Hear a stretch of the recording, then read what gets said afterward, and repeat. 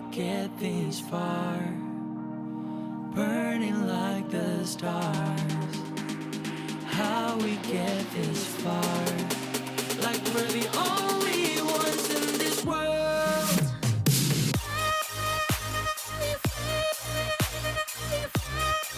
Like we're the only ones in this world. Like we're the only ones in this world.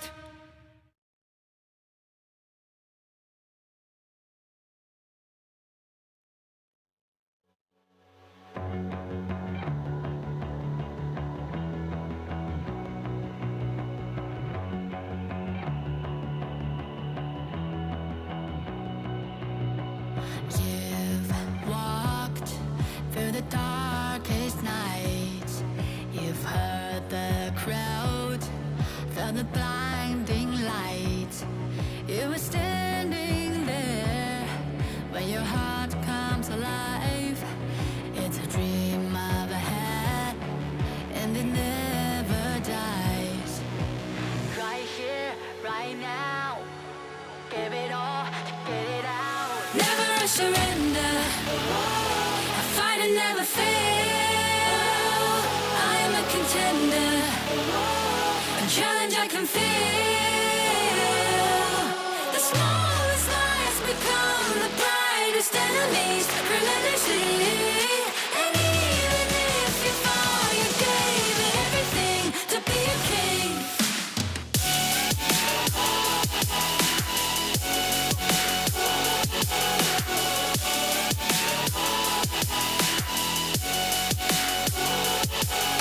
The smallest lies become the brightest enemies, relentlessly. And even if you fall, you gave it everything to be a king. You carved your way with a sharp attack. You watched it all burn, and you never looked back. There will come a day when your fears will rise. You protect your crown, so it never dies. Never a surrender, I fight and never fail. I am a contender, a challenge I can feel. The smallest lies become the brightest enemies, relentlessly. And even if you fall, you gave it everything to be a king. On my way, on my way, find my way, find my way. On my way, on my way, dream my way, dream my way. Never a surrender, I fight and never fail. I'm a contender, and challenge I can feel. The smallest lies become the brightest enemies, relentlessly. And even if you fall, you gave it everything to be a king.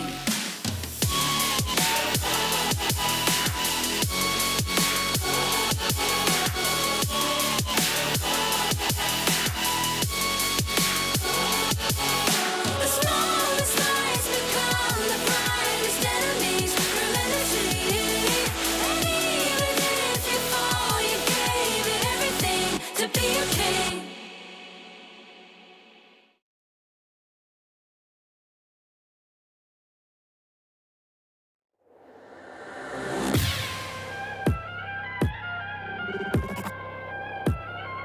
Turn it back.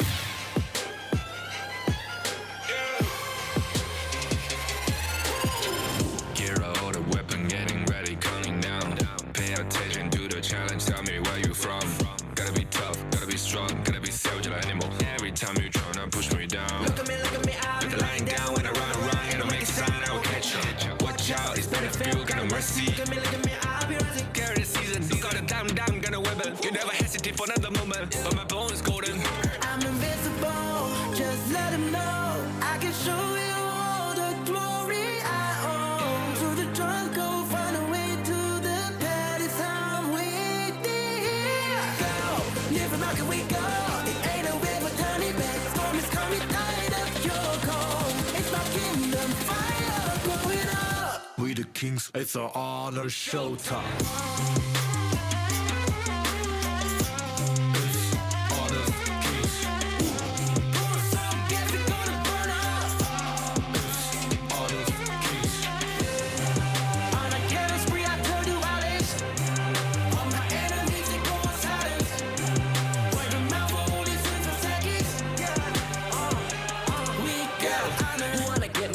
Kind of the one who made the rules.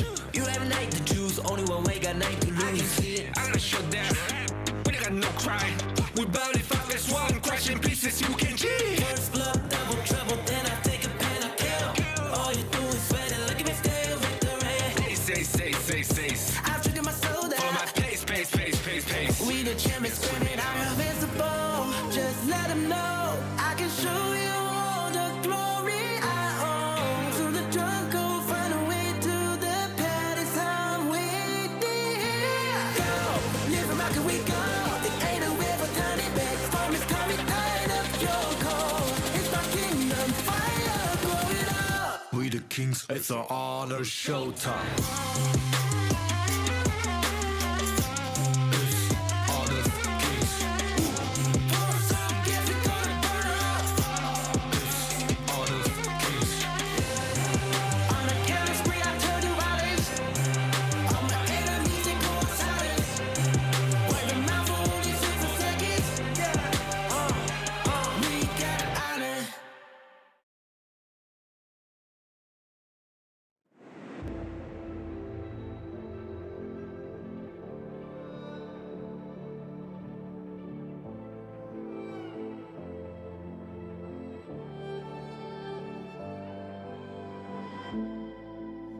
Strangers to the fallout, it's what got us here. Ever changing, some chameleon, blood, sweat, and tears. We'll never make it if we fall to everything that brings us down. With a comeback, it's now. Blood, sweat, and tears. Fight for what we want. Doesn't matter the cost. Every day, put in work. Blood, sweat, and tears. Nothing comes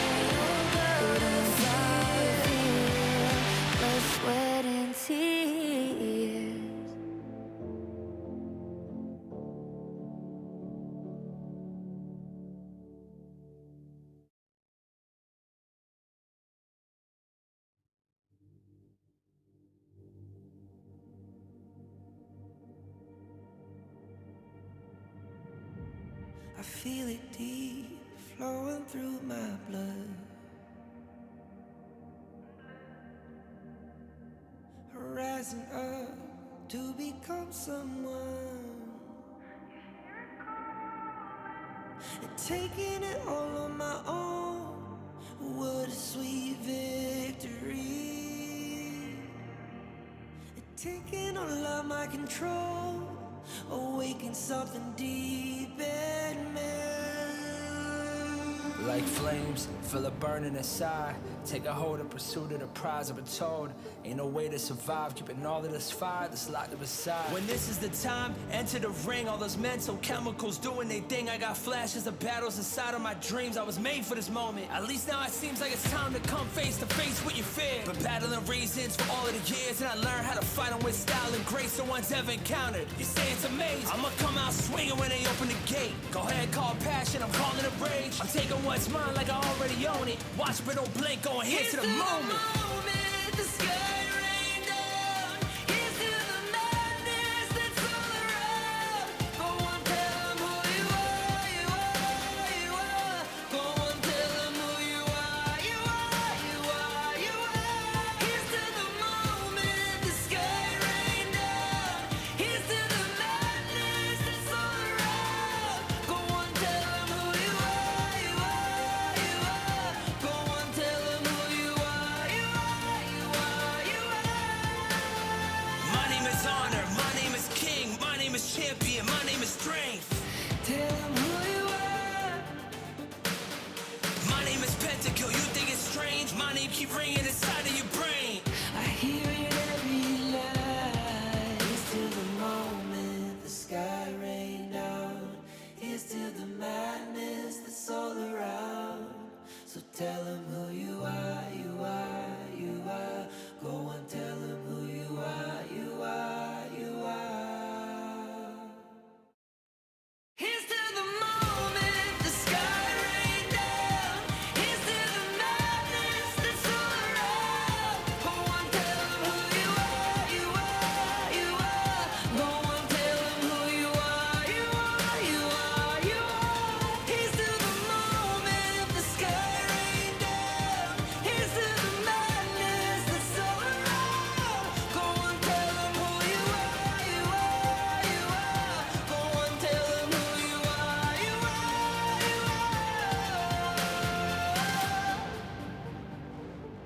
Go on, tell them who you are, you are, you are.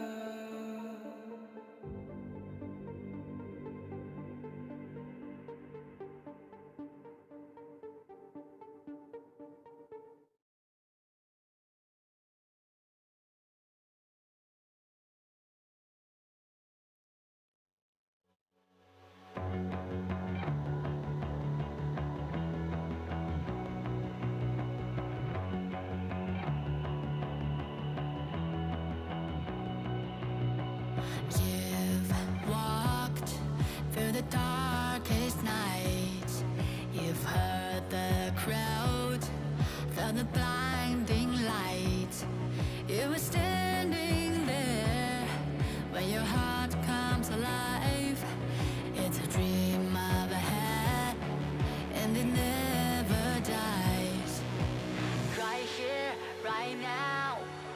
Give it all to get it out. Never a surrender. I fight and never fail. I am a contender. A challenge I can feel. The smallest lies become the brightest enemies. Relentlessly. And even if you fall, you gave it everything to be a king.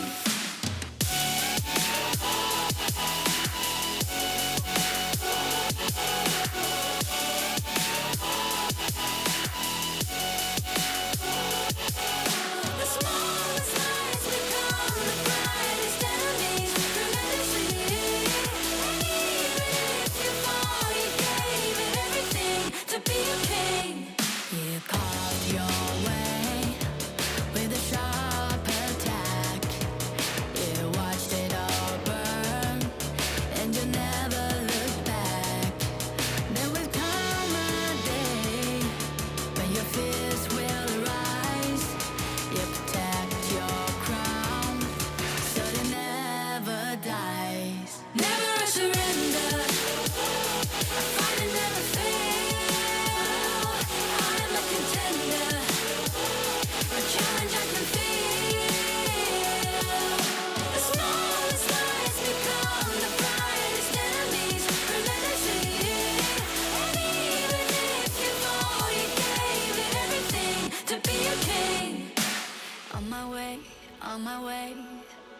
find my way, find my way. On my way, on my way. Dream my way, dream my way. Never a surrender. I find it never fail. I'm a contender. And challenge I can feel. The smallest lies become the brightest enemies. Grenadity. And even if you fall, you gave it everything to be a king.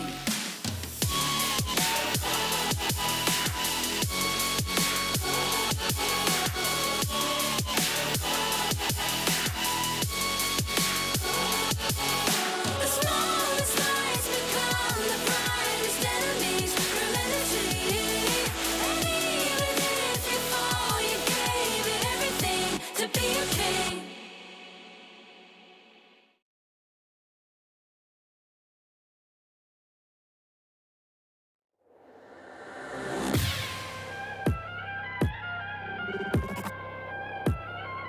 Turn it back.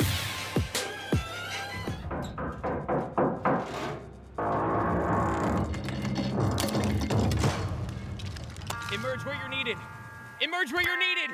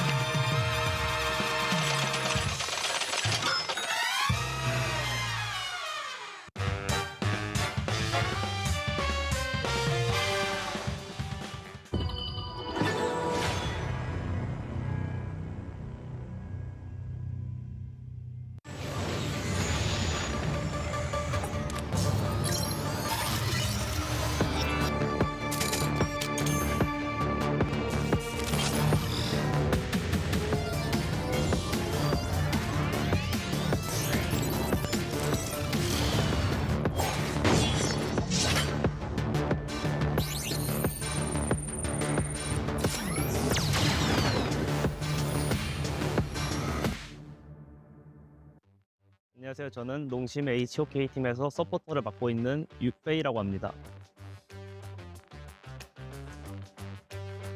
오랜만에 글로벌 여기 투어에 진출해서 너무 기쁘고요. 다들 잘하는 선수들이랑 겨룰 수 있어서 되게 즐거울 것 기대되는 기분입니다.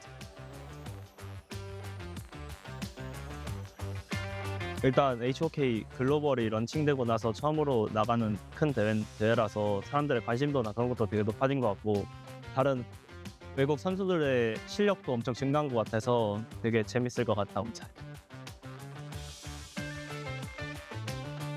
노바가 가장 어려운 상대일 것 같고요. 연습 경기 해봤을 때 가장 잘한다고 느껴서 노바가 가장 어렵다고 생각했고 만나고 싶은 상대도 노바인 것 같습니다. 그 두 팀들도 상당히 잘하는 팀으로 생각되는데 지금 저희 실력도 충분히 그들과 경쟁할 수도 있던 상대라고 생각해서 충분히 좋다고 생각됩니다. 저희 농심은 빠르게 판단해서 공격하는 게 되게 장점인 것 같고요. 각자 선수들이 조금 다들 피지컬이 좀 좋은 편이라서 빠르게 판단이 가능. 항상 응원해 주셔서 감사하고 열심히 좋은 경기력으로 보답하겠습니다.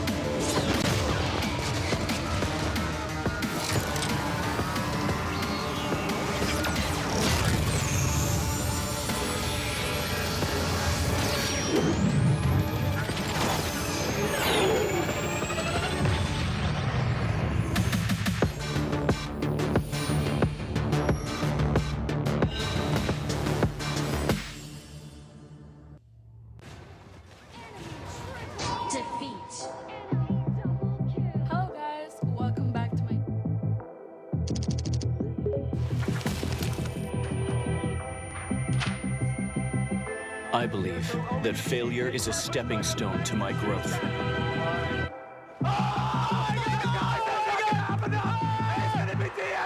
I believe that persistence is the only shortcut to glory. I believe that giving it my all will lead me to victory. I believe in myself. With Honor of Kings, I will achieve my own glory.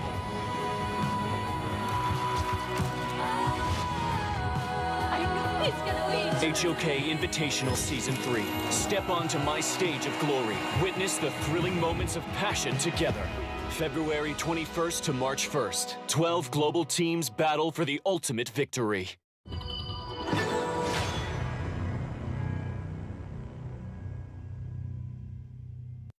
Welcome to Honor of Kings Invitational S3, where excitement will unfold at the vibrant capital of the Philippines, Manila. The tournament will run from February 21st to March 1st. Honor of Kings Invitational S3 will be held at SM North EDSA, the Block Atrium, and we are ready to bring an electrifying atmosphere for players and fans. Representatives from the Philippines, Indonesia, Malaysia, Americas, Europe, the Middle East and North Africa, Japan and South Korea, and wildcard qualifiers will compete at the grand stage in Manila. 12 of the world's best teams will compete for the ultimate prize, the first Honor of Kings World Champion title of 2025. 4 teams will be seeded. The first places from the S3 Philippines qualifier, S3 Indonesia qualifier, S3 Malaysia qualifier, and S3 Americas qualifier. Each seed will be assigned to a different group, while the remaining 8 teams will be randomly distributed across the groups. The group stage will follow a best-of-5 format, with the top 2 teams from each group advancing to the knockout stage, where teams will face off in a best-of-7 format. The journey will culminate on March 1st, when the first 2025 Honor of Kings World Champion will be crowned. Additionally, a major announcement: the global ban and pick format, pioneered by the KPL in 2018, will be fully adopted in this tournament. For over 6 years, KPL, Chinese Honor of Kings Pro League, has set the gold standard in MOBA esports and will continue shaping the global competitive scene. Honor of Kings remains at the forefront of innovation and excellence. We can't wait to see how the world's best teams rise to the challenge. With a staggering prize pool of $300,000, honor, recognition, and substantial rewards await the champions. The stage is set, and the stakes are higher than ever. Here's a guide for Honor of Kings esports fans to join this exciting journey. You can catch our live streams either in-game or on our official channels. Joining us in person? Here's everything you need to know to make the most of it. Take part in in-game activities and earn exclusive rewards. The countdown is on. Mark your calendars and see you in Manila.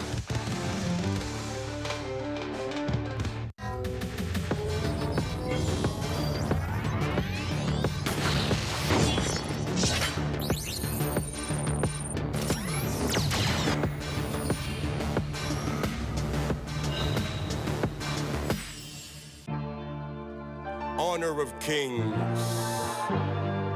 Honor of Kings. Honor of Kings. Gamitan mo ng utak, dagdagan ng puso, laban hanggang dulo, bawal ang sumuko. Gamitan mo ng utak, dagdagan ng puso, laban hanggang dulo, bawal ang sumuko. Dugo naman dirigma, sa akin nananalaytay, watawat ng Pilipinas, sa aking ibawagayway. Sa kasaysayan ng matitirang taga-salaysay, ang matamis na tagumpay ay walang kapantay. Pusan ng lahi, ang pwersa ko ay pupuntangi, humahawi ng isang batalyon, parang buhawi. Di magwawakas sa digmaan hanggat ang huling hari ay di pa nasasakal gamit bituka ng huling pare. Ubod ng barumbado kapag nang balagbag, sugutan ng patago hanggat di pabasag. Puso lang ang dala ko, palaglan ng palag, uulan ng palasok, taas ang alasag. Kasi kapag ako nakumana, lahat natutulala. Hindi nila inaasahan ang mga atake ko na nambubulaga, namumula pa ang mga mata na parang bata, kalabawasak sa kada atak. Lumalago pa ka mga katawan ng mga kalaban na nakakatapat pa siya. Kami yung pag-asa ng Pinas. Kami yung pag-asa ng Pinas. Kami yung pag-asa ng Pinas. Tapang ay likas, lakad matigas para sa bigas. Kami yung pag-asa ng Pinas. Kami yung pag-asa ng Pinas. Kami yung pag-asa ng Pinas. Tapang ay likas, lakad matigas para sa bigas. Bugaw kaya makikiba yung galing. Kahit gano'n ka veterano sa'kin mukhang noob pa rin. Kahit letra lang gamit kaya kang buntalin. Kahit pagsama-sama pa akin lang bobombahin. Yung asta boys in the hood, yung dating boys to men. Sobrang toxic na galawan dapat dyan poisonin. Ako yung prince of landing, lahat pupuksain. One hit kill, lahat susubukin for the win. Paalam sa karera nyo, advanced condolence. Mga kulang sa intelligence, no offense. Walang duda na kami ang the best, oo guess. Pahiya kayo sa amin in-game hanggang sa online trends, diba? Common sense. Kami yung pag-asa ng Pinas. Kami yung pag-asa ng Pinas. Kami yung pag-asa ng Pinas. Tapang ay likas, lakad matigas para sa bigas. Kami yung pag-asa ng Pinas. Kami yung pag-asa ng Pinas. Kami yung pag-asa ng Pinas. Tapang ay likas, lakad matigas para sa bigas. Cash G. Hindi ko na dapat gagawin to eh. Pero wala, binuhay niyo Julian Dragon man. Kra! Samda na po, kanda na pita, lakanda na pita, lakanda na po, sa lakanda na pita, lakanda na po, darakinda na po. Sa nato pira da pi, sa nato pira da po, sa nato pila da kulo, sa pila da kalita pila da. Pero ang kompetisyon, bigyan mo ng kombinasyon, siguradong bompanisyon, yun lang ang aking misyon. Malupito ng paboritong komedyante na jowa mo. Ba't nag-aaway tong dalawa, di ba magtropa to? O ano kung mag-isa mong nagagawa? Pag nagsama ka mas malakas. Ibis maghilaan pababa, bakit di na lang tayo maghatakan ng pataas? Kasi tayo ang pag-asa ng Pinas. Tayo ang pag-asa ng Pinas. Tayo ang pag-asa ng Pinas. Tapang ay likas, lakad matigas para sa bigas. Tayo ang pag-asa ng Pinas. Tayo ang pag-asa ng Pinas. Tayo ang pag-asa ng Pinas. Tapang ay likas, lakad matigas para sa bigas. Honor of kings is what we fight for.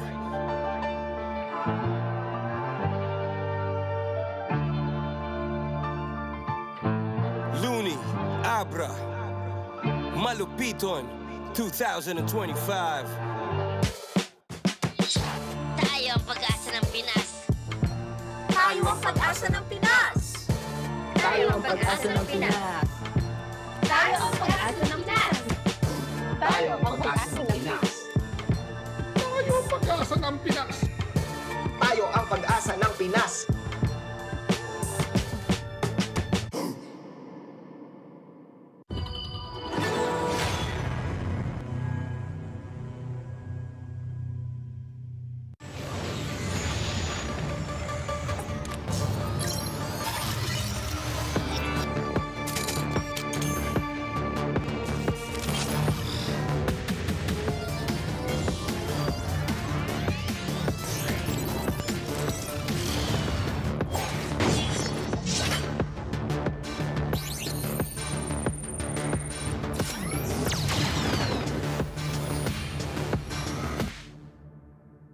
Hello, Honor of Kings players! Starting from 2025, Honor of Kings professional esports games will implement a new format, the Global Ban and Pick.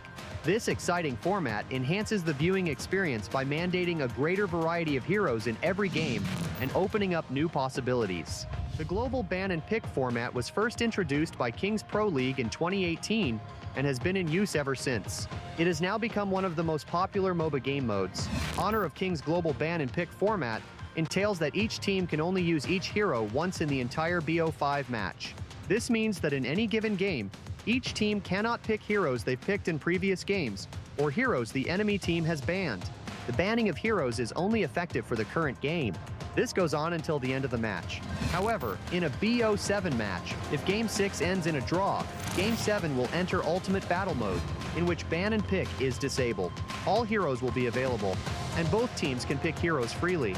Teams cannot ban heroes or see each other's picks, which on rare occasions may result in identical lineups on both sides. When this happens, a true ultimate battle will unfold. Global Ban and Pick takes tournaments to a new level. It challenges professional teams and players to expand their hero pools, upgrade their strategies, and optimize their lineups in order to secure victory. At the same time, the players and audience get to see more creative lineups and play styles that make games more unpredictable and interesting to watch. Get ready for more exciting HOK tournaments in the future.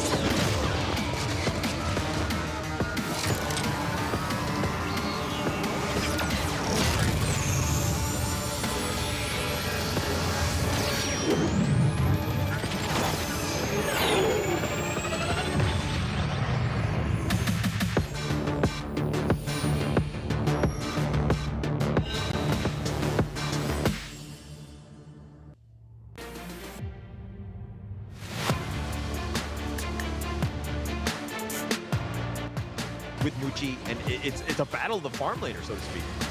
Yeah, it's also a battle of setup, right? It's much easier for Vitality to get those stuns coming in. And look, simply over and over. Like, Okay, go to the truth! Oh, the four-man Wendy gets killed! That's a double go to the web kick, and again, you just spot him out. The flash truth goes in, gets the triple and kick him.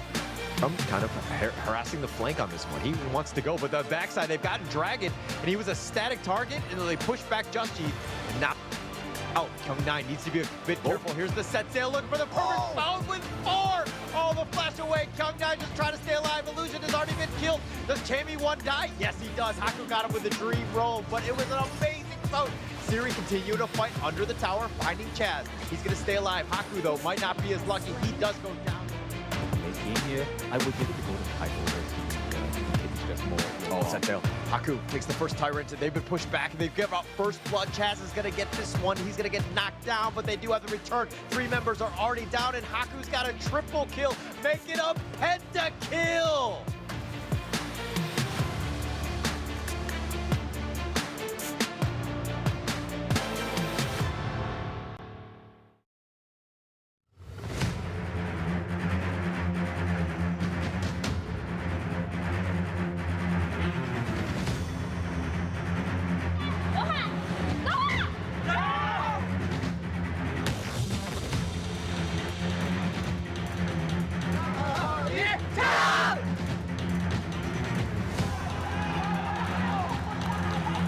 Gonna run into this cave and just hide, but not really much you can do, as CY will take yet another. Yeah, and it looks like this is game over. So game number 1 will go to Nova. The last one, the minions are making their way downtown. Down pushing it back, and Keka throws it. End this game as they push the mid lane. Wave Pit, what can he do? He's all the way up in front. The Crystal is doing... Mabek, front out on 3, sabay. Di na siya ng isang buwan. no! Wala na ang buhay. Oy! Dumouble kill, pumipili si Muchi. Finally, nakakalaro na rin siya. Focus na sa goal. And we are down to ultimate battle.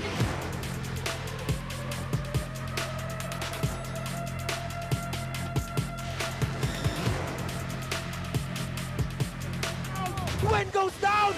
At yung mga members dito na tayo na penalty! Another one! Another one! Sears made kill with a triple kill para kay Kuya Sai. And this is Endables. Nova turning the tables, turning the tide into their favor.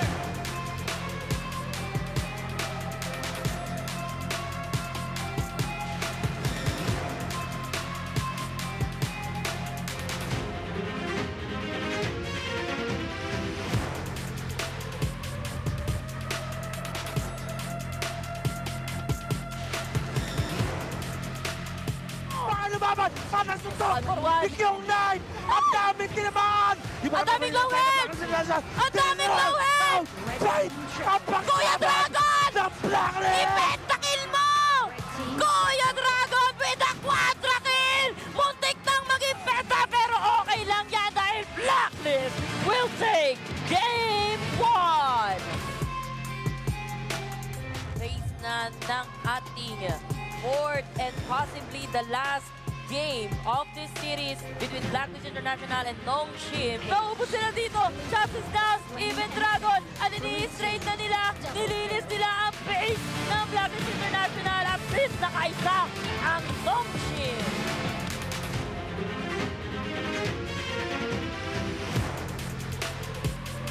Oh no! Nanakbo. Meron pa rin naman siya natitira dito. At nag-clear na lang siya ng minion sa may middle lane. This is bad! May delay kahit papaano.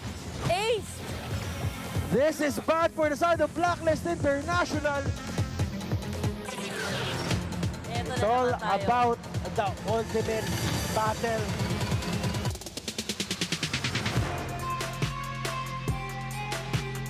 Nice one! Nice one! Nice one! I love you, Dragon! Pinili mo yung Mai. Ang galing mo. Tapos pinili din pala nila yung Mai. Kuya Chas, mapapabagsak na rin. Pero Blacklist International, bumabawi sila. Kuya Dragon is down. Naku, hinahabol na with a rampage na on this long. Paano na ang Blacklist International? Lumipad na ang Dragon, giving a double kill. Wala na si Kuya Golden Guide. Si Just Chi na lang ang natitira na papagsak na si Faye. Kaso touchdown na sa may Just Faye. Chi! Talagang The last man standing! Kaya ba? Ang yan! Sa gitna! Hindi na kinaya!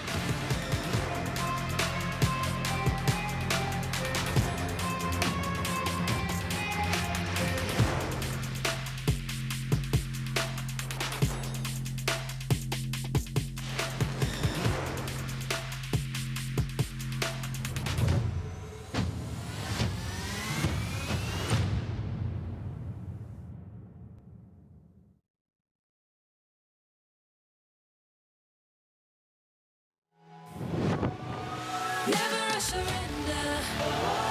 I fight and never fail. I am a contender. A challenge I can feel.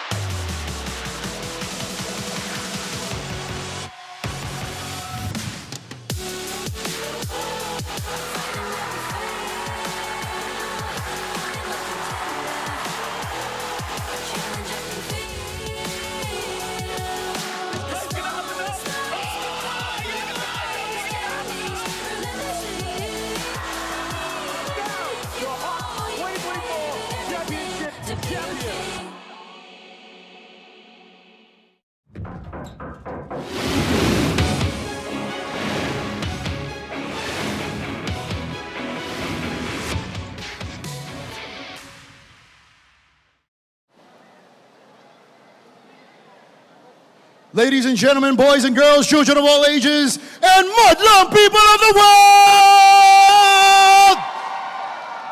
Welcome to the Honor of Kings Invitational Season 3!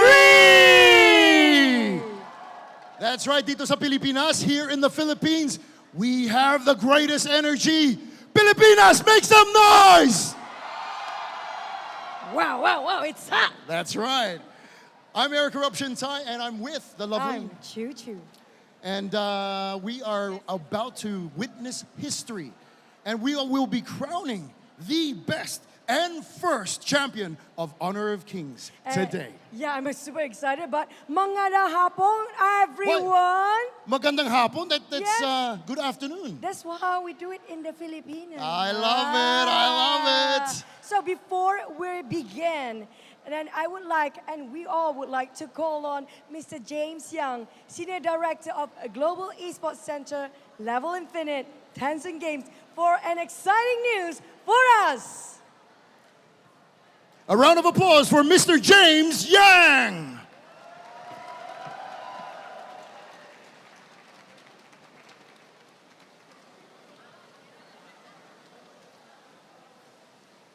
Hello, hello, hello, Honor of Kings fans in Philippines and around the world.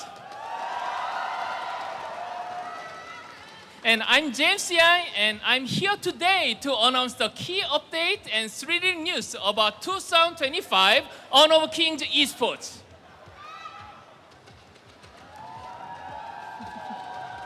Thank you. So there are three keywords in 2025 today announcement. Firstly, 2025, we will have a new roadmap including much more tournaments and leagues for the global audiences. And also, we're trying to enhance, strengthen our cooperation with the region. So, as a pro player or audiences, practitioners, content creators, you can all join and make esports together with us. And open to everybody. That means our Honor of Kings Esports is open structure. Any of you can join. You can also show your skills and competitiveness in this stage, maybe if you are good enough. So join in.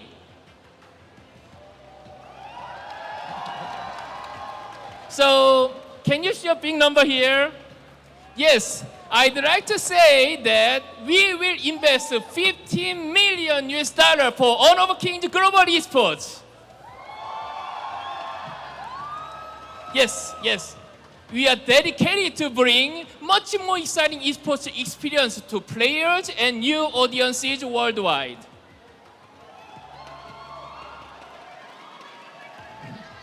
So last year, we started making the structure of esports ecosystem pyramid. And this year, this pyramid will become more concrete and robust with fully functional 3 layers. Let's take a look at the path to honor, starting from grassroots, amateur, and if you are good enough, you will go up to the regional pro league. And there, top teams will be promoted to the global tournament. This full esports pyramid will really work well this year, and I'm proud of it. So, please remember these 4 numbers. 3 global tournaments, 7 regional pro leagues to promote, and $15 million investment. And surprisingly, there's an infinite amount of tournaments as a community tournament, grassroots, campus, and this is all for you. This is our overall roadmap in 2025. As I mentioned, we have 3 global tournaments, and S3, Invitational Season 3, is just now happening in Manila, Philippines, with all of you guys. And in summer, we have KWC. This is a new event, I will say. And at the end of the year, we have the International Championship as KIC. And between, we have the 2 seasons of regional pro leagues. And for that, we have the Open Series and Campus Series. Okay, so last year we hold the mid-season invitational in Esports World Cup. And this year we rebranded it as Honor of Kings Esports World Cup as KWC in July in Riyadh with 18 best teams all over the world. So you can hear all the slots, and you can find there are 3 teams from Philippines to join in. Yes. And in November, we have the Honor of Kings International Championship. So location or time we'll announce later, so please stay tuned. Yeah, I'm also excited. So let's talk about the 3 professional leagues. Among these 3 professional leagues, we have the 6 new pro leagues, and 1 already started a time ago. So let me go one by one. Before that, I'd like to share this exciting, great photos. This is about you. This is the photos we've taken in S2, S1 with all you guys and the teams. So I was so touched by this Philippine audience's passion, your love, and your support. So you were just so great. So this is information about each regional pro league. Honor of Kings Pro League in Philippines as PKL. Yes, yes. So there will be 8 teams will compete in 2 seasons, April and August. Then 5 teams are already fixed, and 3 empty slots for you. And next, Honor of Kings Pro League in Malaysia as MKL. Also 2 seasons with 8 teams, and 4 teams are fixed. Are the 4 remaining slots that are still open. And next, this is Honor of Kings Pro League in Indonesia as IKL. 2 seasons in spring and fall, and there will be 10 teams competing. Wow, 8 teams already fixed, and 2 slots remain. And other Southeast country team, you can join into the Southeast Wildcard Honor of Kings Series as WKS. 8 teams will compete, and 6 teams are already confirmed. Okay, this is about the Global Pro League. There is Honor of Kings Major East. So this is including Korea, Japan, MENA, and South Asia. So Eastern region, there will be 7 teams, and yes, there's just some logo you know. So there's 4 teams confirmed, and 3 slots remain. And Honor of Kings Major West, including Americas, CIS, Europe, and Turkey. 7 teams and 4 teams confirmed. And this is our most oldest pro league in Brazil, Honor of Kings Pro League in Brazil as Choke BR. There will be 8 teams competing and 5 teams confirmed. Yeah, this is all information about 7 regional pro leagues starting this year. And Open Series.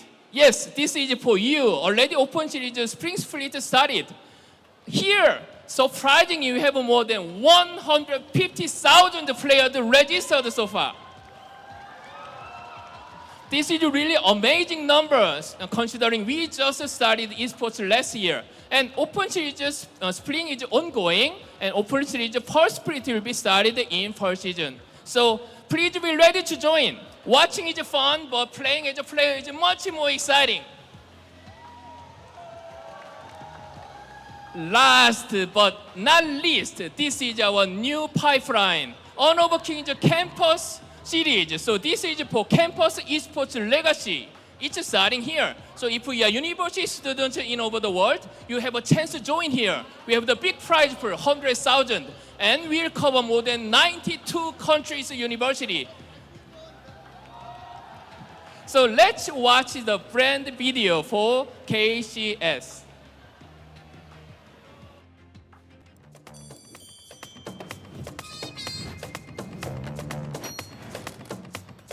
HOK? Okay, HOK.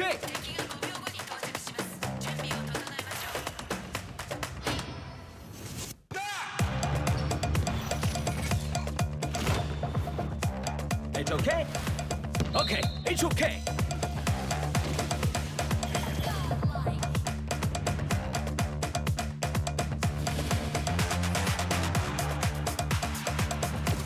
HOK?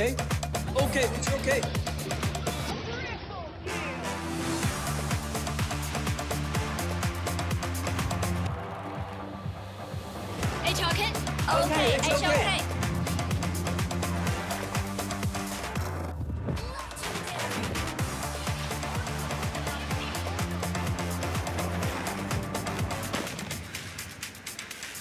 It's okay? Okay, it's okay.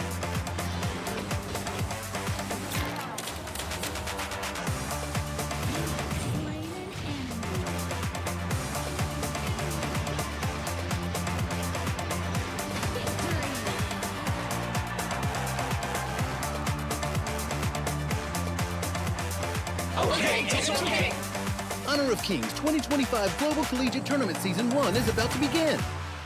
With a total global prize pool of over 100,000 US dollars. Show your skills and compete for the glory of the world's strongest university.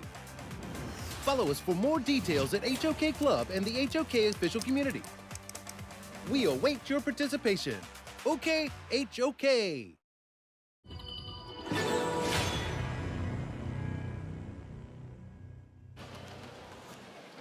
Yeah, what an exciting, what an impressive video. So are you ready to become your star in your school? So in 2025, we'll bring you these 4 numbers: 3 global tournaments, 7 regional pro league, 15 million US dollar we put it with the infinite number of the community tournaments. So are you ready to join? Are you okay? Great, so okay.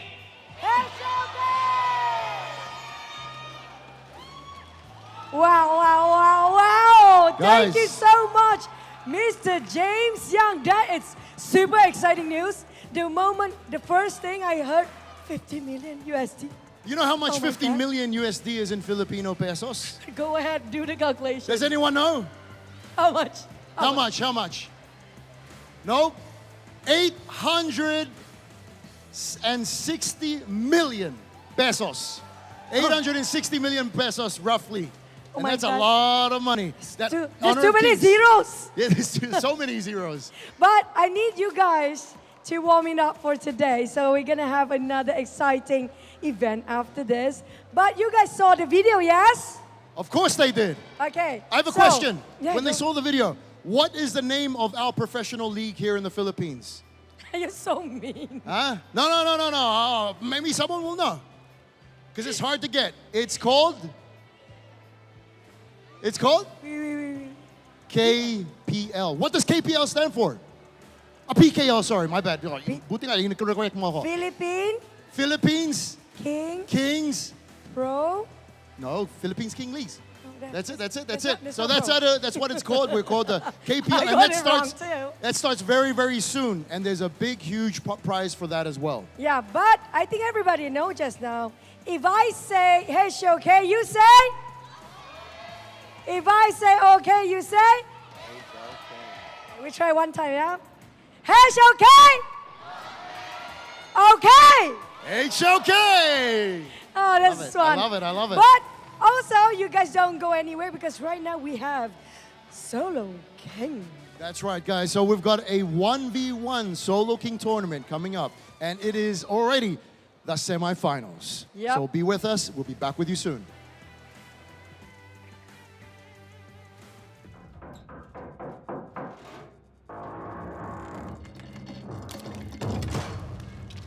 Emerge where you're needed. Emerge where you're needed.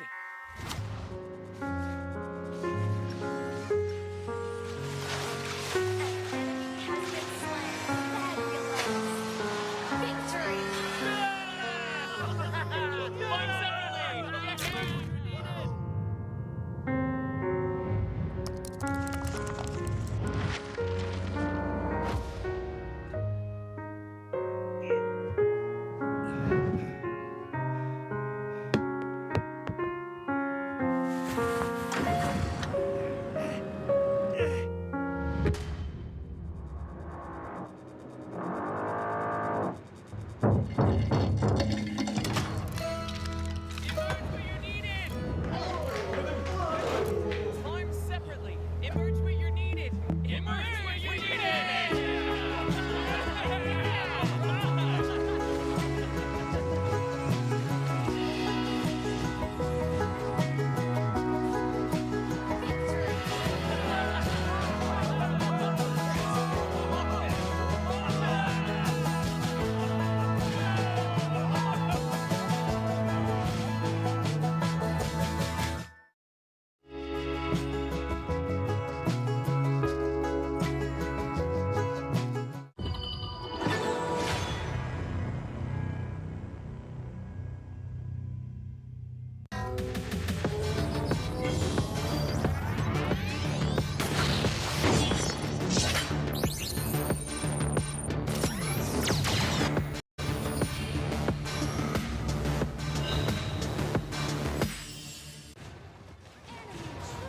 Defeat.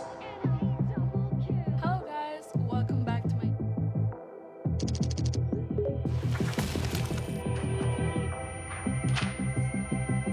I believe that failure is a stepping stone to my growth.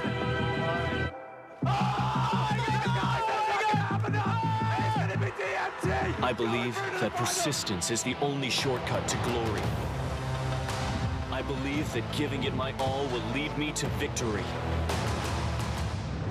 I believe in myself. With Honor of Kings, I will achieve my own glory.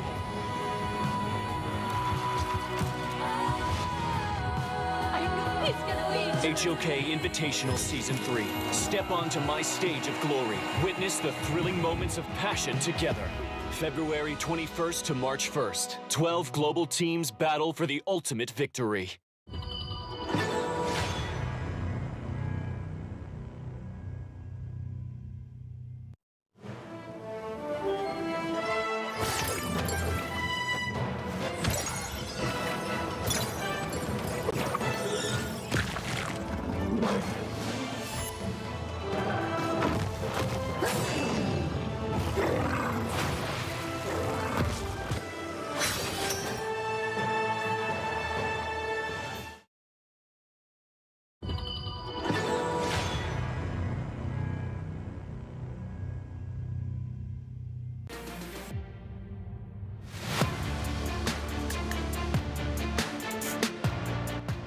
With Muji, and it's a battle of the farm laner, so to speak. Yeah, it's also a battle of setup, right? It's much easier for Vitality to get those stuns coming in. And look, simply over and over. Like, Okay, go to the truth! Oh, the four-man Wendy gets killed! That's a double go to the web kick, and again, you just spot him out. The flash truth goes in, gets the triple and kick him. Trump's kind of harassing the flank on this one. He wants to go, but the backside, they've gotten Dragon, and he was a static target, and they push back Just G, and not out. Kyung-9 needs to be a bit careful. Here's the set sail. Look for the perfect foul with 4. Oh, the flash away. Kyung-9 just trying to stay alive. Illusion has already been killed. Does Tammy1 die? Yes, he does. Haku got him with a dream roll, but it was an amazing bout. Siri continued to fight under the tower, finding Chaz. He's going to stay alive. Haku, though, might not be as lucky. He does go down. Game here, I would give it to go to Kaido. Oh, set sail. Haku takes the first Tyrant. They've been pushed back. They've given up first blood. Chaz is going to get this one. He's going to get knocked down, but they do have the return. 3 members are already down, and Haku's got a triple kill, making a pentakill.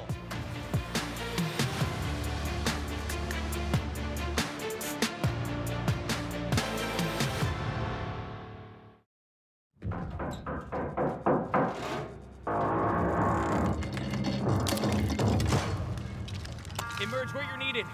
Emerge where you're needed.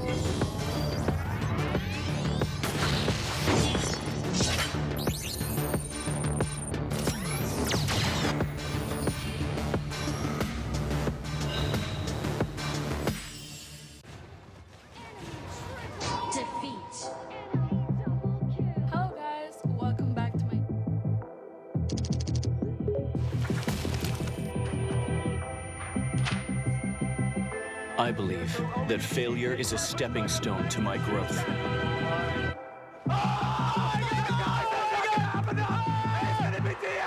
I believe that persistence is the only shortcut to glory.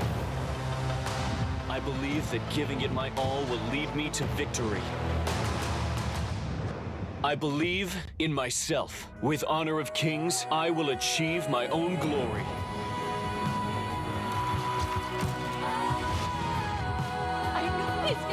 HOK Invitational Season 3. Step onto my stage of glory. Witness the thrilling moments of passion together.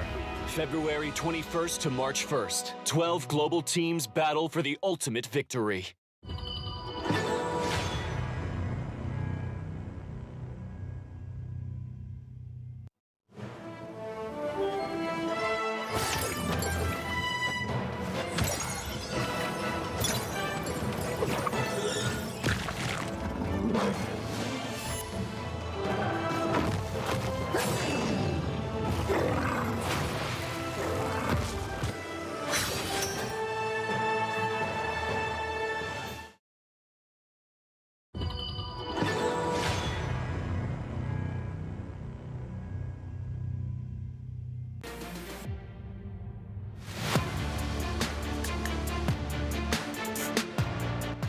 With Muji, and it's a battle of the farm laner, so to speak. Yeah, it's also a battle of setup, right? It's much easier for Vitality to get those stuns coming in. And look, simply over and over. Like, oh, kick out to the truth! Oh, the 4-man Wendy gets killed! That's a double go to the web. Kakai again, you just spot him out. The flash truth goes in, gets the triple and kick him. I'm kind of harassing the flank on this one. He wants to go, but the backside, they've gotten Dragon, and he was a static target, and then they push back Just G, and now out. Kyung9 needs to be a bit careful. Here's the set sail. Look for the perfect foul with 4. Oh, the flash away. Kyung9 just trying to stay alive. Illusion has already been killed. Does Chammy1 die? Yes, he does. Haku got him with the dream roll, but it was an amazing phone. Siri continuing to fight under the tower, finding Chaz. He's going to stay alive. Haku, though, might not be as lucky. He does go down. Late game here, I would give it to golden title as he gets more. Oh, set sail. Haku takes the first Tyrant, and they've been pushed back, and they've given up first blood. Chaz is going to get this one. He's going to get knocked down, but they do have the return. 3 members are already down, and Haku's got a triple kill, making a pentakill.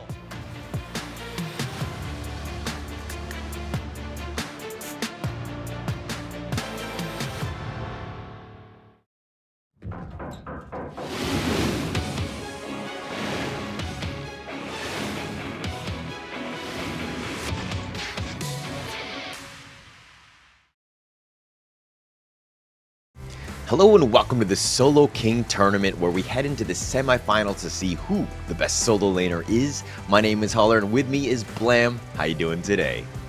I'm doing fantastic. I mean, even better knowing that we are going to get a further investment of $15 million into Honor of Kings Esports. That is huge. Yeah, it's a ton of money. I actually was super excited about that, but also the pro leagues and go into 7 different areas.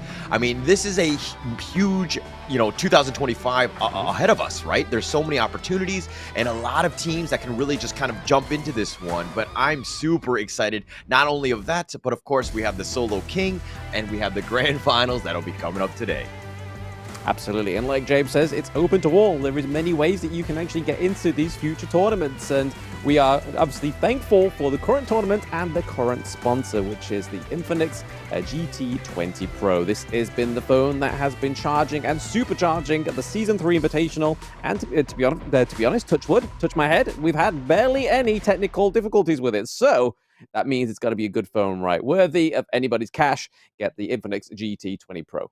Yeah, it's actually been very consistent, right? And that's pretty much what you want. You want stability in that kind of phone, and the Infinix GT20 is obviously the way to go for this one. But okay, we have the Solo King tournament. We're gonna have the semifinals. Apparently, we're gonna go down to the last 4 of these players. It's gonna be an interesting one because it's one of those things where even when we were talking about when the championship, they had the little mini game thing. We were doing these one-on-ones, and they're not the easiest of games to play. They aren't, no, yeah. It's a very little window of opportunity to actually get the win. I mean, if it's any normal kind of 1v1, you're looking at the first 3 kills or taking the first turret as well. So, again, not a lot of room for error, and it's mainly focused in one lane rather than spread across the whole of the gorge. Yeah, but that's what makes it exciting, right? It's taking the me in team and just kind of going solo on this one, right? You can't blame anybody else. At the end of the day, if you're going to lose this one, unfortunately, it's on you. But, I mean, look, I think that this is a great way to also play the game because sometimes you want to, just play one-on-one. You want to really test your skills up against that one other player and to see if you really are the best one. Absolutely. I mean, the way they got me onto this one was definitely the merch back in KC 2024. But here we go. Here is the format. So 8 players will play a best of 1 single elimination.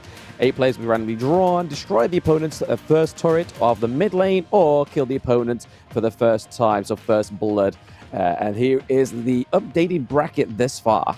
Yeah, look at this one. It's going to be Chammy1 Blacklist going up against Azar. They're going to keep it in the Philippines. It's probably a little personal on that level, but on the bottom side of the bracket, you have Gia from AG and Keke from Team Vitality. Both in and of their own right, very good laners. But it's going to be interesting seeing how this matchup actually plays out.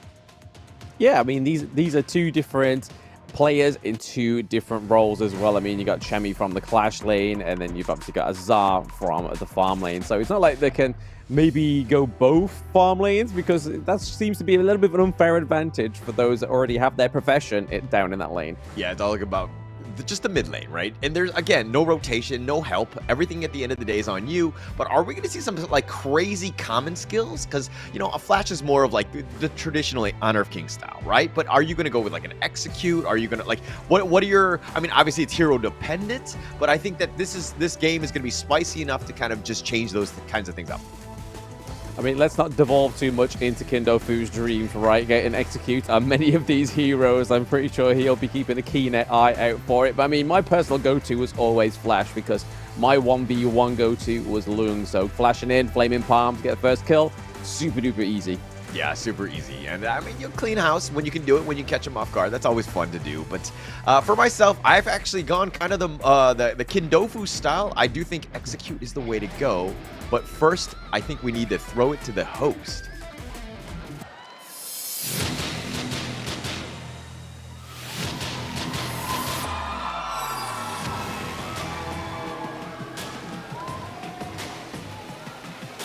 Wow, wow, wow. The All right, game that's face is You on. can tell by the way they walked that they have something to prove here today, because this is different. This ain't no 5v5 battle. This is a 1v1 best of one. You can't blame anyone. You can't blame You anyone. can't blame anyone. You can't blame your teammates or your support more or anyone. This is 1v1 and it's all skills. I right want now. to hear though what they have to say against each other. Let's go with your one first. I mean, like, okay, Chami, how confident are you to defeat Azar right now? What do you think? 100%. 100. Well, that's it. That's all he said, 100%. Okay. Since they're both from the Philippines, magtagalog ako ng konti. Azar, anong mensahe mo sa kanya? Anong gusto mong gawin sa kanya? Sinabi ko naman sa kanya kung ano yung gagamitin kong hero, siya na bahala. Oh, he even gave him a handicap. I asked him, what do you want him to do to him? And he said, I just gave him my hero. You can counter pick if you want. You want to respond?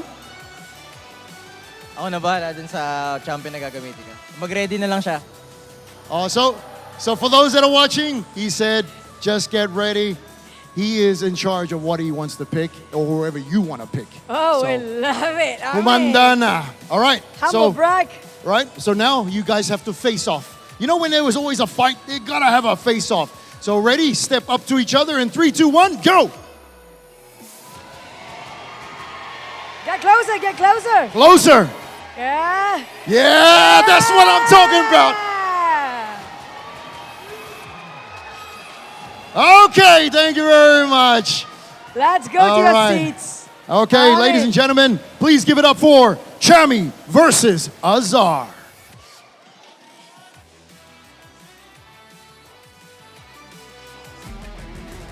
Chami versus Azar in this one-on-one. We're going to start things off a little spicy, keeping it local as well. And I mean, both of these guys are going to kind of want that bragging rights going into this one. Unfortunately, they've been knocked out. Both of them are not playing in the grand finals. But being able to play on this one, I think is going to be, it's definitely, you know, it's more about just really making a statement here. I mean, are these like kind of like the version of hype men that we normally see in like like rap concerts or something? Sitting next to you. I don't know about you. I feel like I'd just rather be sat on my own and be like, hey, let me just focus, let me zone in on this one. But yeah, we saw I heard some fighting words and saw a very intense stare down to the point it got a little bit too close for me. I was like, oh, it's getting heated in here. Yeah, it is. I mean, I guess, you know, I would be a little intimidated, just, you know, I like to play by myself, you know, when I'm doing this because I'm super focused and I can't have anyone kind of bother me when I'm playing, right? So it's, you know, he is a much better, braver soul than I am, Azar, and I think he's ready to go. I mean, at least you have room to blame people, right? You'd be like, hey, she nudged me. that wasn't my play. She nudged me. Yeah, it's her fault, right? Okay, so I guess you can kind of point fingers a little bit better when that's, you know, when they're on the stage like that, so that they could potentially bother you. But at the end of the day, I think Chami won. All business, man. He's good to go, right? But is he going to go with Clash Laners, do you think? I don't know. It depends. I mean, we heard there that obviously Azar already said, hey, I've told you what my hero is going to be. You can counterpick on whatever you want that to be as well. So, but then Champion was just like, I don't care what you go for. I've already chose my champion. I've already chose my hero. I know who I am going for. But yeah, it's going to be really interesting to see if he does go for a close quarter combat kind of hero. But I feel like in a 1v1, you definitely want to be playing range if you know your opponent's picking a range, right? Yeah, for sure. I definitely have an advantage, right? I don't think he'll probably go with the Clash Laner. It would be interesting if he was just like, hey, I got this. It doesn't really matter, you know, what you pick. I'm going to stick to like my Dharmas, my Yin types. But I do think the range is going to be probably the optimal play here. Yeah, I mean, there's not many kind of like melee type heroes that you can get at level 1 that be able to close in that gap. I mean, you have the likes of Byron that has the knock-up, but doesn't quite have the dash, so you probably wouldn't get any kind of engage until you hit that level 3, level 4 mark, right? Yeah. I think that that's going to be key, right? Who gets the first, right? The ult, I think is going to be super key on one of these types of one-on-ones, because, you know, you can really start to snowball from there, and it'll make it much, much easier. But again, it looks like the hype trains are coming around, and it looks like they're pointing fingers or trying to get some intel on everybody. Yeah. You better not mess this up. You got one shot, one opportunity. Don't mess this up. Yeah, Azar right now, he's talking with his coaches, I think, and getting a little bit of strategy dump in terms of what he needs to do. If anything, I think that they're kind of trying to hide the hero pick, because I think that that's going to be key. Oh, yeah, absolutely key, right? I mean, it's all dependent on what they do decide to go for in this 1v1. I mean, and there is a little bit of a prize pool up for grabs for these players as well, as whoever comes out on top. So there is something to play for. It's not like just our typical show match that we're normally used to within these Honor of King Global Esports Championships. So there is still money on the line. So you definitely want to be bringing your best foot forward, right? Yeah. And I mean, look, I think to play on this stage and to have the honor of going up against another pro player, at least for me, would be an honor in and of itself. But that prize pool is just extra gravy, right? At the end of the day, yes, it is the carrot on the stick and going into this one. But it looks like the players are ready, and it looks like we're going to go with Byron DRNJ. Nice. Yeah, I mean, I did say it, right? I mean, there is probably not that many kind of melee heroes that have the dash and the knockup that you need at that low level, so going for the Byron may be Chammy's best shot at this one. But yeah, the DRNJ, if he gets that legal immunity, he kind of gets rid of that knockup. Yeah, very interesting, right? I think he's going to have a hard time even getting into the lane, and Azar already starting off, bullying him out. He's at half life, and Chammy really can't do much but watch. Yeah, no, I mean, this is the whole thing about the DRNJ, is just getting that passive up. So you've got that increased movement speed. He's very low health. Oh, okay. Still trading blows, but Azar definitely looking like he's on top here. He's level 2 already. He's got that second skill come through. Got to be careful, Chammy. Yeah, he's got to be very careful. He's so low. I mean, he's looking to go for this one, but at what cost? Okay, all right. A little bit of a storm strike there, but he did use his flash very early. So if anything, he has to play this positioning perfectly here. Oh, he goes in. Oh, okay. He does get the double knockup again. So he's, even though he's low on health, he's like, you know what? The shield's going to be enough for me here. He's got him built for the physical defense boots as well. So that's definitely going to help. But we know that DRNG actually does land some magical damage as well. But Chammy looking down. Oh, Azar gets the first blood. Yeah, playing with fire on that one. Azar just kind of, sticking around. I mean, when you have that, that ranged advantage, you want to tenderize your opponent as much as possible. Does a really good job. And Chammy, he hit 3, but it was a little bit behind. He actually just goes for it, and it looks like they're calling it. Okay. Yeah, it's one kill, that's it. Okay. One kill. And it was Azar there. A very valiant attempt by Chammy for going for the Byron, sticking to his Clash Lane picks. Maybe he just wasn't the marksman he was meant to be. Yeah, I mean, yeah, I think he's going to just wear the Clash Lane role badge proudly. He's going to have it on, ensuring that he's going to, represent at the end of the day. It doesn't matter if it's 1-on-1 or 5v5, whatever. He will always have his stable of heroes. And, I mean, he had some fun with it. It was a good 1-on-1. Yeah, I mean, I don't know if Keke is going to go for a farm lane hero this time around after seeing what just happened there, especially going against Ja as well. But we could be seeing a marksman versus marksman in the final, which would be definitely a feistier best of one compared to what we've just seen. Yeah, I would think so. I think the traditional way to go, obviously, you want to stick with the range one. I think that, the DRNJ, I don't even know if that's the best one. Even for myself, I probably would have gone a Loong. I just like the potential burst. But, yeah, everybody has their own preference in terms of where they want to go. And it looks like Azar, the DRNJ, I mean, when you win, it's all good, right? It's all good. I mean, now Azar is that one step closer to the prize pool of this 1v1 Solo King Championship. So, you, like I said, you definitely want to be picking those heroes that you are more comfortable with. But I do like the DRNJ, especially that your enemy's not going to go for something like the Loong, because then, yeah, you'd kind of be like, you've got to make sure you're building your physical defense boots and stuff like that, just to kind of like make sure you survive the flaming paths. Yeah, it's more underwhelming at that point. But look, they were having some fun with it. They were not picking the top tier heroes, right? And that's what, you know, makes it fun for me. Because if it was like Lung on Lung, like the mirror, it would have been probably way more cagey and kind of, you know, I mean, they're taking it very seriously at that point, right? I mean, I would. There's prize pool on there. I'd be going. I'd be like, no. I'm going Lung. I don't care. If I go Lung for the entire other bracket, so be it. Yeah. I mean, but at the end of the day, just getting into the grand finals and going in, I think would be key. So I would play, you know, definitely a little bit more serious. But again, I think that it's one of those things where it's like, hey, you know, Jamie's not going to go with something like a ranged one, like not a traditional meta hero that's going to be up the farm lane, you know, that type. So we'll just have some fun with this. Yeah, exactly. I mean, it's brief, like you say, it's fun, and these players both get to get back on that stage because they have been wiped out of the competition, unfortunately. Funnily enough, both teams wiped out by Nongshim RedForce, so the official gatekeepers of the Season 3 Invitational. Yeah, they were not nice at the end of the day. I think Nongshim RedForce, we'll probably talk way more about that later, but let's send it over to the host. That's what they want. That's what they want. But if we talk about 1v1, we have our first winner just now. That's right. We're waiting for another one.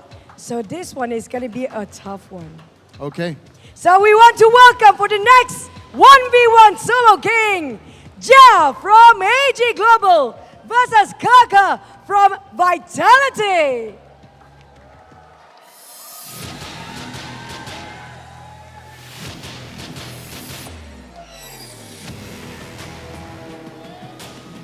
Wow. Yeah. Hi. Hi.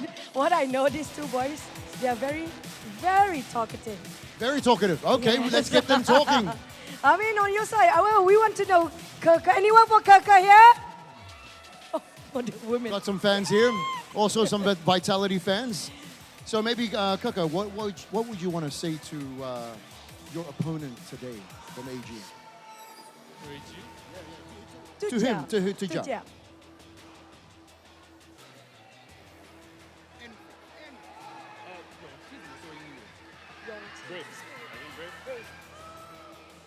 If you have a brief, play Mulan.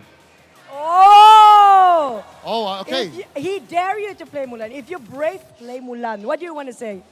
I don't play Clash Lane lah. He doesn't play Clash Lane. What lane do you play, Age? Farm lane. Farm lane. You want to farm lane Mulan? No. No, it's only mid. It's only mid in solo 1v1. But before we start, we're going to have a face-off. I think we should do an example of real face-off. What, who? Both of us. Me and you? So you guys have to copy. Are you sure? Can fight. I mean, I can fight you, bro. All right, sample. Sample. Step back. Thank you. Music.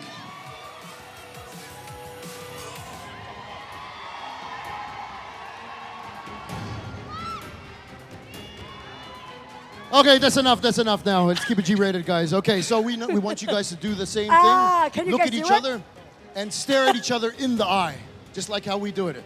Okay, here we go. 3, 2, 1, face off! Closer. Closer.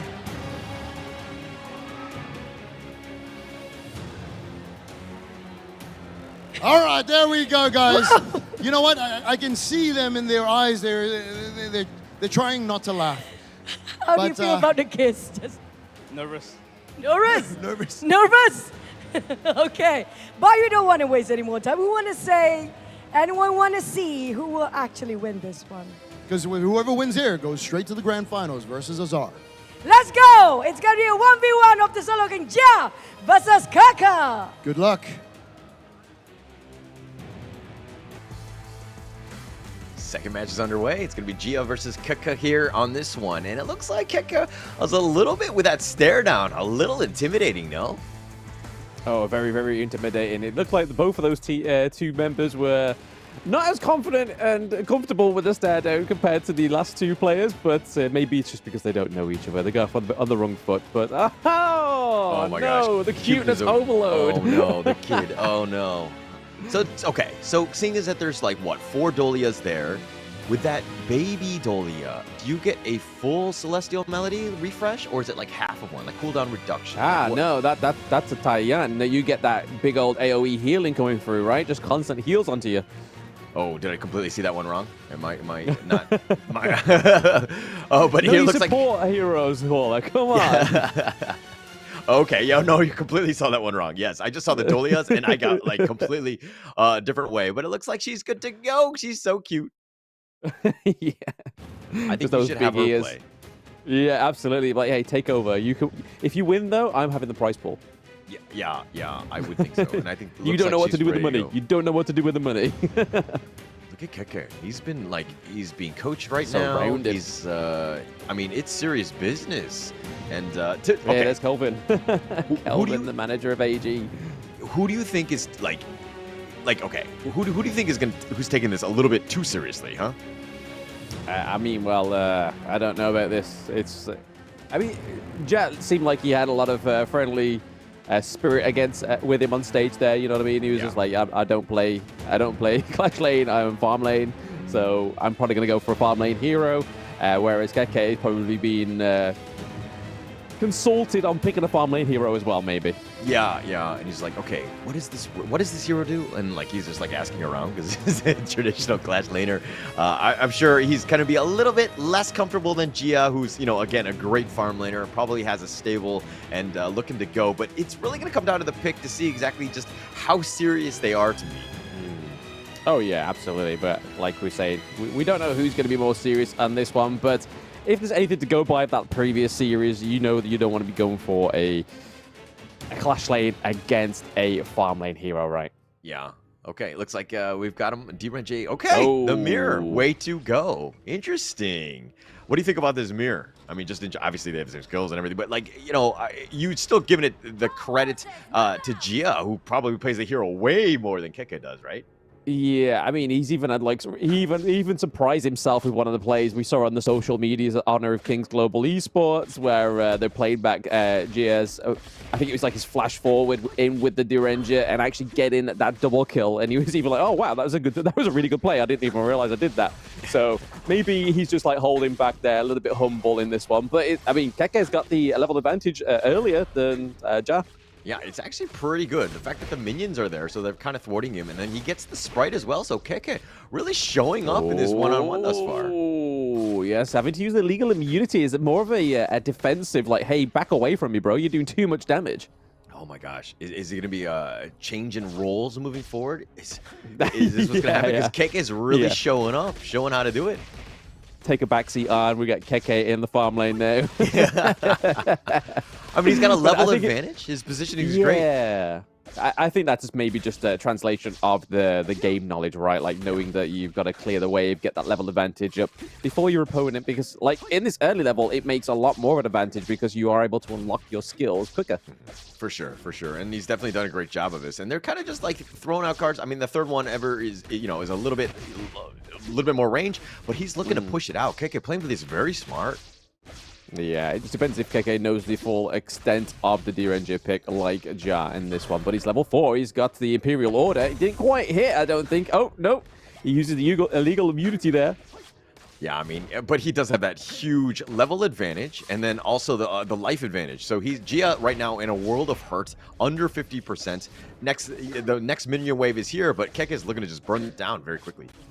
Both of them just keeping their passive up, just like throwing the cards. Like, yeah, we got to make sure we maintain that passive because as soon as somebody drops that stack, it's like your movement speed decreases and your attack speed decreases. But interestingly, Keke is going for like the defense build here, whereas the attack speed, it is look like it's going to be Keke. Not even a farm lane main takes this one off of Ja.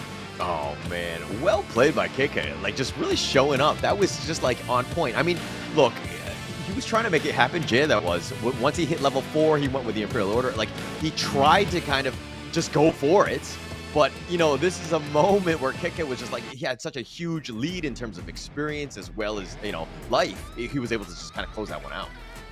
I mean, that's what happens. You can still translate that knowledge, that game knowledge from lane to lane, as long as you kind of farm those minions quicker than your opponent and get your level up a lot quicker. Like I was saying, in that early game, it's definitely a little bit more crucial than it is obviously towards the latter part of the game. Because you unlock those skills, you're able to get those combos a little bit quicker, and just in terms of the itemization in 1v1s, they're going to be a little bit more zesty compared to just like your basic sort of like going for attack speed. You want to be kind of, if you're already ahead with health, you want them more defense. Yeah, makes sense. But I think it's going to be interesting even continuing on, as it looks like Keke will probably continue on with the D-Range. Azar has, shown it as well. So we're probably going to have another mirror matchup. That's going to be for the finals for this one, for SOLOKING. Keke, man, he's kind of showing how to do it on 1-on-1. That's it. Like you said, in the actual match, it's like maybe Keke will become Arn, and Arn will become Keke, but hopefully not, because he is a great player up into the clash lane. He's just showing that he's a multi-virtuoso. Yeah, versatile, right? Being able to play it. I mean, just he's a great player for Honor of Kings. Just everything, like put him in any lane. I think that he's very well established in terms of what he can do. Yeah, you're seeing the prowess right now, even starting to outscale some of these guys. Yeah, I mean, it's going to be the last challenge for him up next against Azar to see if he's able to take the finals away from an actual, well, they both were farm lane players, but Azar clearly saying that he is better considering he's in the grand finals of the SOLOKING challenge. So we're going to wait and see how that unfolds. Yeah, Keke, he's like representing all the Clash laners, if anything. They're like, oh yeah, we are the best one-on-one laners, right? Just come at us. And Keke is proving to be at least a very formidable opponent here. But I think that he's played the lanes very well, very strong, just getting that XP bonus and just kind of snowballing from there. Because once you have that lead, it's almost impossible to come back from. Maybe it was a Taiyang, maybe it was a Taiyang cosplay that really threw off Gia on that one, right? Maybe it was this small, tiny, cute cosplayer. It was just like, man, it's too much. Yeah, maybe too much on this one, but Azar, Keke, gonna be in the finals. They will be coming up. I want to see the stare down from these two, right? Keke was staring down Gia. I think Gia got a little intimidated, no? I think it's the height, but we're gonna throw it to the host now. Grand finals. Wow. With the two. We saw Azar and also Keke. Yes. And mate, that was quick. That's all I gotta say. It's very fast. It's not even 2 minutes, and it's GG already. You blink, you snooze, you lose. That's you lose. it. That's it. You Definitely can't it. see a thing what happened. But it's gonna be an interesting matchup here because we do know Azar. We saw how things going out really rowdy in the first. Can we hear it up for Azar? Can we hear it out for Keke? All right. So I think they're ready. All right, without further ado, ladies and gentlemen, let's welcome back Keke and Azar.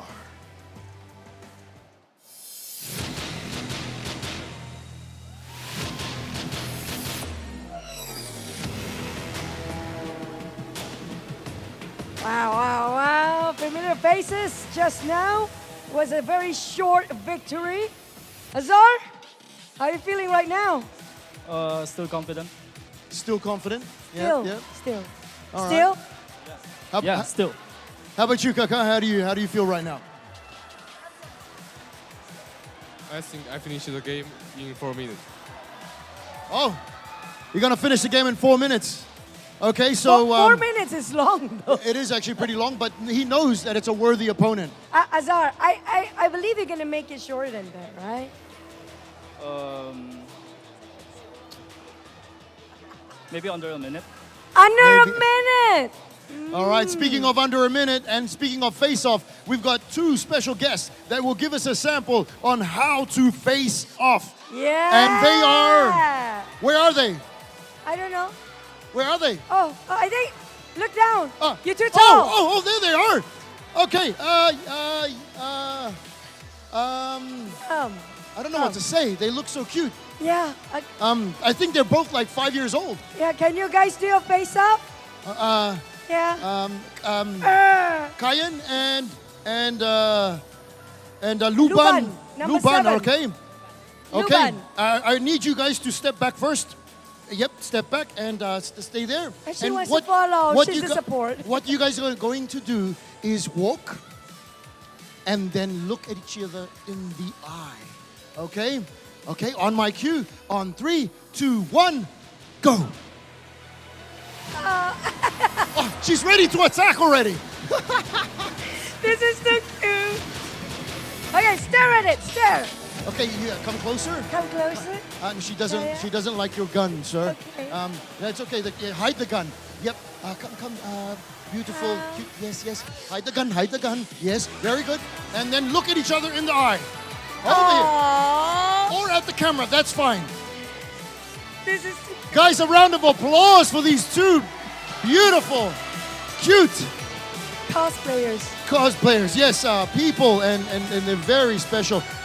Maybe Little Giant, Luban, what do you have to say as advice to the two young gentlemen who are going into the championship round?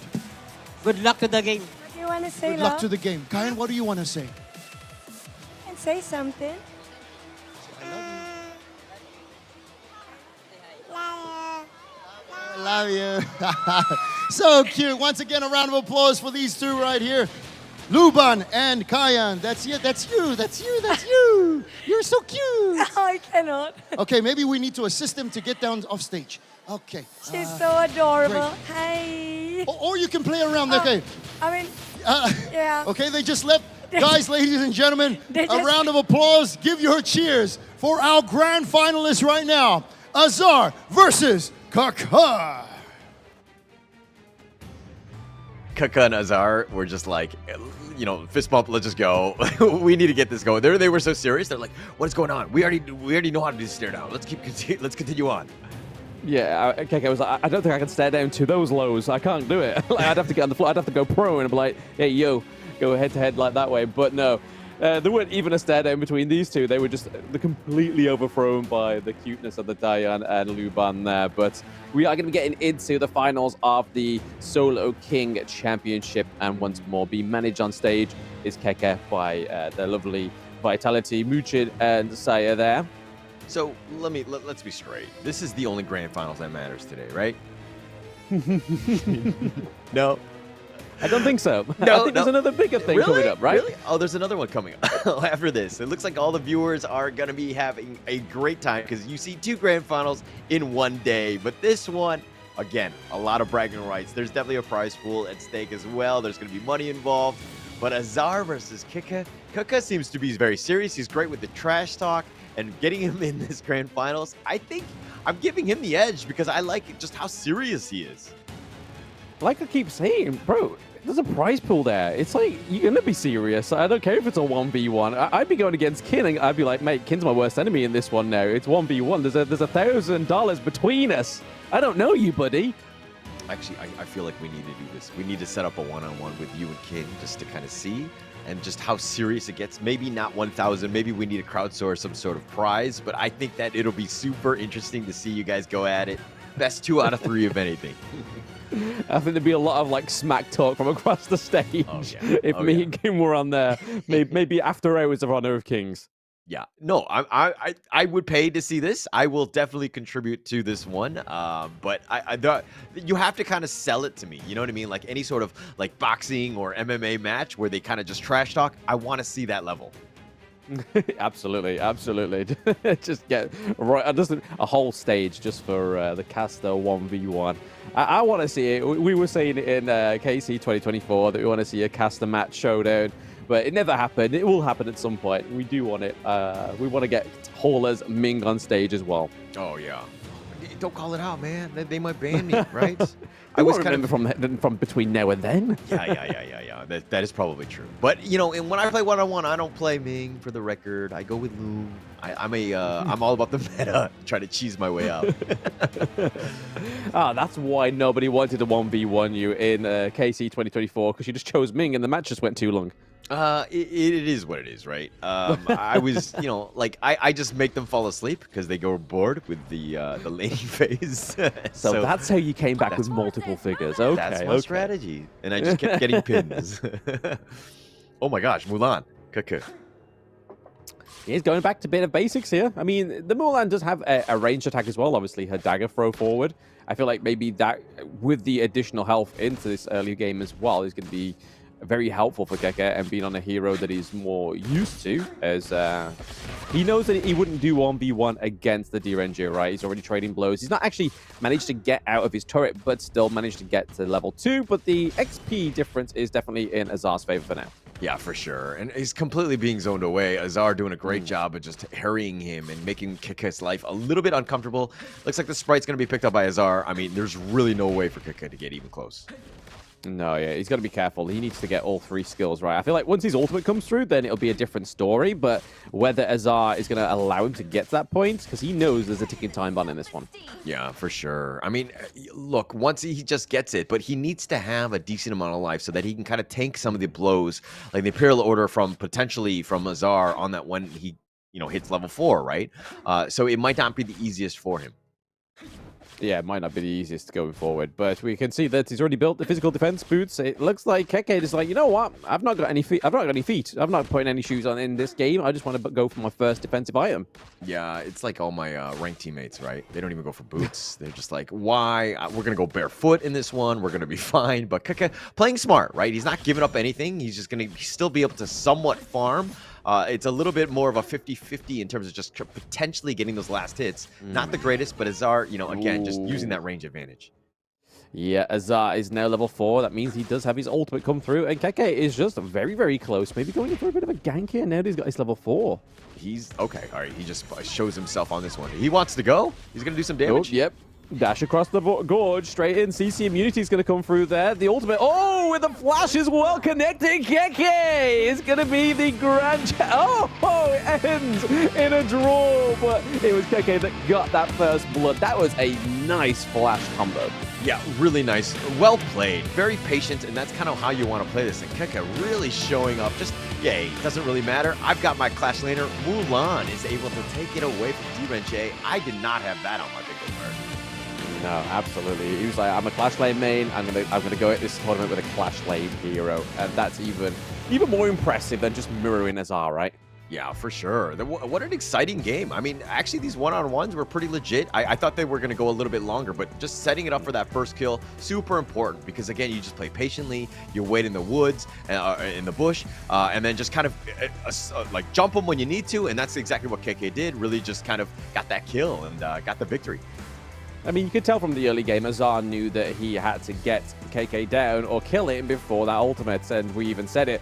It was just as we saw him get to level 4, he was on the rotation already. He wasn't even level 4, he was bordering on the line between maximum level 3 into level 4, and as soon as he had his ultimate, he knew what he had to do. He just had to press the execute button and go straight in. Yeah, really well played. I think it was super exciting. I did not, again, the Clash laners from Keke. I mean, we know he's had so many highlights, right? And he's just kind of been able to get that. But being able to just one-on-one lane, I mean, he was like you could tell that he is not phased by this going up against a ranged hero. He was able to just kind of play that one perfectly, playing patiently, understanding just when that power spike happened at level 4. Yeah, I feel like there might not been a better hero to actually go against it. Obviously, like Mulan has at level 1, those dagger throw that you can actually just use as a bit of range there. So it kind of made sense. I feel like the Byron was lacking that.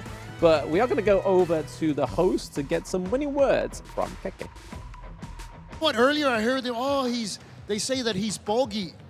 And that means good looking in Filipino. Pogi! Pogi. Pogi! Yeah, pogi. So, is he pogi? You're handsome, too handsome. So, and one of them asked whether you have a girlfriend. Do you have a girlfriend? Yeah. Oh, pasensya na. Sorry. Anyway. But you're only girlfriend, right? Yeah, only girlfriend. Yeah, just one. I'm just kidding. You have a question, right? Yes, Kaka, let's go to your last championship, your win just right there. What was your strategy going into the game? And why did you pick Mulan? I think I just wait my ultimate. And I know they play DNG. So I just wait my ultimate, I can kill him. Great strategy. I like it. For me, do you want to ask another strategy? No. What I saw, he didn't build boots. Who needs one? He just built a healing item and also shield. That's it all was he needed. super smart. Very smart. Super smart. But I mean, like, not everybody can win. You're the first ever solo king in this tournament, and you got yourself 1,000 USD. What's the first thing you're gonna buy with that?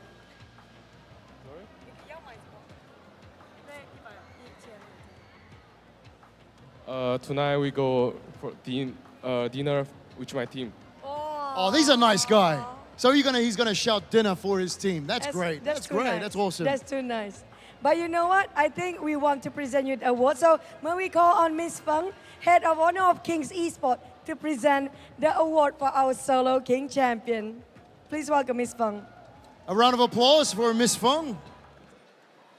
Just right here in the center. Oh, and we have a mock check of the Solo King. Let's pose for a photo. And there you go. Our Solo King champion, Kaka!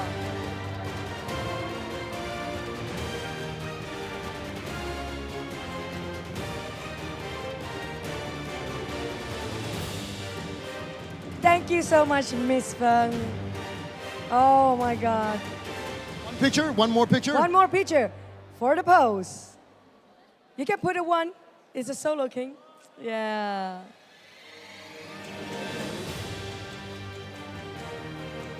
Thank you so much, Miss Feng.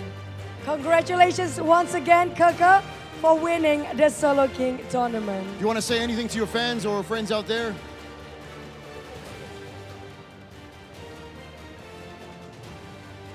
Anything. You can say anything.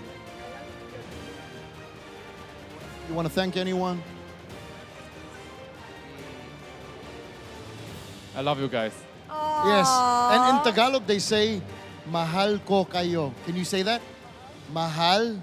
Mahal ko kayo. Kayo. And we say that again in 3, 2, 1. Mahal ko kayo. Yay!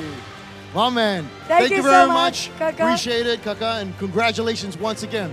The very first Solo King champion. But before that, are you guys excited for the finals? I need more. Are you guys excited for the finals? But before that, I think we're gonna head to break. Yes, we are. So stay tuned, guys. We've got a lot of more surprises coming your way. See you soon.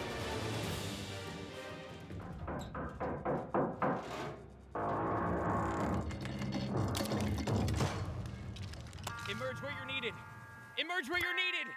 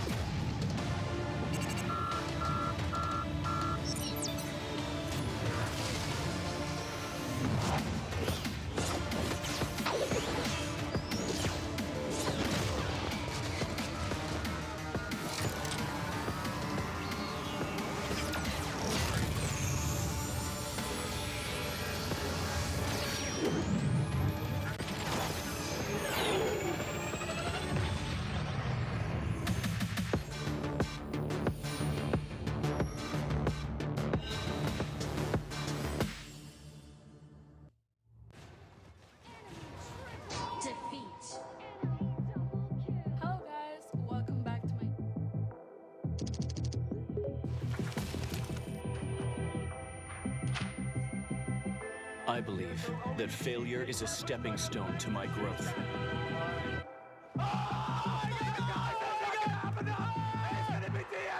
I believe that persistence is the only shortcut to glory. I believe that giving it my all will lead me to victory. I believe in myself. With Honor of Kings, I will achieve my own glory.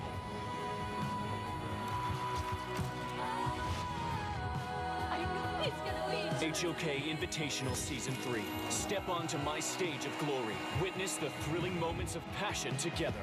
February 21st to March 1st. 12 global teams battle for the ultimate victory.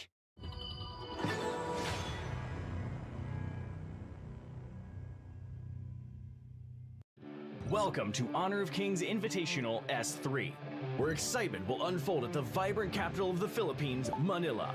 The tournament will run from February 21st to March 1st. Honor of Kings Invitational S3 will be held at SM North EDSA, the Block Atrium, and we are ready to bring an electrifying atmosphere for players and fans. Representatives from the Philippines, Indonesia, Malaysia, Americas, Europe, the Middle East and North Africa, Japan and South Korea, and wildcard qualifiers will compete at the grand stage in Manila.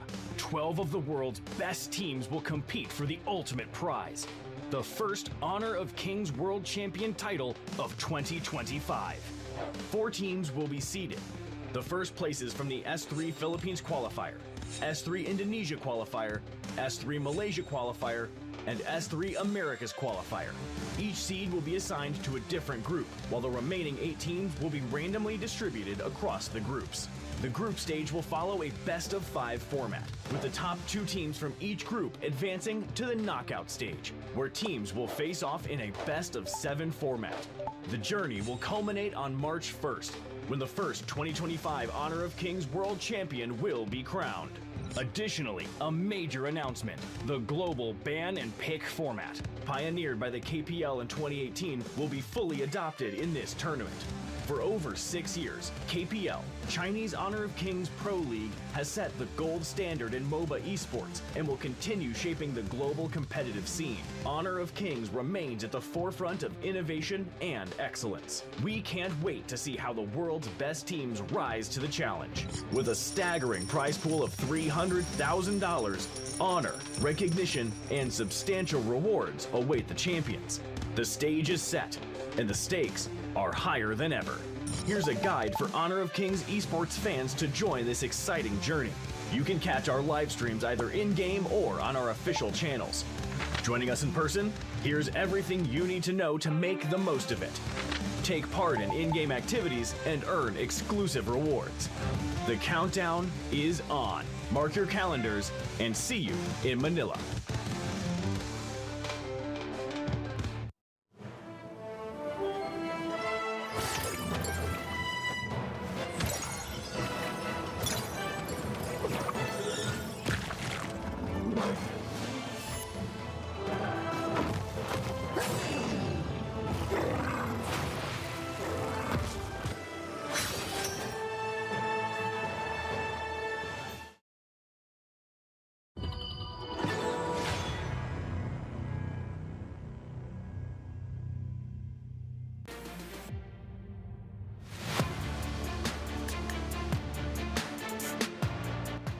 With Muchi, and it's a battle of the farm laner, so to speak. Yeah, it's also a battle of setup, right? It's much easier for Vitality to get those stuns coming in. And look, simply over and over again. Oh, tell the truth! Oh, the 4-man Wendy gets killed! That's a double go to the web. And again, you just spot him out. The flash truth goes in, gets the triple and kick him. Kind of harassing the flank on this one. He wants to go, but the backside, they've gotten Dragon, and he was a static target, and then they push back Just G, and now out. Kyung9 needs to be a bit careful. Here's the set sail, look for the perfect Found with 4! Oh, the flash away. Kyung9 just trying to stay alive. Illusion has already been killed. Does Chammy1 die? Yes, he does. Haku got him with the dream roll, but it was an amazing bout. Siri continue to fight under the tower, finding Chaz. He's going to stay alive. Haku, though, might not be as lucky. He does go down. Late game here, I would give it to go to Kaipo as he Oh, Sentinel. Haku takes the first Tyrant. They've been pushed back. They've given out first blood. Chaz is going to get this one. He's going to get knocked down, but they do have the return. 3 members are already down, and Haku's got a triple kill. Make it a pentakill!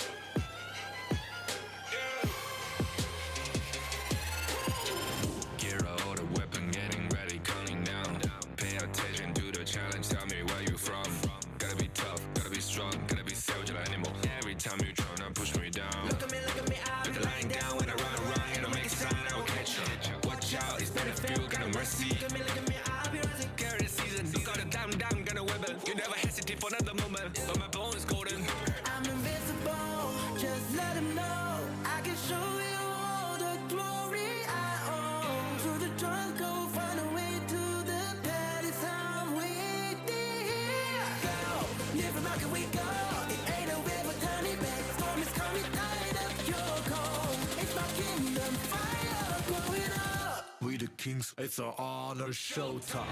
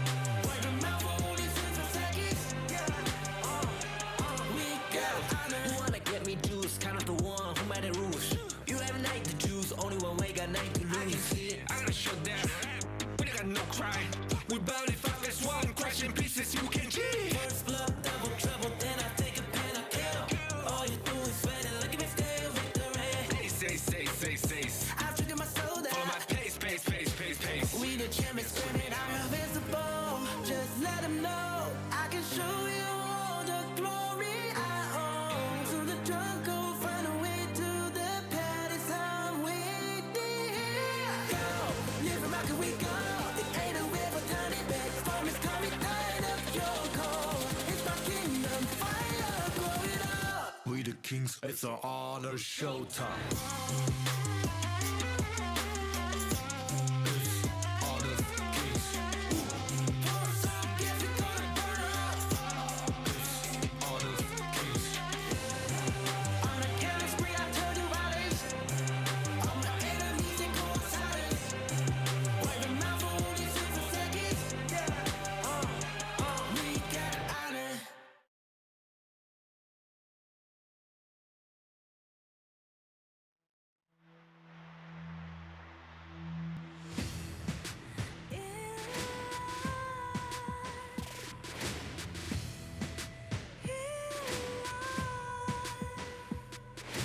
What's a life without its worth?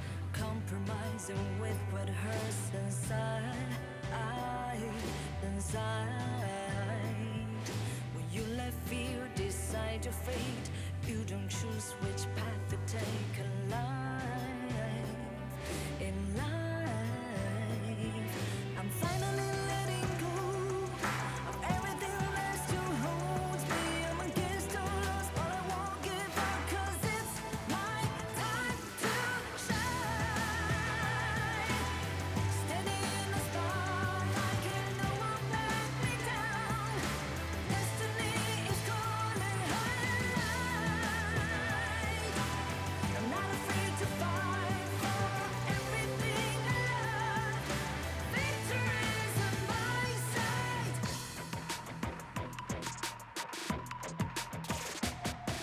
The more we lose, the more we gain. The more that nothing stays the same in time. Can't love ever, can't forget. What you see is what you get sometimes.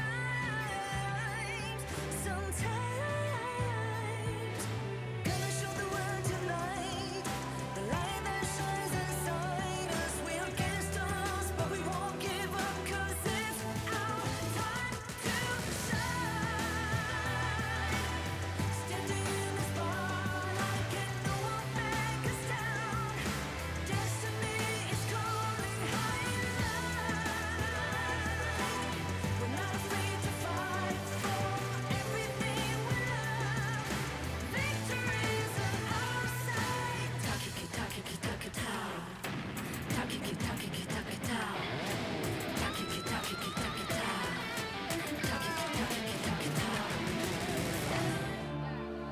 Honor of Kings. Honor of Kings. Honor of Kings. Gamitan mo ng utak, tagyan ng puso, laban hanggang dulo, bawal ang sumuko. Gamitan mo ng utak, dagdagan ng puso, laban hanggang dulo, bawal ang sumuko. Tugo ng mandirigma, sa akin nananalaytay, watawat ng Pilipinas, sa aking iwawagayway. Sa kasaysayan ng matitirang taga-salaysay, ang matamis na tagumpay ay walang kapantay. Ubusan ng lahi, ang persa ko ay bukod tangi, humahawi ng isang batalyon. Parang buhawi, di magbabakas, ang tigmaan hanggat ang huling hari. Di pa nasasakal gamit, dito ka ng huli pare. Hubo ng barumbado kapag ng balagba. Humulan ng palaso hanggat ng pasag. Unuban ng palaso hanggat ng palag. Uulan ng palaso, palagdan ng palag. Kasi kapag ako na kumana, lahat nasutulala. Hindi nila inaasahan ang mga atake ko na namumula pa ang mga mata na parang bata. Kalabawasa sa kada atak, lumalaga pa ang mga katawan ng mga kalaban na nakakatapat pagka. Kami ang pag-asa ng Pinas. Kami ang pag-asa ng Pinas. Kami ang pag-asa ng Pinas, tapang ay likas, lakad matigas para sa bigas. Kami ang pag-asa ng Pinas. Kami ang pag-asa ng Pinas. Kami ang pag-asa ng Pinas, tapang ay likas, lakad matigas para sa bigas. Tutumbog ka kaya matikiba yung galing. Kahit gano'n ka veterano sa akin mo kanu pa rin. Kahit letra lang gamit kaya kang buntalin. Kahit nagsama-sama pa akin lang bobombahin. Yung Asta boys in the hood, yung dating boys to men. Sobrang toxic na galawan, dapat dyan poisonin. Ako yung Prince of Landling, lahat suspukusoin. Bonding kin lahat susugpuin for the win. Paalam sa karera nyo, advance condolence. Mga kulang sa intelligence, no offense. Alam namin na kami ang the best, oo gets. Pahiya kayo sa amin in-game hanggang sa online trends. Di ba? Common sense. Pag-asa ng Pinas. Oh yeah! Kami ang pag-asa ng Pinas. Aha! Kami ang pag-asa ng Pinas. Tapang ay likas, lakad matigas para sa bigas. Kami ang pag-asa ng Pinas. Kami ang pag-asa ng Pinas. Kami ang pag-asa ng Pinas. Tapang ay likas, lakad matigas para sa bigas. Cash G. Hindi ko na dapat gagawin to. Pero, binuhay niyo uli ang Dragon Man. Kra! Samda na bo, samda na bida, lakanda na buda, lakanda na buda, lakanda na bida, lakanda na buda, lakanda na bi. Salata pila na bu, salata pila na bi, salata pila na kilota. Kung meron mga kompetisyon, bigyan mo na kombinasyon, siguradong bumpanisyon, yun lang ang aking misyon. Malumpitong ng paboritong komedyante ng jowa mo. Ba't nag-aaway to ang dalawa, di ba mag-dropa to? O ano, kung mag-isa niyong nagagawa. What? Pag nagsama ka, mas malakas. That's right! Ibis magilahan pababa, bakit di na lang tayo maghataka ng pataas? Kasi tayo ang pag-asa ng Pinas. Tayo ang pag-asa ng Pinas. Tayo ang pag-asa ng Pinas. Tapang ay likas, lakad matigas para sa bigas. Tayo ang pag-asa ng Pinas. Tayo ang pag-asa ng Pinas. Tayo ang pag-asa ng Pinas. Tapang ay likas, lakad matigas para sa bigas. Honor of Kings is what we fight for.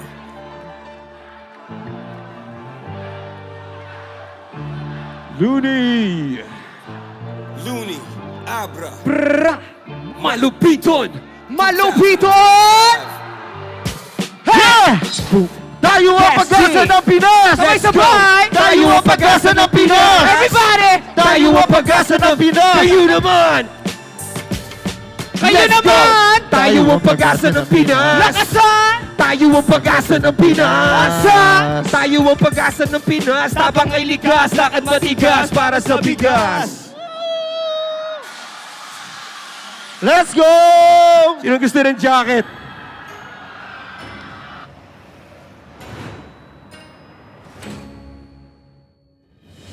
Ladies and gentlemen, boys and girls, children of all ages, welcome to Honor of Kings Invitational Season 3! Win again! And they continue on into the grand final. No other way to do it. Nova, this coming out and tackle all the way from front. Justin trying to defend, but they take it on the face. And congratulations to Nongshim Red.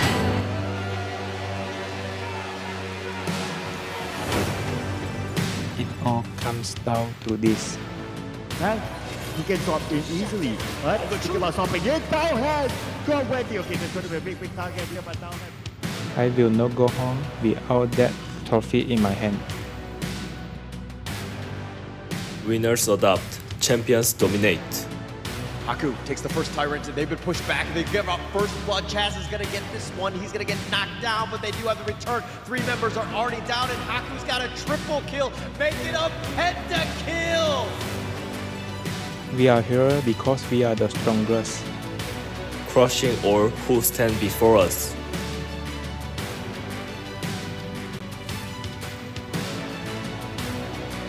We are hungry for honor.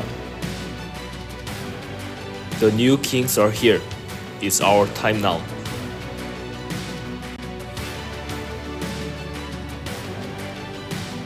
It's our time for victory.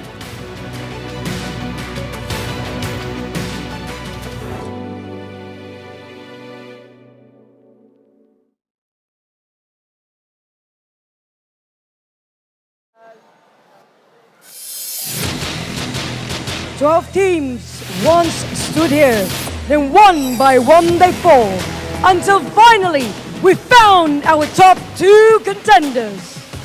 They withstood the trials of the competition.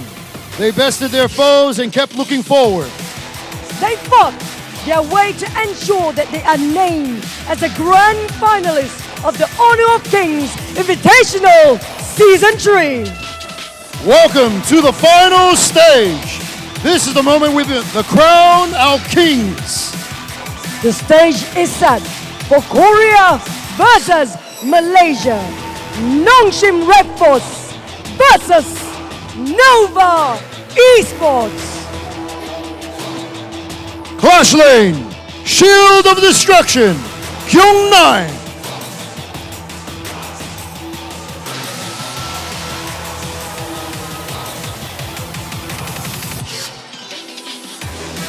Clash Lane, Nova's Vanguard, Swan.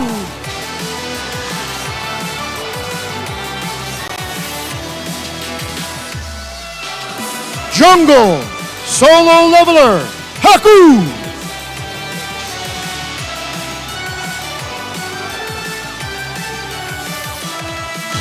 Jungler, the Little Tempo Breaker, CY.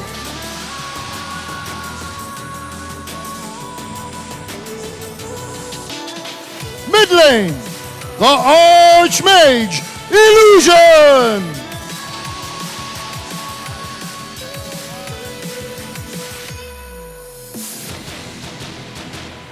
Mid lane, the explosive Supernova, Wendy!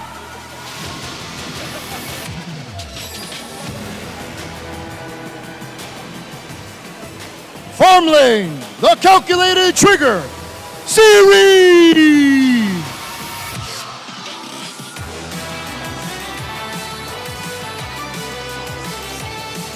Farm lane, the shooting star, Mochi!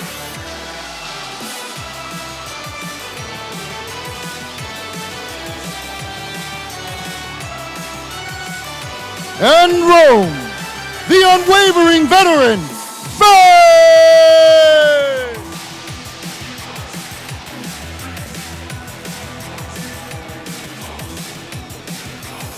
Last but not least, Romer, the tranquil foundation of Nova, wipe it!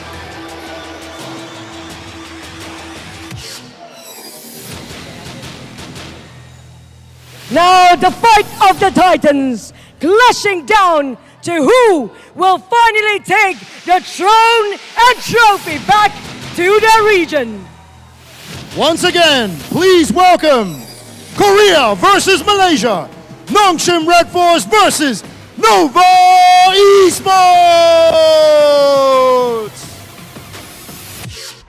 Hello and welcome to the grand finals for the Honor of Kings Season 3 Invitational here in the Philippines. We are down to the last 2 teams, Nongshim RedForce and Nova Esports, who will go home with 100,000 USD.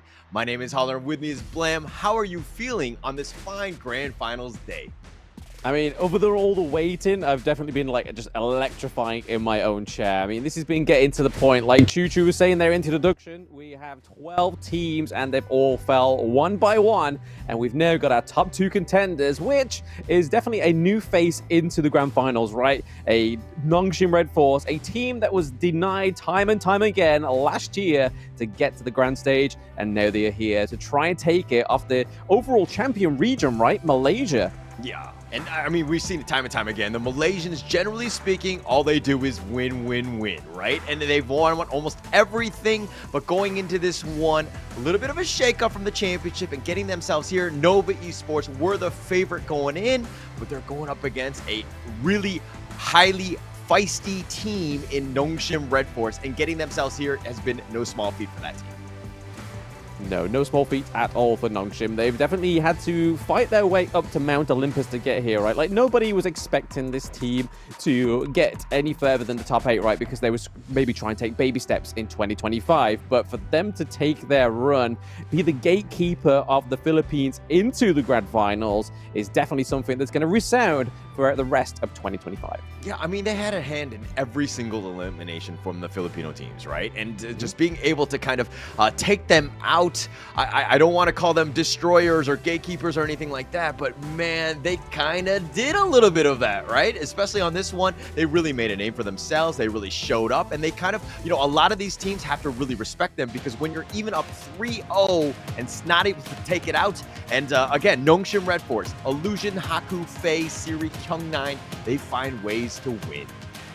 Yep, the comeback kings are be going up against the Kings that are coming back for their championship, because they were top 3, that is Nova Esports, last year in KC 2024. So they're here to try and claim some victory to their name. And this is the roster that is going to be potentially doing that for Malaysia, which is Wendy in the mid lane, CY in the jungle, Schwan up into the clash, Muchi and Waypit down into the bot lane. So here is Nova Esports for the, seems like the umpteenth time this far, they are going to try and upset the scales. Yeah, and this is a team that kind of got shaken up a bit, you know, going into the Team Vitality one. They were able to kind of withstand that. But if we're talking about the player head-to-head, Kyung9, Schwan in that clash lane, this is going to be a matchup to watch, because both of these guys make some serious highlight plays. Yeah, I mean, to be honest, for me personally, I don't know how the viewers or anybody else feels, but that clash lane is seeming to be where most of the top plays have come from, right? So some great, amazing plays from these players up at the clash lane, and Kyung9 versus Schwan is one of those matchups I've been waiting to see since the Season 3 Invitational was even announced. Yeah, and this is the craziest thing. I mean, if you were talking about like any other teams, I mean, going into this one where, you know, you're seeing Nongshim RedForce in the grand finals. I'm pretty sure a lot of people did not have that prediction here. They've had some serious upsets, and they've gone through countless 2 ultimate battles. We've only had 3 in the entire Season 3, and they had 2 of them. So this is a team that has kind of had to deal with a little bit of fatigue, and they've gotten themselves into this position of the grand finals. But is that going to be a problem going up against the heavyweight that is Nova Esports, who also had their own ultimate battle? They have indeed. So they've all gone the test of the endurance, right? And it was Nongshim and Nova were the comebacks of both of those series. So again, this is definitely going to be a testament to the Honor of Kings Esports global scene going forward in 2025. Because like you were saying, we've had 3 ultimate battles in the first competition this far. And honestly, it just shows how much these teams have grown and how they've adapted that global ban pick. Yeah, and speaking of global ban pick, it was pioneered by the Honor of Kings in KPL since 2018. It's now officially into Season 3. This is the first time we've done it, but basically, if you picked out that hero in a previous game, you're not allowed to pick that hero again. So this is going to be a whole bunch of hero diversity. Teams are going to really have to dig deep, and they have to be super smart, because, I mean, getting to Game 6 where the hero pool isn't as deep, you might have some problems.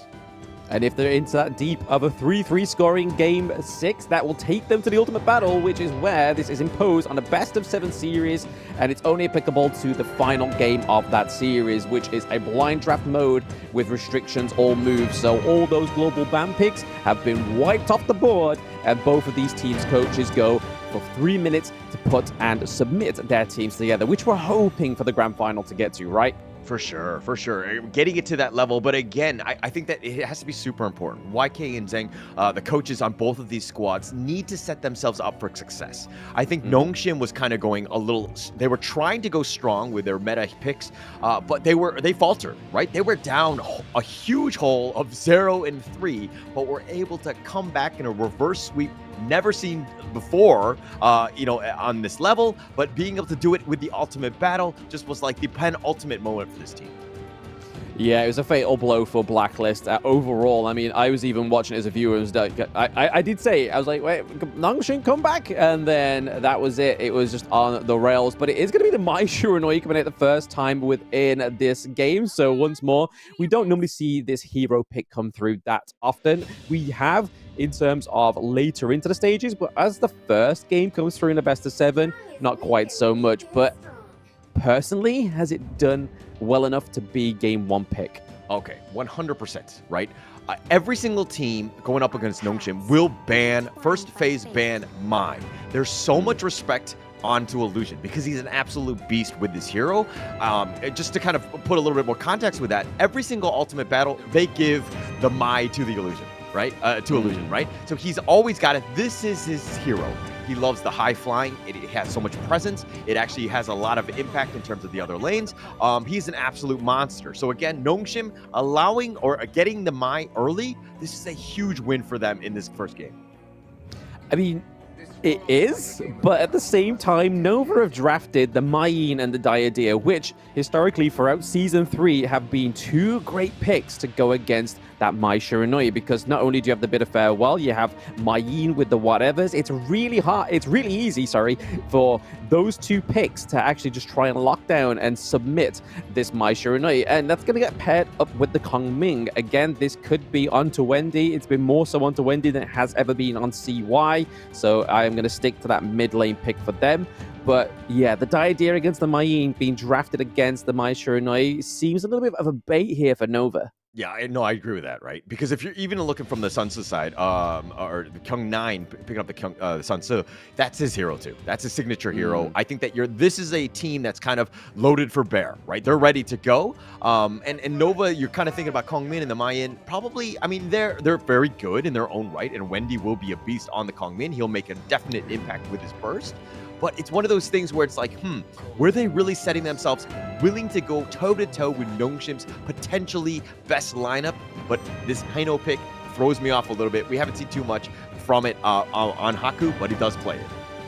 Oh, I really like this because, I mean, we've seen it throughout Season 3 Invitational. Some players have picked this up and they've managed to make the Haino just as soaky and sustainable as they're doing, like going 4v1, being able to take so much damage. And then pairing that with a Motsu towards the end there, Sofei is going to be the shot caller in this game 1. And it's going to be the Cannon Blast that's going to really try and deter the likes of the Mayin and the Diadea climbing on top of that Mai Shiranui, right? Yeah, potentially. Yeah, for sure, for sure. Totally agree with you on that one. I think that ideally the initiations are going to be like Illusion goes in, finds a pick off, because again, there's a decent number of squishier heroes on the side of Nova. If he's able to kind of burst them, and then Sun Tzu will come in with that boat to kind of, to counter initiate as well. But it really comes back to the Zhuan Mayin. Is he able to get the vision, find the backline himself, get that initial pick off with that burst and that control, and they'll win those team fights. We can only hope so for the side of Nongshim, right? I mean, Kyung 9 on this Sunset was the reason they were able to get into the grand finals, right? Able to take that comeback, able to just take that base rush all the way to the end as well. Was just a huge defeat there for the side of, a huge victory, for the side of Nongshim. But oh, what a game 1 draft. Normally, we've been seeing in the semifinals where they've started to kind of hold their punches back in game 1, game 2. And then other teams, like we're seeing right now, have definitely just gone like full brass knuckles, right? Like the Mai Shiranui for Illusion. Young 9 gets the Sunset. There's just so many big picks in game 1. Yeah, it's a bunch of big picks, as you were saying, right? A complete agreement there. I think that this is the way to go. But if Nongshim RedForce loses out on the superior play of potentially by Nova Esports in this game, it would be heartbreaking because of the fact that they have, again, their heroes. This is their best foot. They're with this one and putting that in. And if it were to get thwarted, Don't get me wrong, don't have the resilience to really bounce series, but it's one of those moments where it's like, hey, it's going to be heartbreaking for them, especially losing that game one, if that potentially happens. Correct, but at the same time, as we know, Nongshim, they are the comeback kings so far. So even if they do lose game 1, they lose game 2, they lose game 3, they could still come back and take it to the ultimate battle, right? But I feel like they don't want to do what Vitality did, right? And that was take Nova to the ultimate battle, because that was the ultimate test and the reason that stopped Vitality getting over that mark. Yeah, and that was a moment where Team Vitality had match point. They had checkmate. They just needed to close the game out, unfortunately for them. And it was like, you know, Honor of Kings is all about emotions and having that momentum going in, right? Even Nongshim, when they were down 0-3, it looked insurmountable, right? But the fact that they won one game, turned it around, and you could kind of feel the air was a little bit different. You know, they're able to kind of bounce back. All you need is that one win that really builds that confidence. Yeah, it's a battle of resilience at that point, right? Like, you think your enemy's thinking they've got you back against the wall, 3-0, but then it's the resilience that's shone through for Nongshim here. But okay, Waypick goes in with a bit of farewell, does land onto Faye. Cannon Blast actually connects onto Wendy as well. Illusion not quite getting the close kill onto Wendy, but looking very low there. A lot of brawls going on in the first minute or so. Yeah, but you see exactly what Illusion wants, right? Oh, he's glitching on it. Oh, yep, the Wind Slash does connect, but we are seeing that Haku goes into the backline there. We do now see Waypit as well joining into this fight. The flash from not going quite through there, but the Scepters, the Fate Rewind is going to save Haku, and there's not going to be any first blood, but already exhausting that ultimate is Team Nova. Yeah, playing a little bit dangerously. There was a potential risk if Haku doesn't use that Fate Rewind in time, but, you know, obviously he's a little bit on point in terms of just understanding the Dune, because he's a Dune player himself. But it's a situation where, you know, now you have that ult on cooldown, and now you have to play a little bit more scared, which is a little worrying more on the Nongshim side. Now, back to Illusion. This is a guy, he's going to clear his wave, and he's going to try to make an impact. You're always going to see him in the river, just looking for that vision, seeing those rotations, and those potential pickoffs. Yeah, because I mean, if there's one thing what we've known from the people that haven't done quite so well on the Maishiranoi is the fact that they've just kept it in lane and not actually done any kind of like fast rotations down to the bot lane or anything like that. They've definitely been using this hero, especially Illusion here, to like vision score perfection. They're trying to just gain as much intel as possible, trying to stunt the growth of Muchi as well. But right now, we are seeing that gold difference is going into the favor ever so slightly for Nongshim, and forcing down into this bot lane is that T1 opening up right now. They are able to get it down to a very low health. I mean, they did a lane swap, right? Siri is in the bottom lane. He's doing very well, almost taking the bottom T1 with Faye. Oh, Haku, though, he may get caught out here. He wasn't able to get his Crimson Golem buff. Oh, Waypick gets taken down. Is Kyung9 getting a double kill onto Wendy? Is it going to stop there? We are seeing somebody, we're seeing CY being trapped and trapped in. Think inside the box. That is a 3-0 for Nongshim. Yeah, so this is kind of what Illusion wants to do. Not only is he moving throughout the river, but he's also kind of taking advantage of it in the sense that he's able to provide that vision.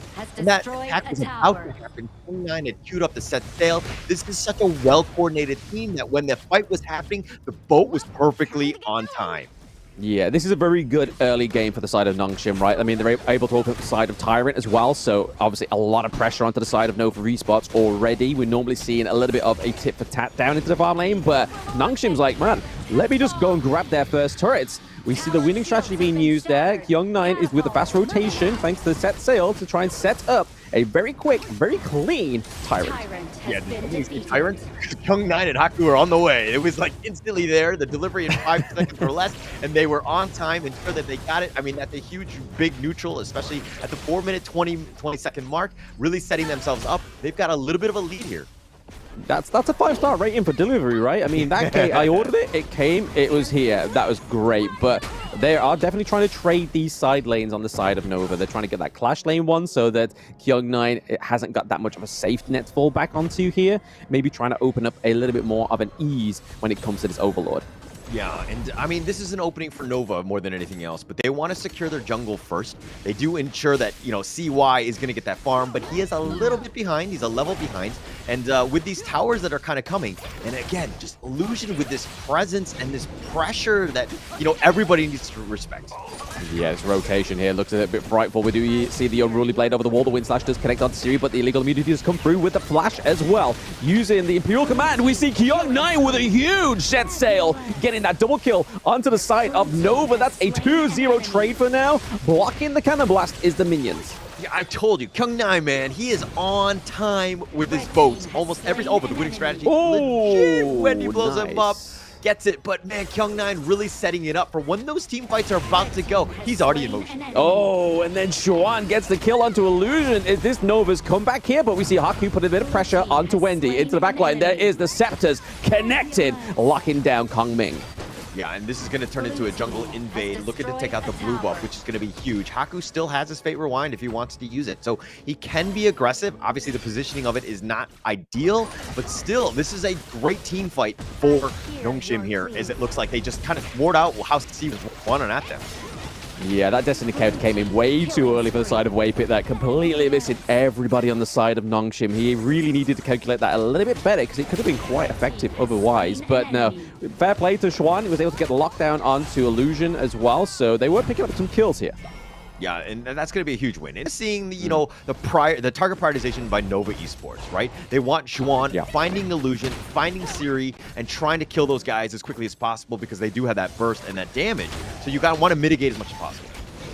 Oh, yep, bit of farewell onto Faye, trying to lock down the Motsu here. It's not going to quite connect, though, but we are seeing a little bit of a switch here. Siri's had his way with the farm lane. He's got it all the way to the high ground turret. Set Sail was trying to find out Xuan there, but he knew, he had that sixth sense that that was coming. Like he was, like the fight was like just barely starting. There was a little bit of a skirmish where they even just spotted them out, and the Kyung9 has already queued up the boat. Like he's already in motion, right? But it looks like in the mid lane, a little bit of action here. Yeah, Motion of the Ocean coming through for the side of Nongshim just right now. They are able to collapse in onto Nova into this mid lane if they really want to, but I don't think they're going to commit here. They're just trying to keep these minion waves away from that T1 into the mid lane, but opening up those side lanes to perfection is Nongshim. Yeah, they've done a great job. But again, the one saving grace of Nova Esports is the fact that they still have that mid T1. That's going to provide a little bit of security for them, but this is a fight for that blue.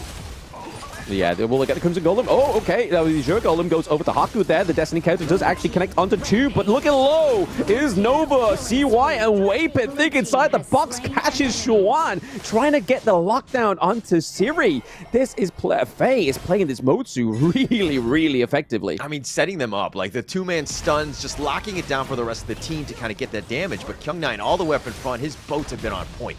Oh, and in strategy, does connect onto Kyung9. He force him away from this high ground turret, right? They are trying to get it very early on, 8 minutes. This is a clean Nongshim, right? I don't think I've ever seen them get to a high ground turret in Season 3 this quick. Yeah, and this is a team that has actually played some of the most games, right? They played 22, the most in Season 3 because of the Ultimate Battles and all of that. But generally speaking, like they know how to win. It just usually takes them some time. There's a lot of learnings. But checking this replay, the fact that they're able to catch him out, Kyung9 with another monster bow, connecting, setting it up for the rest of the team. Yeah, it was huge. Honestly, the Sunset pick coming through here is really paying dividends here for Kyung9. But again, it's like we were saying in the draft, that's it gone for the rest of the series unless they're able to get back to that ultimate battle. But even at that point, it's still a risk playing it again because you've shown your cards, you've shown your strength. Yeah, for sure, for sure. And I mean, they wanted to go start off strong. I think a lot of people were like not giving Nongshim any sort of respect. Top lane. Oh, yep, we get a takedown onto Siri. That's a little bit of a no-no for the side of Nongshim because the damage is really going to be effective here. Illusion going to be counted on it, but they're get hit by the bit of fair. Well, it is Wendigo takedown thanks to Haku, but it is Muji picking up Illusion. So in terms of damage, Nongshim not looking very strong here, forcing the dash over the wall as is Faye as well as that Fate Rewind. We are getting Fink inside of the box, but like I said, they've got no damage, and no damage means no kills. Yeah, no damage. Siri dying there was absolutely monumental for Nova Esports in terms of winning that team fight, ensuring that the damage was gone. And they were trying to fight it 4 versus 5. That's a losing proposition. So Nova Esports finding ways to get back into the game, but they're still a little bit behind. Nongshim has like rushed off to a great lead in this game. Yeah, I feel like the ticking time bomb for Nova is getting Muji all these items, right? We can see the Eternity Blade come through, as well as the Shadow Ripper. We see the Sky Piercer as well come through. So the Daybreaker is being lined up here also. But I think that's Nova's winning point, is just trying to take out that damage. But again, once more, great engage here between Kyung9 and Haku, getting a takedown onto Xuan, which is going to make these next few team fights, while Xuan's down, easier for Siri and Illusion. Yeah, Xuan doing what he can do in terms of just trying to split push, trying to create a little bit of space. Unfortunately for him, he was kind of a little bit behind, not able to get away. There's just too much reach from Nongshim. This draft is on point, and the fact that, Haku right now, almost 2.5k net worth lead over CY's Dune. So he's not very tanky. Haku, on the other hand, is doing some damage and is being this force up front. Yeah, he's definitely working it. I mean, the high note has actually come through much times for Nongshim. It's only in those very vital battles. But I think if you want to get your best foot forward, it's definitely the way they're doing it, right? They're able to get that pressure down into the farm lane. I think that's kind of like the focal point of Nongshim in this game one. They have to try and get another high ground turret, use that as a big driving force into the enemy base. But right now, they're definitely keeping Nova tucked in. Yeah, they're just trying to defend at this point. I mean, the Shadow Vanguards are kind of, slow sieging this one, waiting for those minions to be there. Once it's there, they will look to take the top T3. Yeah, after using the Fate Rewind, just trying to bait out some skills there, but it looks like Nova was going to take it. So a very nice call there by Nova Esports, where they were actually losing the high ground turret, however, though. So I feel like if Nova want to come back here, they need to take a trade or two just to get it in their favor. But it's looking hard here for Nova. Yeah, like Cannon Blast here just to kind of slow the potential assault as they look to retreat here. Nongshim backing off, just waiting for the next Vanguards.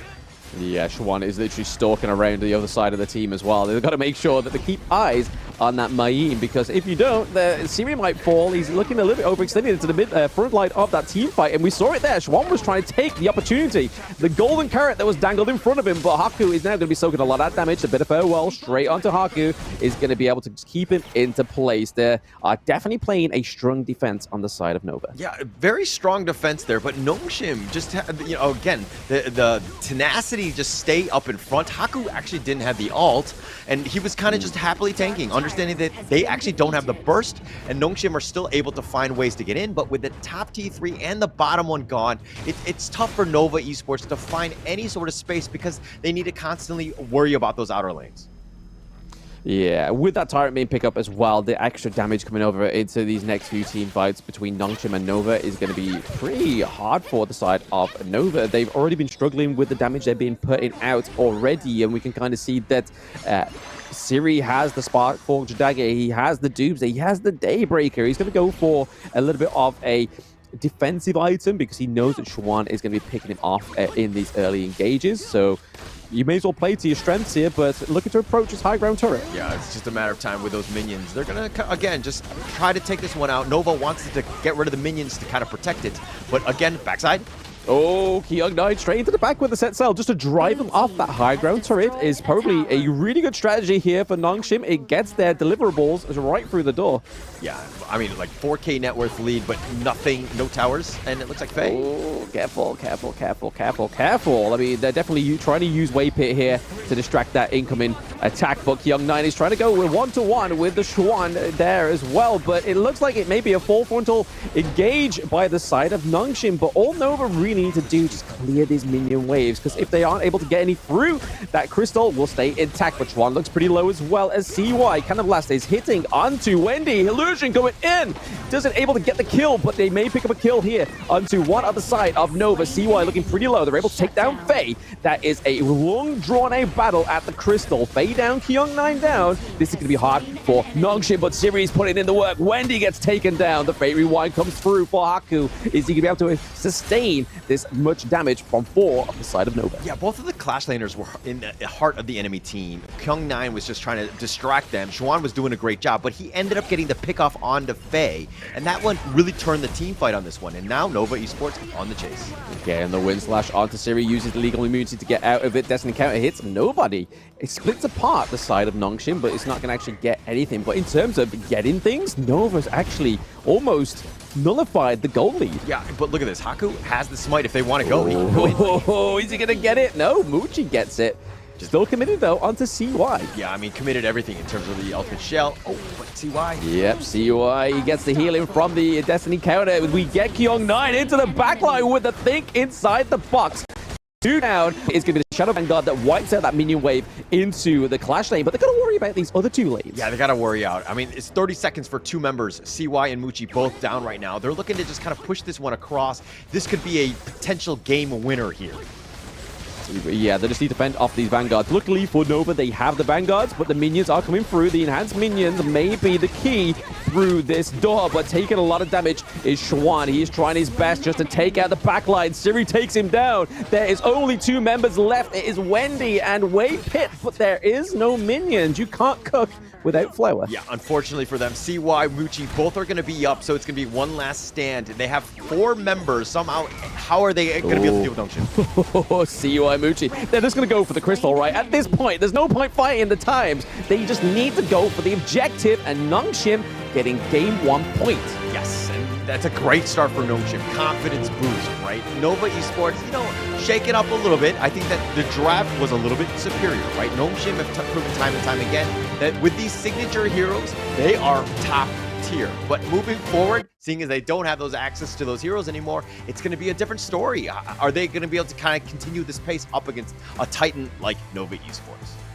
Like we said in the introduction, both of these teams have been notorious comebacks. So I don't think a game 1 victory is going to write the history of these 2 teams. But how Nongshim played that game 1, chef's kiss. Yeah, very well played, right? I mean, just taking advantage of, you know, understanding how to take advantage when you have a lead, right? The map control was unreal. Nova Esports really had a difficult time. There were moments where they could potentially get back in, but then, you know, Nongshim did such a good job of retreating and not giving away anything. So again, really playing smart and understanding how to play with a lead. Yeah, playing with the lead very, very well. They weren't giving the foot off the gas for a climb. I mean, it was only towards the end there when they were already at the crystal that we saw that Nova was able to actually get any kind of gold lead back into their favor. At that time, unfortunately, it was just a little bit too late. Yeah, too late at that point. But again, I'm not worried about Nova Esports at the end of the day. They will shrug this one off. They'll just chalk it up as an L. We've learned what we've done. We know how Nongshim play, and we're going to be, you know, much better prepared going into game 2. Yeah, obviously, Illu has that Maestro already taken off the ball, right? So they know they don't have to go up against that unless they unfortunately get to that ultimate battle. But like I was saying, in that game 1, even if ultimate battle and draft something very similar to this, they've already played against it. They know what Nongshim's game plan is going to be. Yeah, and that's going to be the thing, right? I think not having the Sun Tzu, which you saw time and time again, it was all in the highlights, and we'll see those ones later. But the Mai also a bit of an impact in terms of just getting that burst. It was almost thwarted Indy's Kong Min, who's doing quite a lot of work, but he's on the squishier side, and he did get caught out, and that's kind of where, you know, the game kind of turned on its head a bit. Yeah, just a bit, but we'll have a little look into the itemization in both teams. But as you can see, Haku not taking any deaths there. He was being able to just rest and simulate the experience. Yeah, I mean, 5-0-6. Absolute monster, understanding the limits. This guy had the most kills in the groups, and there's a reason for it, because he's just an absolute monster. He's able to get those kills, and he just kind of, you know, complements Kyung9 so well. They have like this Bash Brother thing that they got in that top lane, and they're just kind of continuing on. But look at the damage that was dealt. Most of it was done by Siri, really just setting his team up for success.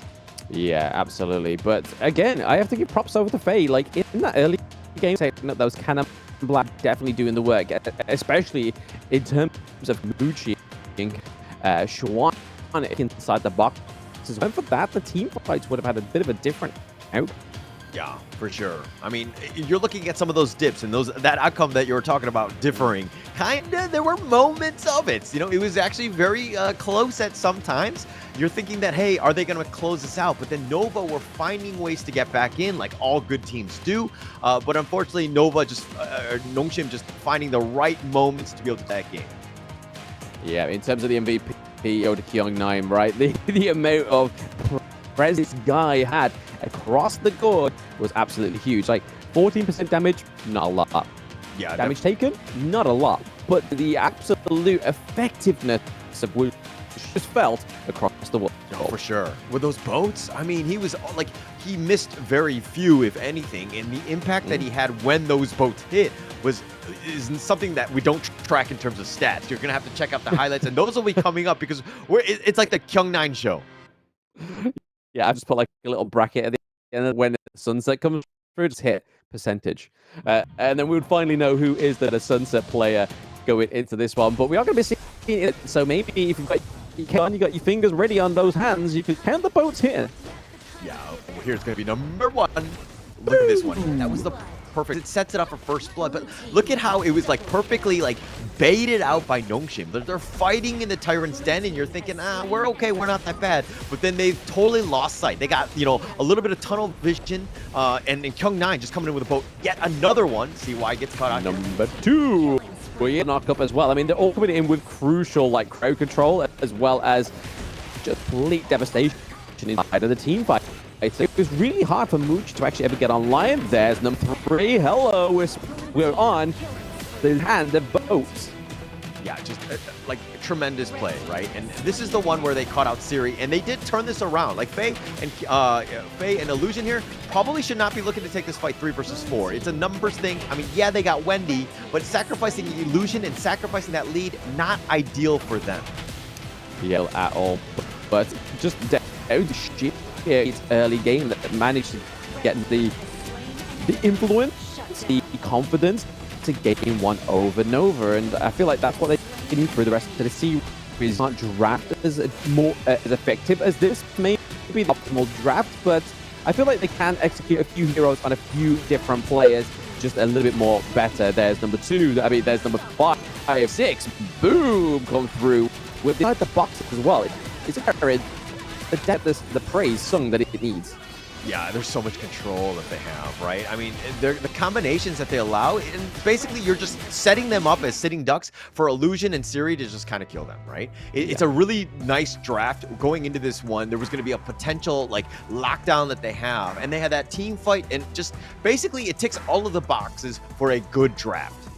It does. I mean, Nova Esports is into the global ban pick, right? They've lost the Diadea, they've lost the Bean, they've lost the Dune, they've lost Sun as well. So they've lost quite a big picks in this one. The only one that was kind of like a lost cause was the Kong Ming. Like, we haven't really been seeing that one as a prio pick. So 4 out of 5 picks be great Titan as picks with the season final is definitely something you want to be like, well, we've got to try and find and dive further into the pool without kind of pulling out scrap. Yeah, and I mean, Nongshim's tried and true of their strategy has been going strong in game 1. They've proven that they're going to just draft for that win, because momentum is a big thing with Nongshim, right? They want to get those guys confident, and going up against Nova Esports, and you're thinking, hey, if you're down 0-2, 0-3, are you able to take down a team like Nova?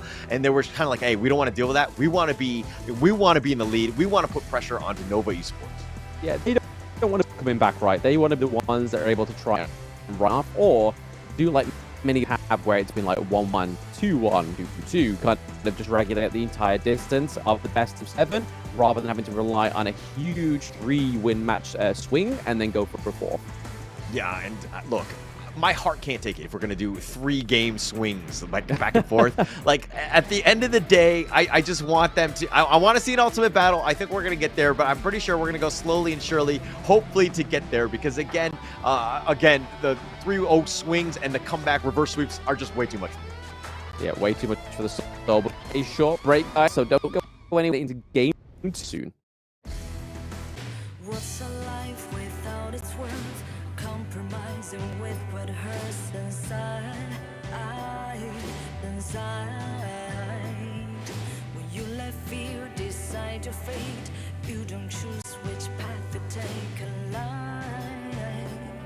In life, I'm finally letting go of everything that still holds me. I'm against all odds, but I won't give up, 'cause it's my time to shine. Standing in the spotlight, can no one let me down. Destiny is calling high. I'm not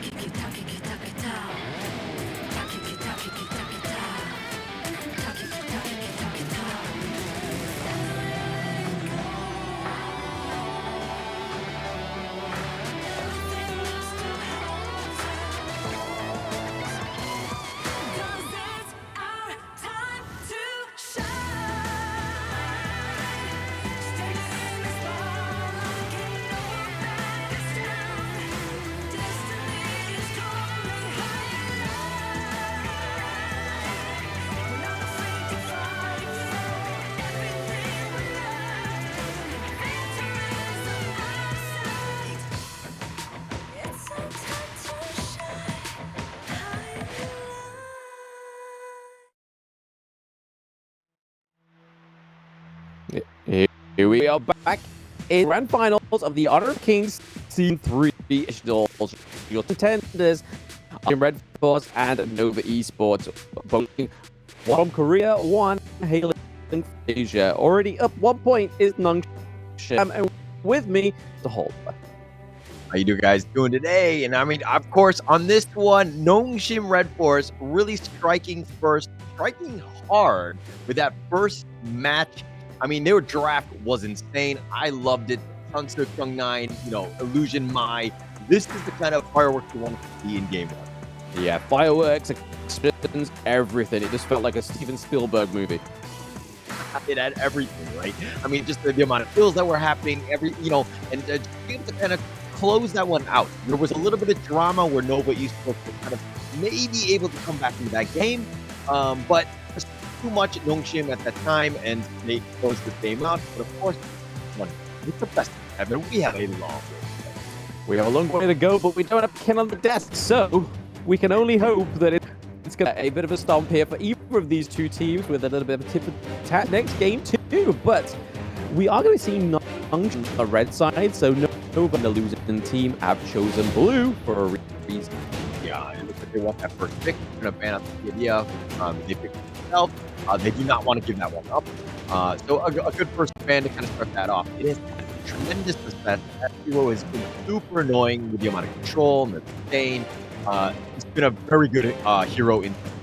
Oh, mega annoying. Absolutely. We've seen this time and time again. Have picked it in the first game, banned it in the following. It's because they know how strong it is. I mean, they may have the best performance on it. I think one of the games Elevate, he actually felt blood on the Diadea, and it didn't quite amount to much, but banning out the Mai Shirunoi as Sunset is what Nongshim's plan in game 2 are going to be, but it does free up for Muchi to come through with a bit of a more agile. Yeah, very strong hero to start things off, right? Very good hero in terms of just mobility, damage. It has everything that you want. Definitely top tier as a farm laner, really setting the stage for a good draft. In this one, Nongshim, they're going to pick up the Zhang Fei on the Fei. I think that this is very good. It's the counter initiation. It has a little bit of control. It has a lot of things that you want. It ticks a lot of those boxes. But Fei, one thing to take note of is that when he plays early, he likes to kind of, he will always end up in that mid lane to start. And sometimes when he gets caught out, he kind of sets his team up for a bit of a rough start. So Fei needs to be a little bit careful here. Yeah, just a little. I'm going to be squaring that one out with a Ishi or a Luz. So again, we're not going to get those assassins. We're not going to get Shang Wang. Potential of Adolia. We're going to get. But it's been one of the more higher performing heroes in that mid lane. Let's look over to Nova. The Orgren. Oh, 2 huge picks. Yeah, absolutely huge, right? The Dachiao can be super annoying. Wei Pit is an absolute beast on that hero. The Sea of Fates, the whirlpools, the timing, it's basically like those portals where all the Marvel heroes kind of come in at the same time. Like he's looking to set his team up for success and having very good initiations, but complementing that with the Ogren, again, like one of the top junglers in season 3 and like championship season 2, like everything. Like this guy has been an absolute monster, but Nongshim respond with the counter pick on the Musashi isn't enough to take down CY's Ogren. If they were going to go for the Musashi, I feel like maybe given over, obviously, Zhang Fei, you could have gave it over to Nova, and then the Chao would never come. But Yampo going in with a Musashi generally is a good counter towards the Orgren as well. But I can see how the Umbral Outburst can come from very suppressive onto yours as well as the Musashi, but it's kind of time will tell, right, on the side of Nongshim and how they end this one. But let's see what happens. The bans here are going to be mainly focused on the mid lane. They don't want the Princess Frost coming through, which would be huge for Nova. If you think huge Winter is here, the AoE coming in would be a hard fight for them to fight. Yeah, it would be tough. I mean, just trying to get that. I mean, basically, Musashi, once he goes in, it's very telegraphed as to where they want to start those fights. And having that bit of control could be on point. But one thing to take note of is that the Zhang Fei and the Yixing were picked early by Nongshim, and Nova responded with the Ogren. Something to take note of is that sometimes Yixing, and we haven't seen it, with too much success, but the theory is there to kind of control Ogren a bit with those taking liberties, and you have that board to kind of a little bit of lockdown so that you can kind of reposition him a bit. Potentially it could happen, especially with Illusion Pilot. Yeah, I mean, we know shit as well, right? So he's able to control people around as well with her silk. But let's see how they are going to actually put on the side chip and pairing. And round draft is Nova with the and the ones. So Q1 is going down into, they could either put Q1 into the support role or have the chain. I suppose that'll be a telling tale here. But rounding out Nongshim is going to be the Shou. And Fei is going to be able to create easy distance between this hero and his victim. Yeah, crazy distance, but the damage from Siri, he's been one of the best Shoyus in this season 3. Like, just the fact that he's been able to just kind of pull it out, even at this point, it is not a drop off from the other farm laners because his positioning is on point. That range actually just works to his advantage, where he never really wants to get close. Now it's going to be up to Nova Esports. Can Elaine Xuan find him on the back line? Is he able to dive and just kind of make his life a little bit miserable? Is Arlie able to kind of outduel this in the laning phase? There are a lot of questions going on. Yeah, I mean, another question to throw into the mix is it's not like we don't have enough questions. The Q1 is going to be there to kind of bait some of those skills, right? That unending sorrow to try and bait the death or even any kind of like dire abilities coming in from Nongshim. So again, really interesting to see how, I mean, execution needed for Nova, right? Navigate this draft well, but they are up to this, so that already proves to me definitely have this within their playstyle, within playability, that they can pull off this draft. I kind of look at Nova's draft as like this zombie lineup where everybody's just sustaining. They're able to get back, with the Sea of Fates and just kind of, create these ongoing waves that, like, yeah, you're doing damage, but are you able to kill them? And I think that it's going to be, not only positioning is going to be key, but the fact that they're going to be able to just out-sustain that. They're going to need some, Venomous Staffs from Nongshim to kind of deal with the potential heals and the sustain that they're going to be bringing. This is going to be a very interesting game going into this game, too. Yeah. It's good for either of these teams, especially if they lose the pace very on. But look at it. I mean, Nova's already got the clear mental state going into the 1 point. It's not going to get you through to point 2. They definitely need sure they're those unbridled but absolute perfection. Yeah, correct. But okay, and now that we're looking at the drafts, who do you give the edge to in just draft alone? Don't look at the players. I mean, you're trying to get me off your hauler. I mean, no, but that's different. If they're too direct, you got to be like Sir Cloud. No, I'm not as good as I'm not as eloquent as Sir Cloud, my friend. No, I don't know. I think I'd probably give this one over to Nova. Yes, the amount of execution needed, but the fact that they've displayed that they can do it means to me that I feel much confidence here from me for Nova. Yeah, this is weird, but I actually agree with you. I think the lineup is, I mean, we don't, it doesn't normally happen this way, but it's one of those things where it's just easier to play. The other one, Nongshim, need like the perfect initiation. You need to have that repositioning from the taking liberties from Illusion to kind of just really set the team fight up for success. Not the easiest things to do, because especially since Nova is so good with their positioning. Yeah, and I mean, if you could one from the bot lane, the show you again, Ali, especially towards that late game, it's going to be actually trying to come out on top of that one, because we know he is a fantastic player. He can basically create just completely disperse that huge range that Show you needs to make sure that he's able to get as much as possible without taking as much damage. So, 1v1 anything, Mushi towards late game is going to be a lot stronger. Okay. No, yeah, I see that one. I mean, it's all basically the farm, right? Siri needs to carry this game, needs to close the game out. Haku can only do so much. You're going to see him as that raid boss, but once they're able to control him and, just mitigate his damage, I think that they're going to need Siri to really step up to kind of just fill in those gaps. And we're already seeing a different pace from Nongshim. It's already at 1 minute 31 attack with a double kill from last game. And now it's going into minutes, and there's not been a lot of tit for tat. They are definitely trying to maneuver and build up some tempo on their CPUs. They definitely don't seem confident with this draft. Yeah, they're playing a little bit more standard. Nongshim, that is. I mean, they're not really kind of being aggressive. They're seeing exactly what Nova are doing. But I mean, that plays into the strengths of Nova's lineup as well, because CY, you want to get this guy as much farm as possible. You're going to sacrifice your mid lane to him so that he has even more farm to kind of accelerate. He needs to outpace Haku, and that's going to be a huge matchup to watch. Yeah, I feel like that might be one of the errors in the early game for Nongshim, is they haven't considered CY. Yeah, it looks to go for this one, and it looks like Duel of Death will now be used, but the Conductor of Souls used in return, but the Sea of Fate says, bye-bye, I'm on out of there. Yeah, it's like, peace. You're like, it's all good. But other than that, nobody taking any fatal blows. So, but Nova, even though they haven't been sort of taking any kind of kills or anything like that, they are actually up the gold, like about 200 gold, if that. And it's something that can easily flitter away from them, especially if Nongshim get first blood. But right now, the one thing that he said, I feel like the mistake of Nongshim is not contesting CY. Yeah, he needs to do a good job with that. But I think at the same time, they're looking to go. Oh, Wendy taking a lot of damage. And he wants to go for this. No, the Unending Sorrow will stop most of this one. But again, Nongshim are just trying to get Haku going. He's trying to outpace CY. He is falling a little bit behind. CY doing a little bit better job of farming, even with that Sea of Fate play. Yeah, I mean, you're already seeing kind of like the bait and switch that Nova trying here, right? They're like, hey, oh, wait, no, he's all on his own. But he, on his own, Kyung9.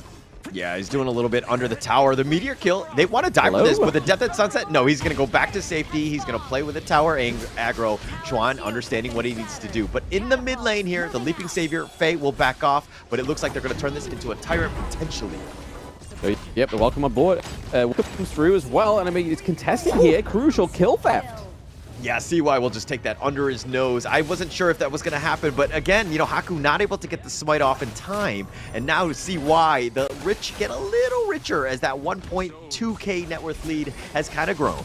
Yeah, they got to make sure they're able to steal at least the Nova right there. Zhurgo going to start, but the Duel of Death. They find CY. They were going to try to focus on him, but Haku taking a lot of damage. He actually is going to give up first blood. CY turns it around, gets the execute, but here's the Death at Sunset. The flash away by Illusion, keeping him alive, but now they want to invade the enemy jungle. Nothing is given. We will take everything from you, and Nova Esports take that one buff on their way out.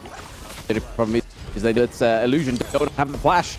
Yeah, no chance. And I mean, he tried to go golden to keep himself alive, and Nova Esports have turned this game on its head, turned it around. They've got the lead, and now they're invading. And Haku, without any of those buffs, it's really sad face. Oh, he takes it. But now he gets the Azure, although yeah, he gets it, so he's able to claim back some kind of hope in that one. Early, and we've already said it, No's draft is definitely a hard one to execute, but when like this, yeah, it's definitely, if they're able to do it. But again, Nova Esports, this is why these guys are top tier, right? CY continue to farm. Oh, they're gonna fight Siri. No. He's just waiting in the bushes. They've got him from all sides, and Siri cannot do anything, and Wendy will get that kill. They convert into a bottom T1, and this game is looking all Nova. Yeah, Nova definitely trying to burn out Brighter in this game to making sure that they don't have to come back as far from what they need to, right? They want sure they're taking these rounds of time, not 3 rounds, and then having to go back for win. Yeah, I mean, you knew Nova Esports were going to bounce back. They were going to find ways. It was just like, it's again, a single game. They kind of, I think they got a little shell-shocked with that first one because Nongshim did catch them out. They got a nice little play. Muchi listed us back, but through it all, Nova Esports in the driver's seat in this game. Yeah, and the enemy jungle well right there. Welcome. There's no welcome mat in this home, but it's like our feet and make all muddy prints, and we don't care what you think. Yeah, they're going to take everything, and CY takes that buff. He gets his way on out of this one. Kyung9 trying to stay alive. He flashes back the tower, and it looks like they need to be a little bit careful. Illusion is there, trying to throw out those taking liberties to kind of slow things down. But through it all, Nova Esports don't get any of the kills, but again, being very aggressive here.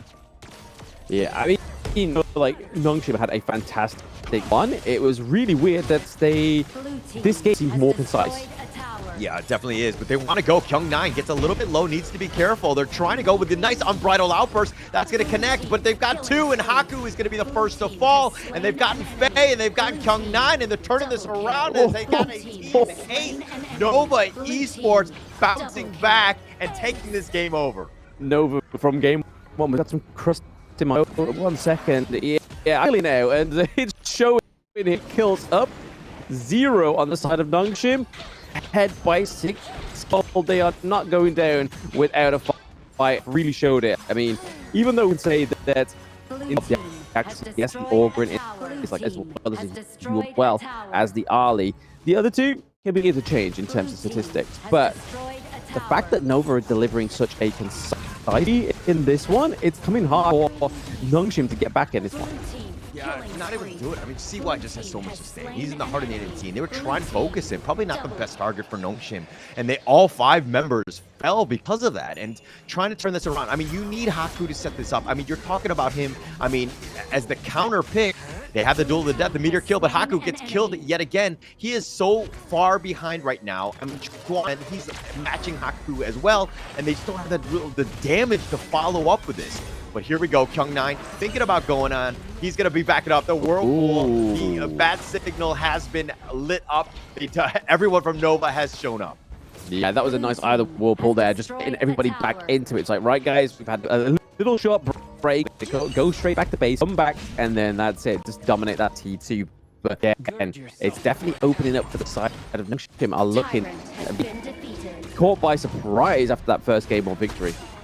That was a really nice little play, just kind of thwarting any sort of a potential assault by Nongshim. They're trying to find ways to get in, but it starts with their jungle. Haku looking to go in, trying to go for the backline. Think inside the board. The Wild Wind does actually connect. The Conductor souls onto 2, but Haku is looking to just limp away. The Umbrella Outburst not keeping Faye alive. He actually doesn't jump over the wall. He's going to be killed, and now it's an all-out retreat. Oh, what the stun is on point. The Death at Sunset, the Meteor kill. He doesn't care. Juan looking to dive, but he does fall. It's going to be 2 members down, but on the Nova side. Yeah, 2 members, 2 for 1. They were able to use up some kind of comeback mechanic in that one. They got the high ground turret still intact for not to make sure they're able to do in game 1, where they're able to claim back that gold on it. And then we could potentially see Nongshim actually come back. Yeah, they're so far behind, right? The jungle, like, if we're talking about CY, Haku, like 2K difference, even in the mid lane, as well as the farm lane. All 3 lanes right now, those 3 lanes are like 2K up for each of the players onto Nova. They've contested everything. CY even looking to potentially walk away with that one. I don't think he got it in the end. Siri does pick that one up. That was close. Very, very close, absolutely. But then we are getting those Shadow Tyrants and Shadow. And Mooch is like, hey, I've got a head start, guys. We are definitely taking home to roost, and we're gonna play. Yeah, they're looking to actually take both. I mean, they were just kind of contesting both because they didn't need everybody to deal with the Shadow Tyrants.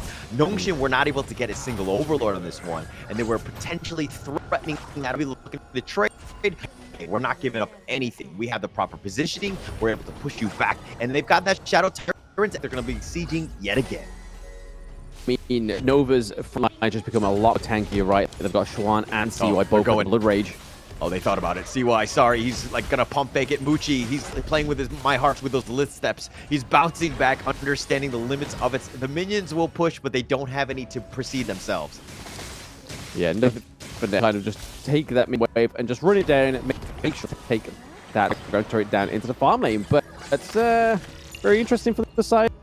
They're definitely caught in between a rock and a hard place. Yeah, it's just they need a delay. It's only 11 minutes in, and it looks like Nongshim's around trying to defend the bottom T3. They're taking liberties. Oh, here's the Umbrella Outburst, the Duel of the Death. They want to go. When he gets blown up, he's not able to just kind of survive, and it looks like they want more. They got CY. They've turned this into a 2-0 thus far. Great trade for Nongshim, but what else can they get? It looks like they're going to get their own jungle, take their buffs, potentially going in, but oh, the Death at Sunset right behind Haku, and Juan turning it around. He doesn't care. It's 1 versus 4. He's going to look to go for this one, and through it all, Juan, is he going to get Wild Wind it? No, he doesn't, but Faye will get the pick off with his force field suppression. It looks like they will back off at this point. They've got 3 members, but they did trade on Haku. Okay, so we're starting to see a little bit of a bounce of Nongshim, right? Yes, they're still down by 6 kills and around 5k gold difference. Need more of that. They want to make sure that they go ground turret. Here is that they really set up this fantastic comeback for Nongshim. Yeah, just just a really well played. I mean, the fact that they were able to get Wendy, I think the unending sorrow was happening like mid-animation, but he got killed in that time. It did end up bursting, but Schwan, what a ballsy play. 1 versus 4, don't care. I found you, Haku. I'm going to look to go. I will look to trade because I know that if I just stymie the growth of Haku, we're still going to win this game because everybody else is so far ahead. Yeah, I think the interesting point here, big objective is that Shadow Overlord. They've got to make sure that build this from the side of Nova. Nongshim need to be like, hey, we need a Lord for us to come back. I mean, if they're able to steal it, that would be huge for Nongshim here. But they need to be a little bit careful. Haku and Faye on the run. They're looking to cut off that line of retreat with that Conductor of Souls. They actually push them away. Nice little, play, just defensive play by Nongshim. Just sticking together. Now the Shadow Overlord is potentially in play. I mean, it was good for Nova, right? They were able to damage Haku enough to just drive him back to base, which is going to give them clear time to try and take this. Faye does have the Unbridled Outburst smite. Right on top of it. They have the board, but it looks like who got it in the end, and Faye takes it out. That Unbridled Outburst was amazing. The Thief in the night, he takes it down, and CY goes down as well as Wendy. But here's the Death at Sunset. How much damage can they do? Oh, no. They're trying to do some work, but Haku is going to be targeted. It looks like he will be killed. It's 3 or 2, and now they're on the run. Yeah, the last 2 standing for the side is and Illusion. They were just little there. It's just mainly just Young 9 alive. Who just want his ability to come back and cool down, and then see it going in. Storm Strike right onto it. He had nowhere to go, but Young 9, Muchin with the outplay. Catches him out. He thought he had it, but he actually did when it with the other one. Dabbed, and he ended up surviving. Now Illusion on the retreat. He has to defend here. They have the Vanguards if anything. Faye and Siri both back up. They look to hold, but CY is back up, and he's the raid boss, and he just goes directly in. He does not care how many towers you have. CY takes down Illusion. Continuing on, they find Siri. That's a lot of damage. Faye still up in front, under that tower. They dab around it. Haku's back up. CY needs to be a little bit careful, but with all 5 members from Nova looking to clash in right into the mid lane here, how are Faye and Haku able to hold? They have the nice little knock up here. Faye continuing about half-life. They have it, and they have the crystal, they have the game, and they're back in the series. Yeah, Mucci had the crystal and his target and just literally dominates. If he was messing around, we're not doing what not we're going to do in that fight. We take a crystal, and it could actually not go with them. And we don't have to just completely wipe down the crystal, which gives them game 2. Yeah, what a great game. I mean, that was a great draft by Nova Esports. That one to the T. It was a uphill battle, right? It was tough for Nongshim trying to get back in, but they are finding ways. They're making it interesting, if anything.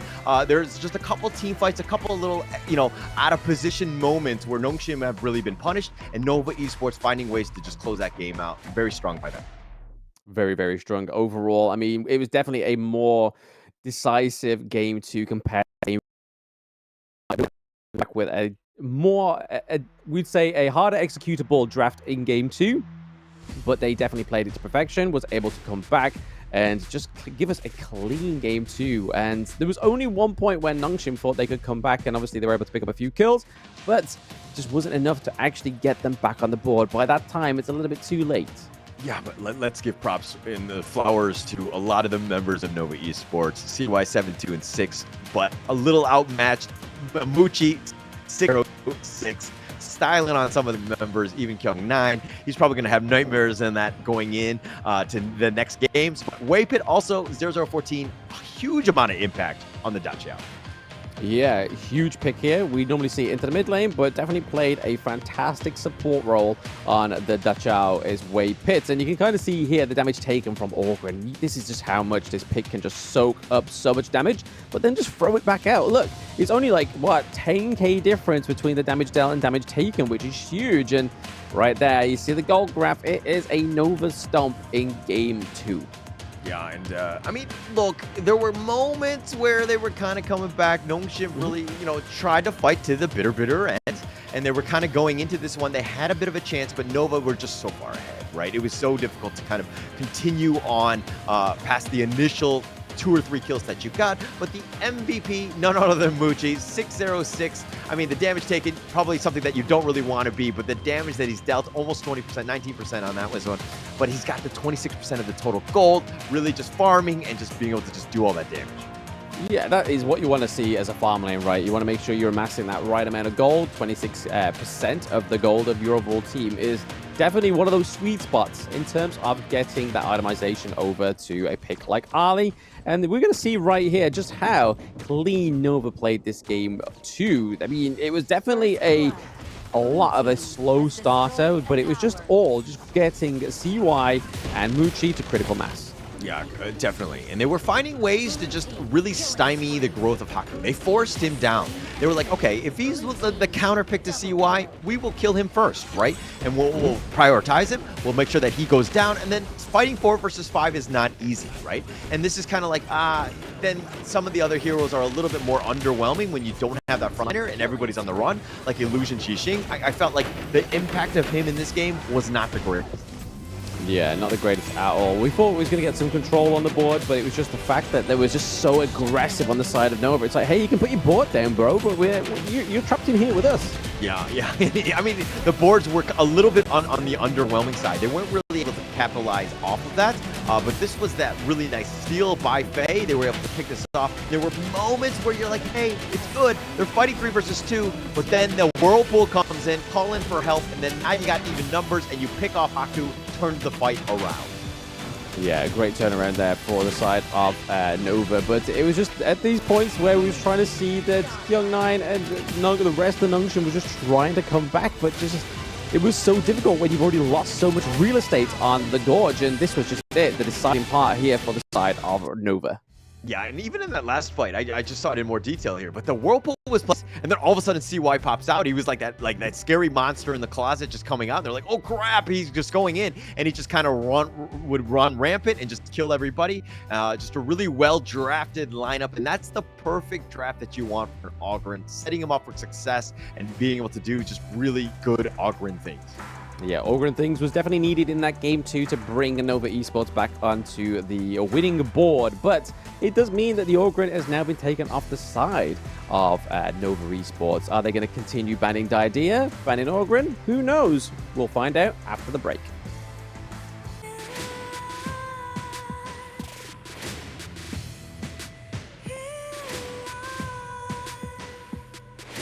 What's a life without its worth?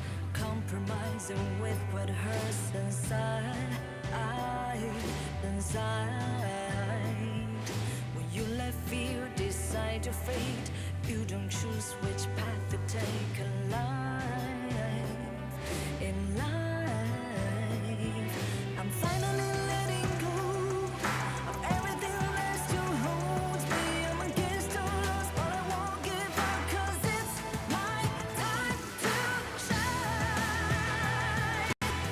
Standing in the spotlight, can no one let me down. Destiny is calling high.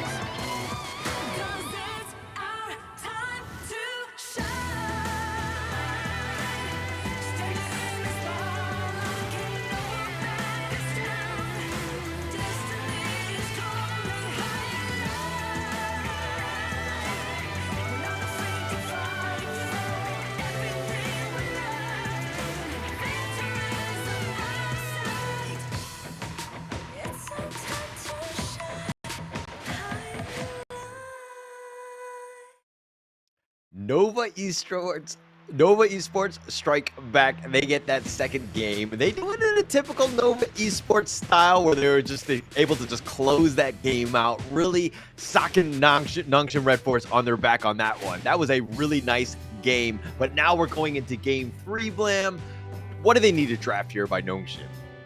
It was more so just stunned of Nova at this. It's been 2 games where they've had, game 1 whatever, a good draft, and it was a great draft, but there's only so many you can start to get in this global bit. But to the side of no, just obviously they've exhausted some of the little. I think the only strong pick they've really exhausted the BP up game to the Musashi and the Zhang Fei. Obviously, yes, can't be up. But I feel like he's just below those 2 picks, however. No, I agree.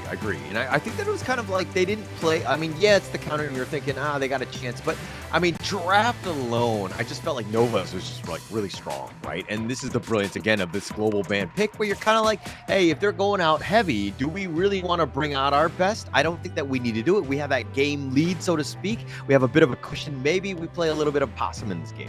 Yeah, just like their outfit for the red side once more than the reactive for Nova to get the first pick. But like I said, prior to the break, will they be banning out the idea? Will be auguring now that the strat for the teams that picked up those huge picks? Yeah, so it's like there's so many good heroes that are still available, right? Yeah, I mean, one of them is going to get through. And I feel like Nova, if anything, I mean, they're going to ban the Auguring here. The other one, again, is just kind of like the Dune potentially, but then you're kind of all in on just trying to stymie Haku a bit. Yeah, I want to be stifling any Haku. The Haku on the is fantastic, so maybe pick as he needs. The Musashi, however, I don't think really performed that well, but once more on the back foot, it's very difficult, especially when Nova had dominant early and mid game, especially all the way up to the high ground. Well, the Musashi's not going to do the flavor for you, but maybe that's going to go for. No, they locked the balloon. A huge pick. Yeah, actually a huge one, right? And just setting him up. I mean, a lot of these good heroes that he's going to... I mean, what was it? Lady Sun, the first game, Arlie, game 2, and now Lung. I mean, don't get me wrong, Muchi can play like everything, but these are some 3 heavy hitters in a row. They're looking to go there. Yep.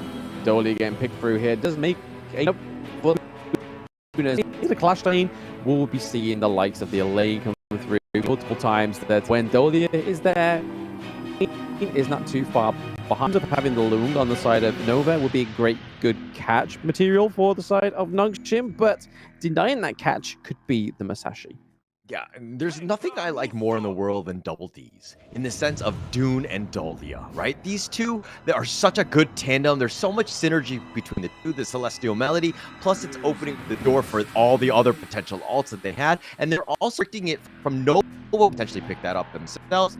A good job of just trying to ensure that they have good synergy themselves, while also kind of setting themselves up for success. Yeah, the console UE makes a little bit of perfect sense for the side of Nongshim. Obviously, great poke, especially in the early game against Lung, means that you can try and stay out of those flaming palms distance, but it also means that when Musashi tries to get on top of you, you've got that physical immunity, right? And you've also got that bounce back of the ultimate, so trying to land those oak bolts is going to be what Siri needs to do in the early game and into those team fights. But like you were saying, Dolia just gives so much over the team, right? Not only just the Celestial Melody and the Odes as well as the healing. You've got the Wave Breaker, which could be a good denial of trying to stop the speed of the Musashi. Yeah, and you put him down in some way, right? You got to figure that out. And I do like the fact that Nongshim have done a good job. I mean, we were talking about how Nova have kind of gone with their power picks in terms of the farm lane. Nongshim are kind of going the other way a bit. I mean, a little bit more on the unconventional side with the Konso Yui, especially in a game 3. We haven't really seen it usually until like game 4 or 5. But the Shoyu was picked last one, as well as the D-Renche in the game 1. So they're kind of setting themselves up for a more of a power play in those later games. They're thinking that this series is going to go long so that they have those great farm players.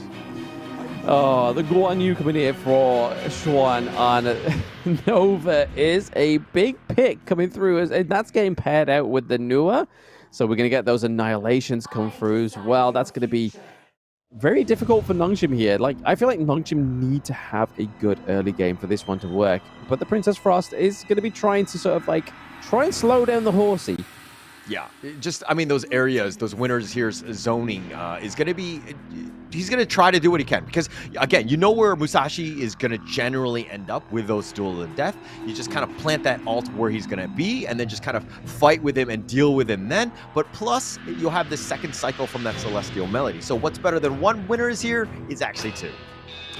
Yeah, but I mean, on Nova, though, they've got so much fatal damage. They've got the Annihilation from Nua, they've got the Flaming Palms, then they've got, like, the Guan Yu and the Masashi and the Zhongfei just to kind of basically throw you around as if you're being, like, pushed around in a schoolyard kind of thing. But on the side of Nongshim, I feel like the burst damage is not quite there. So, yes, they have the Charlotte. That's going to be sort of the means of trying to get on top of the Nua, trying to get on top of the Lung as well as Dune, right? But other than that, I feel like the damage is lacking on the side of Nongshim. Yeah, to be honest, if I'm just looking at draft alone, I think Nova Esports is going to be better. But I think it really comes back to how do they deal with Xuan, right? Is he able to just kind of free reign and hit those flanks and attack you from the rear and just reposition you to death? Because I see why he's going to be a little bit more on the linear side. You're going to see him coming. So it really comes back to just that map vision, the vision score, which will be key for Nongshim to really keep them in this game. Yeah, you're going to notice that Haku is playing more of like the anchor as you were in game one, right? Like just being able to dive in with the Unruly Blade, soak up a lot of damage. Obviously, when he gets to below 50%, he's able to do a lot of healing, a bit more damage, and every hit brings the Unruly Blade back off cooldown. So you can kind of see that Nongshim, yes, they have a great initiation, but they've got to make sure they execute it very well, because as soon as somebody jumps on top of the dune, and if they aren't sort of rotating around as fast enough on the side of Nongshim, you're kind of gonna stunt the opportunity of this dune. Yeah, and I mean, look, Haku is a beast on this hero. This is his probably his signature hero, most comfortable on it. It sets things up, right? And they're putting themselves in a position to kind of win this game. But I'm looking at this draft and I'm kind of thinking, this is not their best form. You know, they still have potential other options. If we're looking at the other drafts, even in the last game, it wasn't their best. Again, I think that they're really trying to set themselves up for a better later games in the series. It seems that way. They're trying to set themselves up for that comeback king potential that we've seen from Nongshim time and time again. But at what point does it become you need to try and win this as soon as possible, rather than kind of like absolute cinema at this point, right? I mean, there's a lot on the line. The championship, the prize pool. You got to do something. Of course, of course. And this is, okay, look, if they're up against, you know, a team not the caliber of Nova Esports, I still think Nongshim's lineup is legit. I think that you can win with this one. They play very well together. They understand these heroes. They're no strangers to what they've picked. But going up against Nova's lineup, where they seem to have a really good draft strategy in mind and are able to take really good team fights with their superior positioning, they might have a tough time. Yeah, I mean, like I said, I think Nongshim just need to have a good early game in this one if they are going to try and take the team fights in their favor. But if Nova sort of dominate that clash lane, and then Xuan's been given up a free roll here, but the duel of death is being exhausted onto the back line of Nongshim. Kyung9 takes the hit, but he's able to escape though. Yeah, okay. Okay, yep, the Unruly Blade, yep, the Wind Slash comes through. He's looking a little low. Haku may have to be careful here. Xuan onto the back line. He's trying to stunt him down. There he is, just pushing him back. First blood goes to Wendy.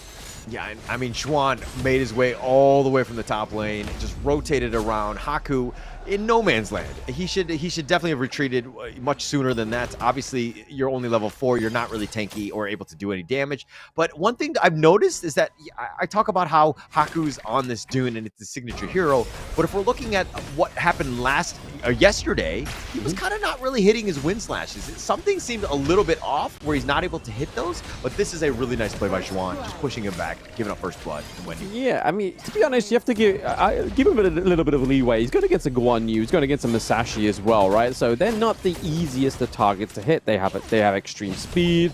Guan Yu can dash around as well. So even if you kind of hit the first wind slash, you're not always necessarily going to hit the second. Yo, are you a pro player or are you me? Okay? That's the standard that I'm talking about, right? Like, you have to hit your wind slashes, okay? 100% of the time, and I don't want to hear anything else, Haku.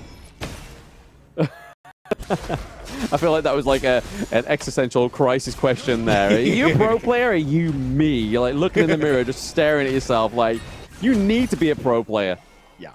Yeah. I mean, at this stage, I expect you to be much, much better, right? And hitting those things on. Of course, you're gonna, even like Michael Jordan didn't hit all of his shots, but at the end of the day, you need to hit the critical ones, ensuring that your team wins those games. I mean, right, again, we're seeing being exhausted, but it's gonna be potential here. The thing claims the kill onto Kyung9.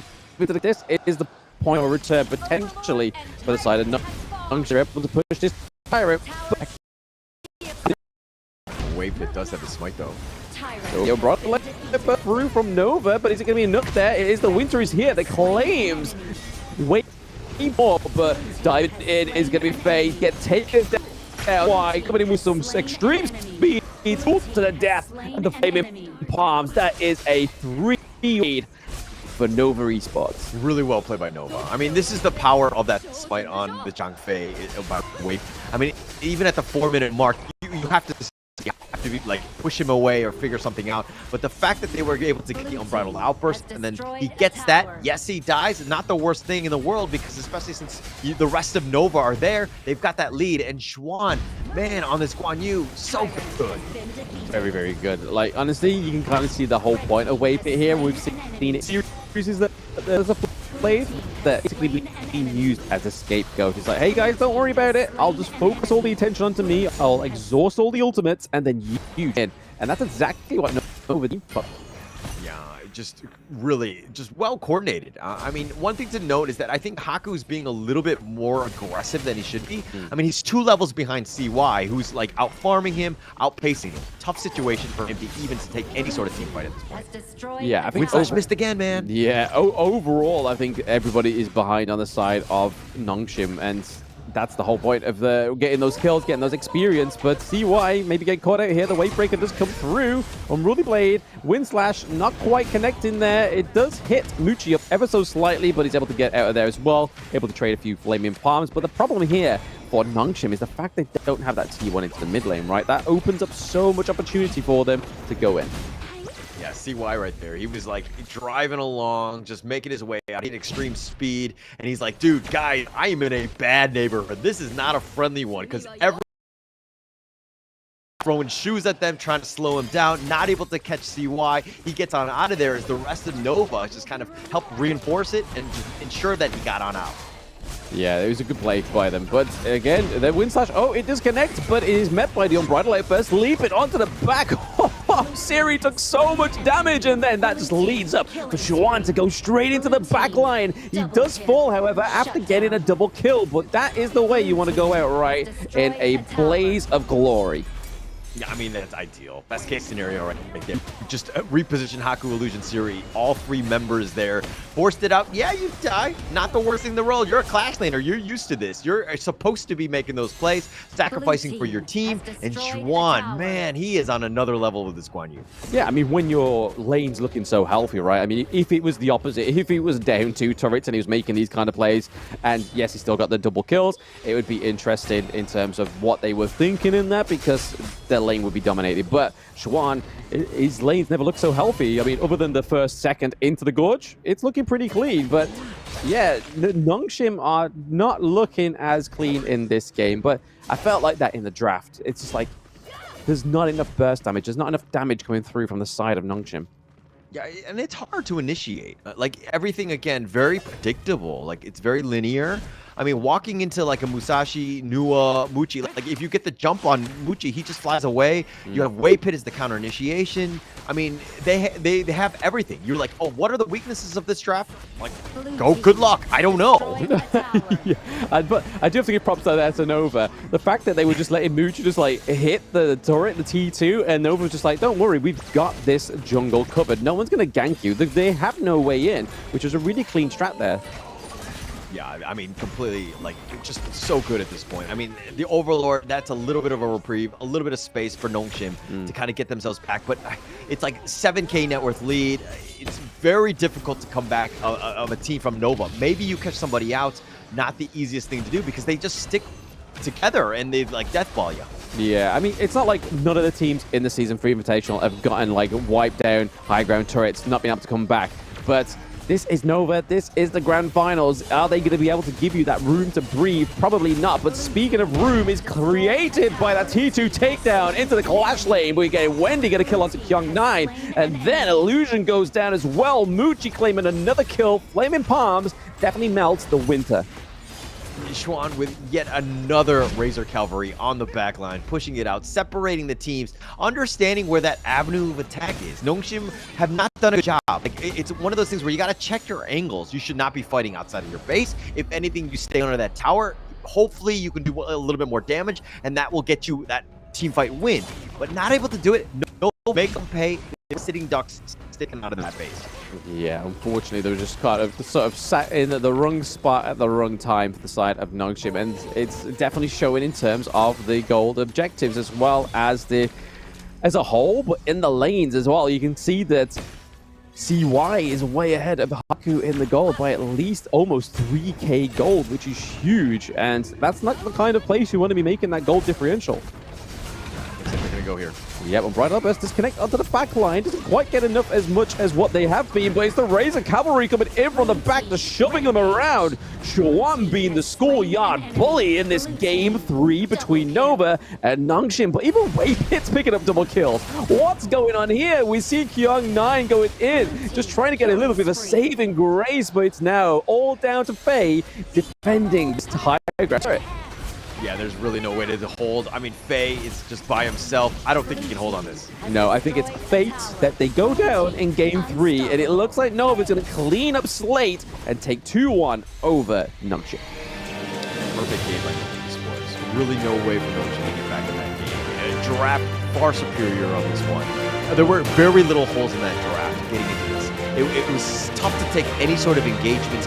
Again, I think it's one of those things where it's like GG go next, because they need to ensure that they have a chance. And going into that draft, I would say it's like 65, 70, 30 in Nova's favor. And it was just so well played. Xuan on another level with that Guan Yu. Yeah, as soon as we saw that Guan Yu get locked in, it was kind of just the rest is history, bro. Like, we've seen this time and time again on those like huge Clash Lane players like Xuan, like Kyung9. Doesn't quite play as much as the other Clash Laners within the tournament, but as soon as it comes through on a player like the Xuan, it's hard to defend a draft that way. And like I said, Nongshim really needed a cleaner and more dominant early game, but they just did not give it. Yeah, it didn't give it here. And my main concern with this team is, again, morale, right? I know it's only 1-2, and they did go down. They came back from 0-3, but this is a situation where, like, it's been so dominant by Nova Esports, it's really demoralizing. Yeah, you don't want to be going into the fourth game. You're down 2 points. Yes, you've got 1 point on the board for Nongshim, but it's getting very close to... You're closer to the match point than you were before, right? And it's showing here in terms of the draft. It's not just being executed on the side of Nongshim. But like I said, I fear that there's just no damage. And you can kind of see in those statistics that there was nobody getting over 40k on the side of Nongshim RedForce. It's just very little amounts of damage coming through. Yeah, and there's a reason why they only had 2 kills, because they weren't able to damage anyone. I mean, Nova Esports, look at the damage taken. Wave Pit, an absolute beast. I think there was like 30% of the team damage tanked. And this is like a typical Nova Esports graph. This is literally copy and pasted from all of their other games when they win, because they just dominate like this and they just kind of own the entire map. Yeah, I mean, 15 kills to 2. You get to the 10-minute mark just over by 13 seconds, and there's no, like, shadow objective being taken because they've already just dominated going into that 10-minute mark. It's probably the sweet spot for a lot of these players. It's where a lot of these teams hope to be. It's like getting into 10-minute mark. The objectives are up, but there's no room to get them. And like we said, Xuan on this Guan Yu was definitely the securing factor of this victory. Just too much impact. I mean, his control, everything. Every sort of team fight, you're kind of thinking, it's 50-50. But then Xuan would come in and just clean house. And Nongshim were very squishy. But let's check out the highlights to see exactly how things played out. Because again, Nova Esports played such a good game. Very clean, very methodical, and it was just all from the upset of just getting those turrets in the early game, and then just the bullying coming through from Xuan on the Guan Yu, and then using Wave Pit in the early game as a little bit of a bait, just to kind of exhaust all the skills from the side of Nongshim. Definitely played dividends here in this clash. Yeah, I mean, look at the blocks by Wendy, too. Like, just the control, like, the foresight to be like, hey, we can reposition, we can block them out, and then we can kind of control where they end up going, and then they're in bad spots. Now, Haku, look at him. On the run, can't fight 1 versus 3, doesn't have the farm, no real way. Xuan sacrifices his life for 3 kills. Well worth it. Oh, absolutely. I mean, you definitely at least 3 before going down one side, especially if you're in the clear dominant position. But it's those Razor cavalries from the back right, just so effective on the side of Nova Esports. But we said it in the draft. There's so much control, there's so much dive on the side of Nova, and there's so much kind of just shifting of the tides that this draft really picks here. Yeah, just everything. Just, I mean, like, they had no answers. Like, there's no way to fight into this. All of the team fights, I mean, like, Xuan might have died once. Like, you know what I mean? Like, but everything else, they all survive. Everybody's so low, they take the damage, and they just ensure that they secure that win. 2-1, easy game for Nova Esports. Yeah, unfortunately, the Dune not quite doing what Dune should be doing as in terms of soaking the damage, but I feel like it's a direct consequence of just not having enough damage yourself. Like, you have the console U, but doesn't have the best early game. Princess Frost is basically used there for nuke damage and just zoning, but again, we saw Wave Pit just use the strategic sort of throwaway of life to just make sure that was taken off the cards. And then at that point, you just kind of left to the Charlotte, and I feel like Young Knight had a very underwhelming performance on that one. Yeah, really. And to be honest, I don't like Charlotte as a hero. I don't think it's great, but we'll talk a little bit more about that one as we go into Game 4, but it's going to be after this break.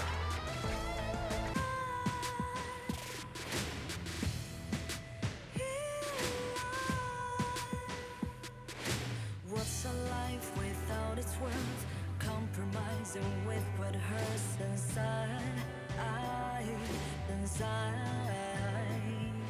When you let fear decide your fate, you don't choose which path to take in life. In life, I'm finally letting go of everything that still holds me. I'm against the loss, but I won't give up, 'cause it's my time to shine. Standing in the spotlight, can no one let me down. Destiny is calling high and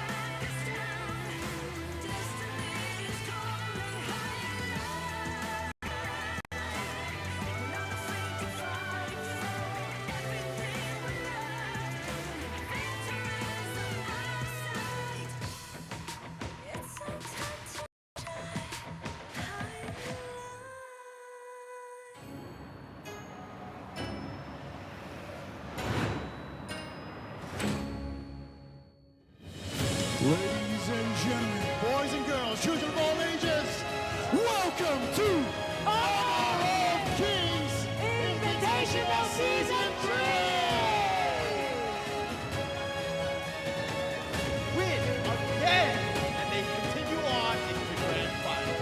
No other way to do it. Nova, this coming out and Haku all the way from front. Justin trying to defend, but they take it out of space. And congratulations to Nongshim Red.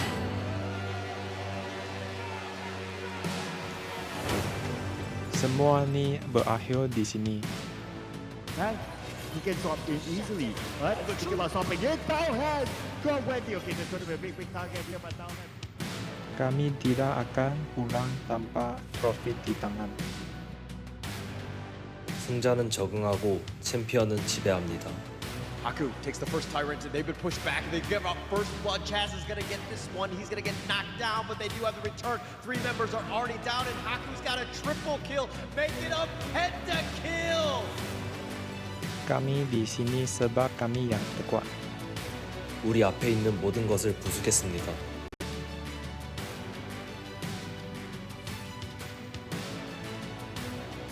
Kami lapar untuk kehormatan. 새로운 왕이 여기 왔어. 이제 우리의 시간이야.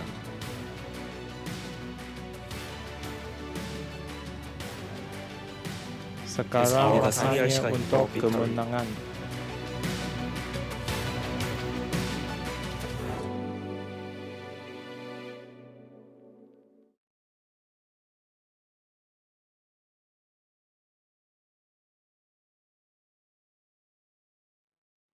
Welcome back, everybody, to the Honor of Kings Season 3 Invitational Grand Finals. I am Blem, and with me is Hauler as we get into Game 4. Nova Esports currently up by 2 points, and Nongshim, after getting a first game victory, have taken 2 very hard striking blows. Yeah, 2 hard ones. I think if anything going into that break, I think for, YK, the coach of Nongshim, he needs to use that Men in Black, that red pen, flash it out, just like ignore, just forget everything that just happened in those past 2 games, right? Let's go back. Let's reset. We're still in a position to win this. Yes, we have to win 3 games and we are 1 behind, but I think that we still have a good position. We're still fine. I think that the drafts could be a little bit stronger, but potentially they're setting themselves up for really good drafts in the late games in this series. I mean, you got to make sure with that pen that makes you forget things that they don't forget how to play, right? But they did forget that blue side is an option. They've gone for red again. It hasn't quite served them as well as the blue side in those past 2 games, but Nongshim are sticking to it. Yeah, they'll stick to it. I mean, look, I don't know how the configurable settings on that Men in Black pen works, but I'm pretty sure you could just time it so that only the last 2 games work. If not, you might be in a bit of a world of hurt when you completely forget how to play. That might be a problem. But Nova Esports going out with the Ogren ban. I think Haku, from what we saw in that last game, really needs to step up here. Yeah, there needs to be a bit of a shake-up into the jungle because CY just keeps getting those dominant picks. He's had the Ogren, he's had the Masashi as well, and he's performed very, very well on both of those picks. We can argue that both of these players didn't quite perform on the Dune, right? So maybe it's a Dune problem, not a them problem. Yeah, for sure. Worst case scenario, just blame something, right? And I think that Haku will probably be like, yeah, I don't like Dune. We're going to ban this. I mean, we're just going to blame the hero more than anything else. But the draft to me was crazy. Oh, this Dharma pick. Yeah, I am. My face is all scrunched up. I can't see the rest of the draft, but knowing that Shawan has got this Dharma is huge. I mean, Nongshim can take the Diadea here, right? The Bandit, the Dolia, they're going to struggle to find many more of the support picks that really go in and try and stop the Dharma. I feel like Diadea needs to come through here, or else they're saving it a little bit too late in this series. Yeah, this is a must-win. You do not want to be down 1-3. Put your team in a position where you have to play match point every single time. It's a lot of pressure, right? So I think that they're going to go with instead, okay, the Lung and the Yuan, both very strong, and I think that they'll do much better with Haku on that Yuan. Yeah, absolutely. I mean, the Huan could be used, obviously, we saw in Game 2, I think it was, for Nova Esports, where they used it very much to bait the backline. Like, they would all kind of like, oh, no, we're scurrying away from our mid lane. And then they would go, oh, let's go and take Wendy. And then Wendy would just use the Unending Sorrow, bait a lot of skills. Beautiful. But over to the side of Nova, they've gone for the Lian Po and the Monkey. That is a huge CC control on the side of Lian Po. That Tremor Smash is going to connect beautifully. And then Monkey, we've seen it time and time again where CUI has hit those dream rolls on point. But if Nova do play from the back foot, those dream rolls will be more defensive than offensive. Yeah, and look at Nongshim, see that wall of beef, so to speak, from the Dharma, Lian Po, Menki, all of these guys. It's going to be tough to get on that back line. Nova Esports obviously needs some sort of damage dealer. It's going to come in a more squishier variant, and how to get onto that, Mayan could potentially do that. You have a lot of speed and mobility to jump on that back line, something that they are probably going to need to do going up against this lineup. Yeah, Kyung9 on the Mayan should hopefully give them enough as what they need on the side of Nongshim to actually maneuver around these team fights, also give over the vision control, but then also make that frightful impact of like, hey, where's Mayan? Where's Kyung9? Are they here? Like, just constantly sort of second guessing if they should go in or not. But Lunar Beam Bandit here is definitely trying to shorten down Haku, but again, the Huan could actually go over to Haku. It's a flexible pick. Yeah. Actually, it's very flexible. I mean, if they really wanted to flex it, they could even maybe go to Faye. We've seen teams do that as well. Nova right now, they don't think that this is going to be a specifically a Yuan Haku game. As they ban out the Luna, they don't want, any sort of mobility in that potential dash. Because again, he wants to be that high mobile, bursty type of player. But it looks like they're going to slow things down, give the Angela to the illusion here. Yeah, I mean, this is a good answer to the Lian Po, right? Having the Angela with the Blazing Brilliance is able to just melt down the likes of the Lian Po, but then also even Monkey as well. And the fact that she's got that CC immunity from that, it means that she's not going to be susceptible to the Dream Rolls or the Tremor Smashes. Yeah, but it's going to take some time to kind of burn those one down. On the side of if you're Nova, you still have ways to get onto that. And now Nova Esports have to go with the Hou Yi, not the top tier farm laners that he's had in the past. But again, they have to dig a little bit deeper now. Very interesting, because they haven't gone for the D-Range yet, and they haven't gone for the Marco Polo. They decided to go for the Hou Yi. Again, it does make a great setup, though, right? Like, if you're able to land those Burning Sun arrows, and then Monkey comes in with a Dream Roll, or Ganon Mo with a couple blades, you are one sitting duck with no health. Yeah. Actually, I mean, this Muchi will probably be from afar, right? I mean, let Juan do Juan things. Flash Truth, boom, Dream Roll, then the Tremor Smash, and then the Burning Sun arrows to just further lock down and then just follow up with that damage. You have a lot of options from Nova Esports, but Neza being picked from Nongshim, this worries me. Yeah, very interesting. The fact that they're going for that. I mean, it does pair well. Obviously, the move ball coming through is able to just go in onto any of the targets of the enemy team, like a hone-in missile. But it does actually put the Huan onto Faye, so it's going to be a support Huan, not a jungle, not a mid. Yeah, it's going to be an interesting way to do this. I did not really expect... I mean, again, you got to play some mind games, especially when it comes to the draft. It could have been flexed into multiple lanes, and that's the power of the Yuan, because it is very flexible as well. But it's on this lineup, very squishy, right? At a moment's notice, Nova Esports, if they're able to get on top of you, Nongshim might struggle, but if they're able to take the initiations themselves, but again, that comes with a little bit of farm and intel of that vision, it's going to be key. Yeah, I think the one thing you've only got to hope is the fact that the Huan doesn't get caught out early in these team fights, because then down goes a lot of your just sustainability because of the heal-ins, the CC as well, and obviously the Unending Sorrow being able to be used to try and bait some of these skills. We just got to hope that she doesn't use the Unending Sorrow around Lung as the Burning Sun Arrow comes through, because then you're kind of like, bro, are you a support or not? Yeah. I mean, look, I think it was Waypit that was just commandeering the Yuan quite well. It was just so annoying. It was always in the front line, and it was able to out-sustain almost everybody, right? Yep. And you don't really see that too much. But again, this is all about the laning phase. Nongshim have not done a great job of putting themselves in a good spot early. Yeah, and I feel like with this draft, it's it's still that case. It's a very hard early game for these because with the Lung going against the Hou Yi, yes, you're going to get the Flaming Palms, but you know for a fact that the support on the side of Nova Esports, the Liam Po, is going to be pretty much stuck to the hip between both the mid and the farm lane. Yeah, yeah. And I mean, look, Waypit will do a great job of just being that bouncer and just like protecting, being the bodyguard. Because again, Wendy, Muchi, very squishy, but that's pretty much all of their damage. They need to be super careful protecting both of these heroes. Yeah, I mean, we could maybe see what like Schwan did in game 1 of Nova. Obviously, yes, they didn't win the game 1, but in terms of picking off Siri, in terms of picking up Illusion, the Mai played very, very well into that. So we could see the same thing here. Maybe it's a little bit of a display on who played it better. Yeah, and I mean, it's all about execution, right? Going to be one of the more important things, but Siri, definitely way more comfortable on this Lung. This is like his tried and true, I would say, signature hero. He's very strong on it, and it looks like he's going to Flaming Palm it perfectly, ensuring that he gets it. Faye needs to do a good job, provide space. You do not want to be in the losing factor against the Hou Yi in that lane. No, yeah, absolutely not. I mean, here we're seeing a lot of tit-for-tat up into the Clash lane already. I mean, level 1, they definitely want to go brawling for it. Yeah, I mean, these guys are like, you know, Bash brothers, right? They've known each other time and time again. Not like nobody's really going to die one-on-one. I don't think that you see, especially at this level of play, unless a rotation happens. But again, I think it's going to come down to Haku on this Neza. We haven't seen it too many times.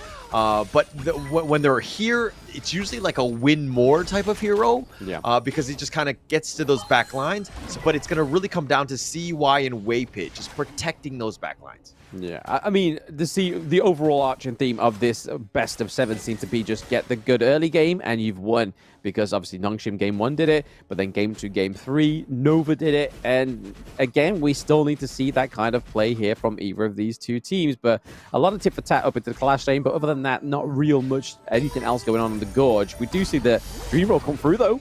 Yeah, nice little play. The Burst Ram slowing it down. The flash is away, but the Fae gets killed. He's going to give up First Blood, and it looks like Illusion will be... Oh, he somehow survives. The Skyfall, they do get Juan in return, though. Yeah, thanks to the turret. Thanks to the turret, right? They're able to get it. It's still part of the team. It's still part of the team. But if anything, Nongshim here, I mean, just showing just how diverse they are with their hero pools. They have actually the most number of unique heroes used throughout S3. They had 42 going into today. I mean, with this new Neza pick, they haven't picked it a single time. So they're completely catching everyone off guard. Yep. Oh, the Burning Sun Harrow just come through. Is it going to land onto anybody? No, that is a clear. Well, you miss all the shots you don't take. And, I mean, when it's on cooldown, like, he just hit 4. He was just kind of fishing, potentially seeing, you know, if he could get something out of this one. Sometimes you're unlucky, and Muchi, I mean, it's just one of many in this game. Yeah, if only home runs counted in Honor of Kings, right? He'd be definitely onto a winner. He'd be running around all the bases. But yeah, right now, it's looking, thanks to that kind of 1-1 trade into the mid lane, it means that Nongshim aren't behind. But at the same time, was it just a little bit of a playful display from Shawan? Being like, hey, look, well, I can kill you, and I'm going to die, but... what are you going to do with that? Oh, the Burning Sun Arrow. There we go. The nice little Dream Roll connecting on two. Nice little wombo combo. And Illusion is down for the count. Yeah, we spoke about it in the draft, right? The Burning Sun Arrow onto the Dream Roll, onto the couple blades. You don't know where you're standing. By that time, you've got 2 concussions and you're dead. Yeah. I mean, just no real chance to shake off that one, right? I mean, the stun lock is just so long. Plus, CY is tanky enough to just get under tower. He's not really scared in that sense. So, again, just really well played by Nova Esports. Great start for them. Yeah, I mean, the only thing we can kind of hope here is that Siri is able to get a gold lead, but okay. With that Skyfall. Almost got Wendy, but not enough damage. Oh, but he wants to go in with the Flaming Palm and the Infinite Vastness, and this is why Siri is so good on the Loom. Yeah, that flash in and the Flaming Palms was just perfection. Honestly, they could have blocked that, but at the same time, it was just like, I'm committed. Siri is definitely eyes on the prize now. He wants that 2-2. Yeah, for sure. And what a great play. And you're stopping Wendy. He does the most amount of damage. He has the highest kill participation on this team. And Muchi getting a little bit low. Faye trying to flash it forward. But here comes, it looks like Waypit will get the side. And the nice little Tremor Smash. He's trying to 1v3 this, but he kind of lacked damage. And he will fall in return. He tried to go all in. And Waypit actually falls for his own mistakes. You know for a fact Waypit was looking behind him the whole time like, guys, where was the damage? I'm going in. I've got crucial crowd control. you're not proud of me. You're not going to do anything with this. But I think like he forgot that Muchi just had so much damage has already been dealt onto him that he wouldn't be able to get back into that team fight if he tried. Yeah, Muchi was like, he was recalling. He just gives him the thumbs up, as in like, thank you for saving me. But Wendy picking up the first tyrant here, that's going to be a win for him. I mean, Waypit did kind of keep Muchi alive. He did go a little bit aggressive, probably a little too far, but now they're down about 1.3. Yeah, they got to be careful. I mean, for Nongshim, they're just going to make sure they're able to keep this ball rolling, right? But I feel like Wendy is going to be the playmaker in this, especially with those Birdie Tonara setups. But right now, a little bit tip-tack here into the back line, Shawan and Kyung9 just going for it. Just a little bit of a feeling out process. I mean, it could have been way worse if Muchi had hit that Burning Sun arrow. It kind of harmlessly flew by everybody. And so that's something to take note of, right? Just what is the timing on that cooldown, ensuring that, hey, at any, like whenever it's off cooldown, that you have like the internal timers of just being like worrying about your positioning, always moving, making sure that you're able to juke it. Yeah, I feel like with that kind of ultimate, with such a, it's not the biggest cooldown. You kind of having to use it whenever you can, just to get as much out in a game as possible, just to take as much opportunity. But hey, again, Waypit may get caught out here. Yeah, not in the greatest spot. The Chaos Cinder with that Blazing Brilliance, but he's going to look just a Tremor Smash with the Flaming Palms, doing some damage. The flash forward from Siri, he wanted it, but he's not able to get it. Faye trying to chase him down, but it looks like they're going to trade. Haku does go down, and it looks like they're going to trade him for at least the red buff. Yeah, I mean, Muchi there was like, oh, I've just missed a whole like three-man squad, and then the Burning Sun arrow landed on Haku, and then he was like, oh, nah, this is it. Kyung taking a decent amount of damage. Faye on the backside needs to be a little bit careful. He's in the heart of the enemy team, but the Unending Sorrow under the tower. Here's the nice little Chaos Cinder. Oh, the flash away by Faye, keeping himself alive. CY was bloodthirsty. Yeah, so much damage that he's just able to soak there and actually run away from, but Illusion may get caught out here as well. I mean, having to use the Blazing Brilliance. Yeah, just do a little bit of damage. A little bit of a burn.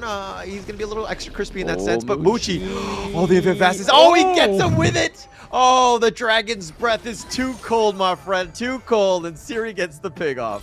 Brrr, he was definitely freezing down into that farm lane, able to get the T1, but okay, Shawan. Nice truth. Oh, they've got him knocked in with a couple blades. That was perfect, but here's the Skyfall. Oh, he aborts that mission. He's like, we're not flying on this one. Yeah, like, go back, go back, go back. There's only me here, there's only me here. But no, that was a really good play there by Nova. I mean, this is the problem when Wendy gets something like the Ganemo, and the fact that they got so much that creates space for him, the Ho Yi is a perfect pairing. Yeah, perfect pairing, right? And just, I mean, being able to set it up, Xuan, like that Flash Truth, and then you have Wendy with those couple blades, and then you have Muchi with that Burning Sun arrow, and then like more damage, right? So this is a really good lineup in terms of a draft. Haku, on the other hand, look, I was very hesitant about the Neza pick. We haven't seen too much value thus far. Yes, he's keeping pace, but the Dreamo, oh, he ran into a wall. That was almost Looney Tunes-esque, but CY able to tank this one out. He does have the bubble. Haku not letting him go, and CY will fall. He wasn't able to get his big belly over that wall. Sometimes dreams are crushed by people, sometimes they're crushed by walls, and that was definitely CY's maker there in that whole team fight, but it's still a good comeback here for Nongshim. They're able to get a bit of presence down into the farm lane, so I feel like that's what they need to do, just kind of just make sure they're able to push these side lanes, but the Burning Sun arrow does land it does connect onto with that couple Illusion. blades. Oh gosh, no chance. I mean, Illusion was just hitting the bush, and that was that one spot. It's the smallest bush on the map, and it happened to hold Illusion. So how did you find me? That was like a complete shot in the dark. It was just like just hopes and dreams from Muchi from that farm lane, because he knows to get his like maximum like output in this game, he doesn't need the kills. He's just there for his ultimate. Yeah, and here we go. Xuan, Infinite Vastness, keeping him alive. Faye finds Xuan. Oh, he wants to go aggressive. They're going to look to fight for this one, and they find it in the Burst Ram. Oh, with the Skyfall. The Burning Sun arrow with the Tremor Smash, though. The Burst Ram is knocking up Siri. He does fall. CY is now joined. He got him with the Smite, but they do get Muchi in return. Kyung9 on a different planet. That said, Waypit is going to be killed. Now they want to get CY. Is he able to deal with this 1 versus 4? He's trying to navigate this. probably will fall in the end, and CY down, 4 members down, all trading for Siri. Yeah, I think that was a little bit of a mistake there by Nova. Obviously, the Skyfall from Haku really upset the pace of that one. That could have definitely gone into the favor of Nova Esports in that whole thing. But the fact they lost a 3-for-1 is a huge comeback here for Nongshim. And they're still ahead of the gold. That's the one thing they need to just maintain is that gold lead and make sure they just don't get wiped out. I feel like that may be Nova's way in. Yeah, and I mean, look, Haku going in like that, not only did he get the kill onto Xuan, but he actually tanked the Burning Sun arrow. Yes, Siri died in the end, but, you know, you want the highest life to take this one. CY gets caught on this one. No way he's getting out. And they've turned this game around, and Haku takes a Tyrant. Yeah, good job they didn't steal that one off them, because they don't need any more damage going over to Wendy. They don't need any more damage going over to Muchi as well. They just need to make sure that Nongshim have to get and keep this T1 alive. Yeah, they need to survive. It's teetering on the edge. The mid T1 from Nova is almost at full life. So Nova Esports doing a good job of at least playing the objective game. And it looks like they were going to try to start the Overlord themselves. Waypit still out in front. Burning Sun arrow misses. Clean miss, that one. It looks like they've got the knock up. They're trying to get Kyung. He's going to cartwheel away. He does get back to safety. Haku being very aggressive, really wants Wendy. Not able to get the kill. He goes golden, and Wendy will survive, but Haku does dash back, gets to safety. And wow, both of them playing with my hearts, but here we go. CY, he's trying to get away. Siri in dragon mode finds him with that infinite fastness. CY not tanky enough. Siri gets the kill. Yeah, I mean, there was so much happening in that team fight, right? The fact that they were able to keep Wendy alive, to guard her grave, was just long enough to get him out of the range, but then Haku was committed, but then the Splendor came through. I just felt like I was watching some sort of, like, drama unfold here, but that was close. That would have been gonzo for Illusion. Yeah, Illusion was like, haha, this is the one time you missed me, right? Like, he's been hit by every other Burning Sun arrow, and he's been deleted. Illusion hasn't really been able to get going. I mean, his KDA is 1-2-3, but I mean, if we're talking about that mid lane comparing to Wendy, who's 5-1-1, has a 2.5k net worth advantage, he's done quite well for himself in that mid lane. Like I said, it's game 1, test of resilience, and for Illusion in this game 4, it's a test of resilience of how many Burning Sun arrows can he take. Yeah, they've got him with the truth, though. And Xuan, but Haku is probably in a bad spot. Did not expect 5. Tried to thought about going for the steal, but Haku will back away. And it looks like Muchi picks up the red. That's going to help. No, I feel like that was a good trade, though, right? I mean, Siri was there in the mid lane, opening it up. He's getting stunned here. Infinite Vastness has to be procced, but they get the tier 2 as well. So, again, good demonstration. Yeah, good play there. Haku just kind of playing with his food a little bit, going in and out. Doesn't want to fully commit for that one, but with Siri's ult on cooldown. Oh, but Xuan looking to go in for this one. He finds Haku. He goes with the truth. He's got the formlessness. Oh, but the Blood Rage keeping him alive, and he flies on out of there. He's going to fly first class. Yeah, Xuan in this game force like the boogeyman. We know he's in the brush, but Nongshim don't. And then when they are very unsuspected, they're like, oh, man, where is he? Is he going to come in and like lay some truth on me? What's going to happen? But right now, we're seeing Nongshim turn around to the kill lead in their favor. Yeah, it's like we're like watching a horror movie, and we're like, we see the killer just see the other guys, and you know he's gonna come out of the closet, he's gonna just ambush them, and you're yelling at the screen, and be like, no, don't go in the closet. And we were trying to keep Haku alive, but our screams were, not effective, but still Haku does survive. Yeah, pick the left door, not the right one. He's in there, the killer's there, run. They never listen. I don't understand. It's like they can't hear us. But Burning Sun arrow missed yet again. Fate definitely maneuvers around that one, and that's out of cooldown. And again, we haven't really seen the impact of the Hou-Yi. Obviously, there's been some Burning Sun arrows that have turned into kills, but it's kind of like that mid to late game where you're up close, where the arrow is really not as effective because the stun isn't as long. So that's kind of why you don't really see this hero as like a top tier farm lane. I feel like they're just kind of creating an illusion. Like they're trying to make sure that Nongshim forget the fact that they got a Hou-Yi. So when it gets into those later team fights, we can see him just literally spending most of his time in Nova's jungle, just trying to get those Crimson Golems up. So when it actually does come through, he's going to deal a lot of damage because he's got the Doomsday, he's got the Sparkforged dagger, he's got the Sky Piercer as well, almost Daybreaker.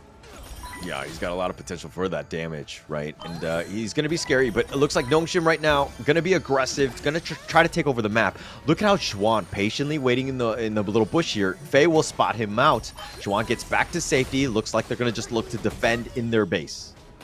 Yeah, I mean, this is looking like it's very close. Burning Sun Arrow connecting, finds onto Faye. They have the couple plays, and they have the burst damage with Wendy. Nice little setup. The Chaos Cinder, the Dream Roam, keeping CY alive.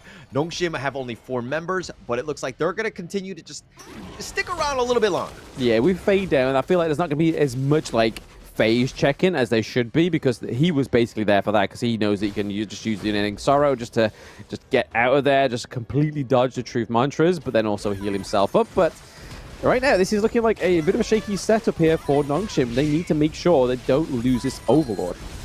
Yeah, but it's tough without Faye, right? You're trying to fight this 4 versus 5. Maybe you go for the steal. Haku is there, does have the smite if they want to go. It's going to be so close, and it looks like Wendy with those blades. He's just been an absolute monster, securing all of those things. But Haku looking to go for the Skyfall. They're going to look to go golden, trying to stay alive, but Kyung9 just doing some damage, but Wendy's going to be killed. But he trades with Kyung. Siri continuing to go, finds Muchi. It's a triple kill for Siri, gets those pickoffs, and my gosh, he's been turning it on. It looks like they want to go for a little bit more. They found Xuan, they found Waypit, who was looking to split push, and Faye. It's roam on roam action. I don't know if we should call the cops or let them go at it. I feel like I'm falling asleep with this chase because they're both just so slow. He's just like, come on, just do something. Just watching it, just prodding it. But no, this is a great opening up here for Nongshim. Burning Sorrow does connect, but is it going to be enough to deter them from this crystal? Yeah, Muchi, so low, but Muchi does go, okay, he does end up trading for this one. He trades with Haku, but they don't really have the minions. They need to burst this down 5 seconds before CY is done. It looks like they do have the damage, and Nongshim get back in the series. It is tied up 2-2. There we go. The Comeback Kings are coming back. They've taken 2 L's. They got the first dub, and now they get their second dub on the board. So it's not going to be a clean sweep for Nova. But is this on the precipice of the ultimate battle? I feel so. I can feel it in my bones, in my loins. Yeah, okay. I don't even know about your loins, but I think that I'm starting to feel that momentum as well, right? We knew that these two teams, with their draft strategies, were going to be on point, trying to force it out to that game, that penultimate battle, right? That's where we want to get to, and it's potentially, we're one step closer, but my gosh, these teams have been striking hard at one another. They've been trading blows. What a great game by Nongshim. It was a really great game, and the fact that Nongshim could actually take the victory over Xuan's Dharma as well, the fact that that's now been exhausted. I mean, yes, we said in the draft that Siri got that lung pick and played it to utmost perfection, not only as just like melting down the enemy heroes, but melting down those turrets. He was definitely playing a great macro game in that one.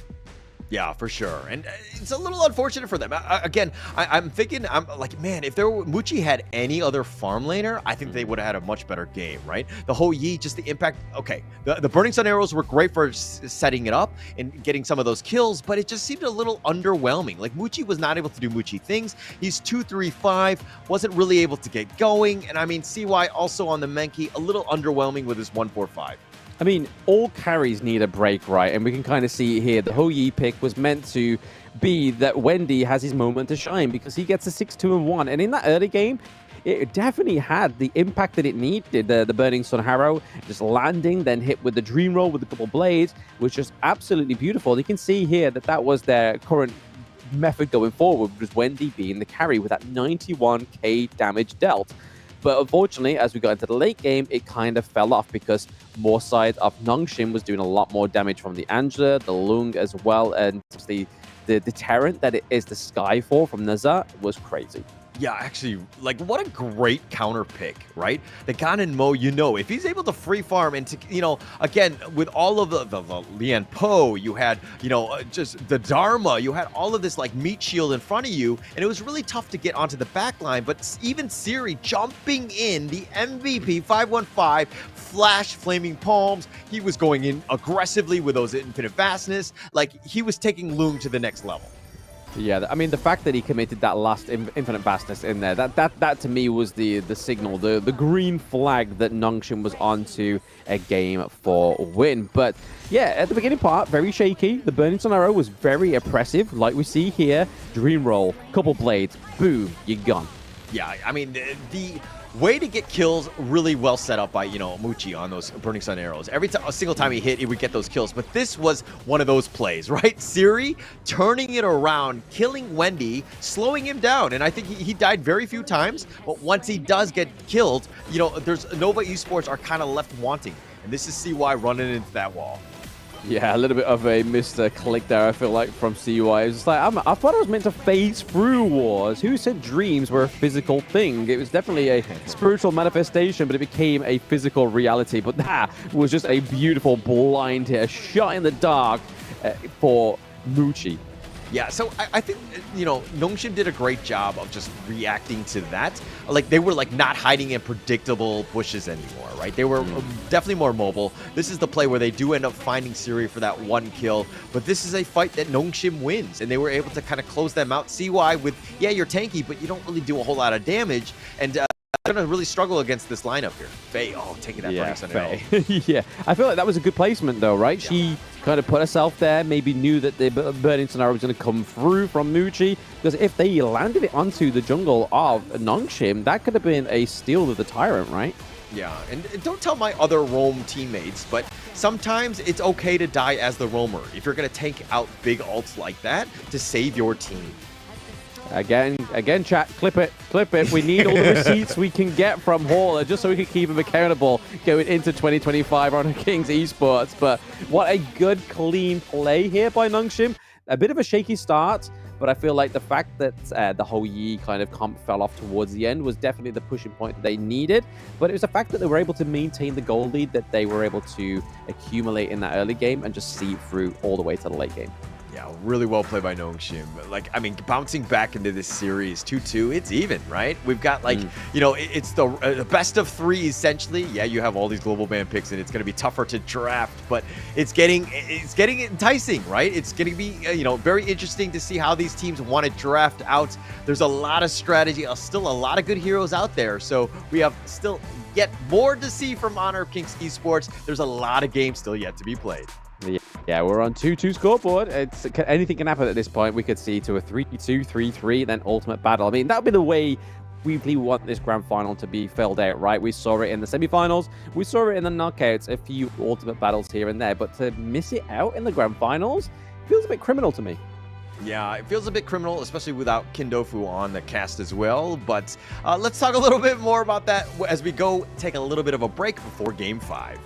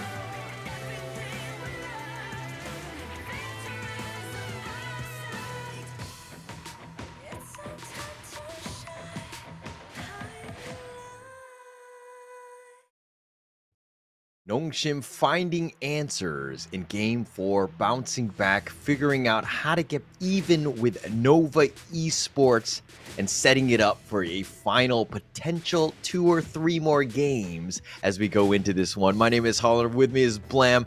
Grand Finals, could you have asked for anything more? Absolutely not. I mean, Nongshim definitely living up to the name of the Nongshim Noodles, just brewing in the broth to get that game for a win. But as the updated global ban picks and Loom taken off for both teams, and we see that some of the more kind of pocket picks definitely coming through from Nongshim, and more so help Nongshim get the victory over the likes of Nova, right? Nova are more so the kind of like traditional conservative picks, whereas Nongshim RedForce are like, hey, we're going to go for a little bit of an offhand pick and still manage to get the win. So maybe is where Nongshim shine over the bright Nova. Yeah, but if Nongshim noodles are going to be boiling for a long time, they're not going to taste very good. They're not going to do very well. I'm worried about that now that you've kind of brought that up, because again, with this series is going late. Are they going to be kind of like, noodles that are kind of been overcooked, or are they going to be able to be like that perfect ripeness of those noodles as you go into this one? Because again, it's all about this game here. Like I said, I didn't ever just cook in a single noodles. Every time they lose, we throw it out, and then we just go in for another start from, and then just try out to perfect game. Right, so we definitely these tools in that little bit of a break we had. I mean, metaphorically, I sped myself because there's just not enough time to eat. But this time around, are we going to cook perfection, or are we going to get some more soggy, overcooked noodles? Yeah, I hope we don't do that. I was going to say, because I was like, hey, if you've got those overcooked noodles, I might take them at this point. I might eat on the side because I am a little on the hungrier side. But Nongshim here looks like the draft is going to be underway. My Luna instant bans on this one. Nova banning out the Dharma, who had Juan has just played. Unfortunately for them, they did lose with him. They did lose with him, but it does mean that Nongshim gets the green into the Orgrin. So Orgrin is going to go over to Haku, so hopefully we can get a performance on here with Nongshim, right? Because if they don't perform with the Orgrin, it's going to be a little bit of a stinger, a bit of a wounder, as we say in the UK. But looking over to Nova, we get the Shangguan, which is going to be super duper interesting. Are we going to see another Wendy carry game? Yeah, I mean, it's kind of setting it up for it, right? I mean, Wendy only played 3 times thus far. It's 2-1. It has had some play, right? And we do know that Wendy can play this hero, but add it with a Dolia, now you got 2 finishing strokes. Nice little combination, nice little pair picking. But speaking of that, we got the Dolia, we got the Diadea coming through from Nongshim. They are looking for this game 5 to put in their back pocket, but that's going to be really good against the Shangguan, right? Using those bit of farewells just to try and lock it down. But the one thing they need to make sure is that the Diadea, so Faye, doesn't overextend and then gets the full ferocity of that final stroke.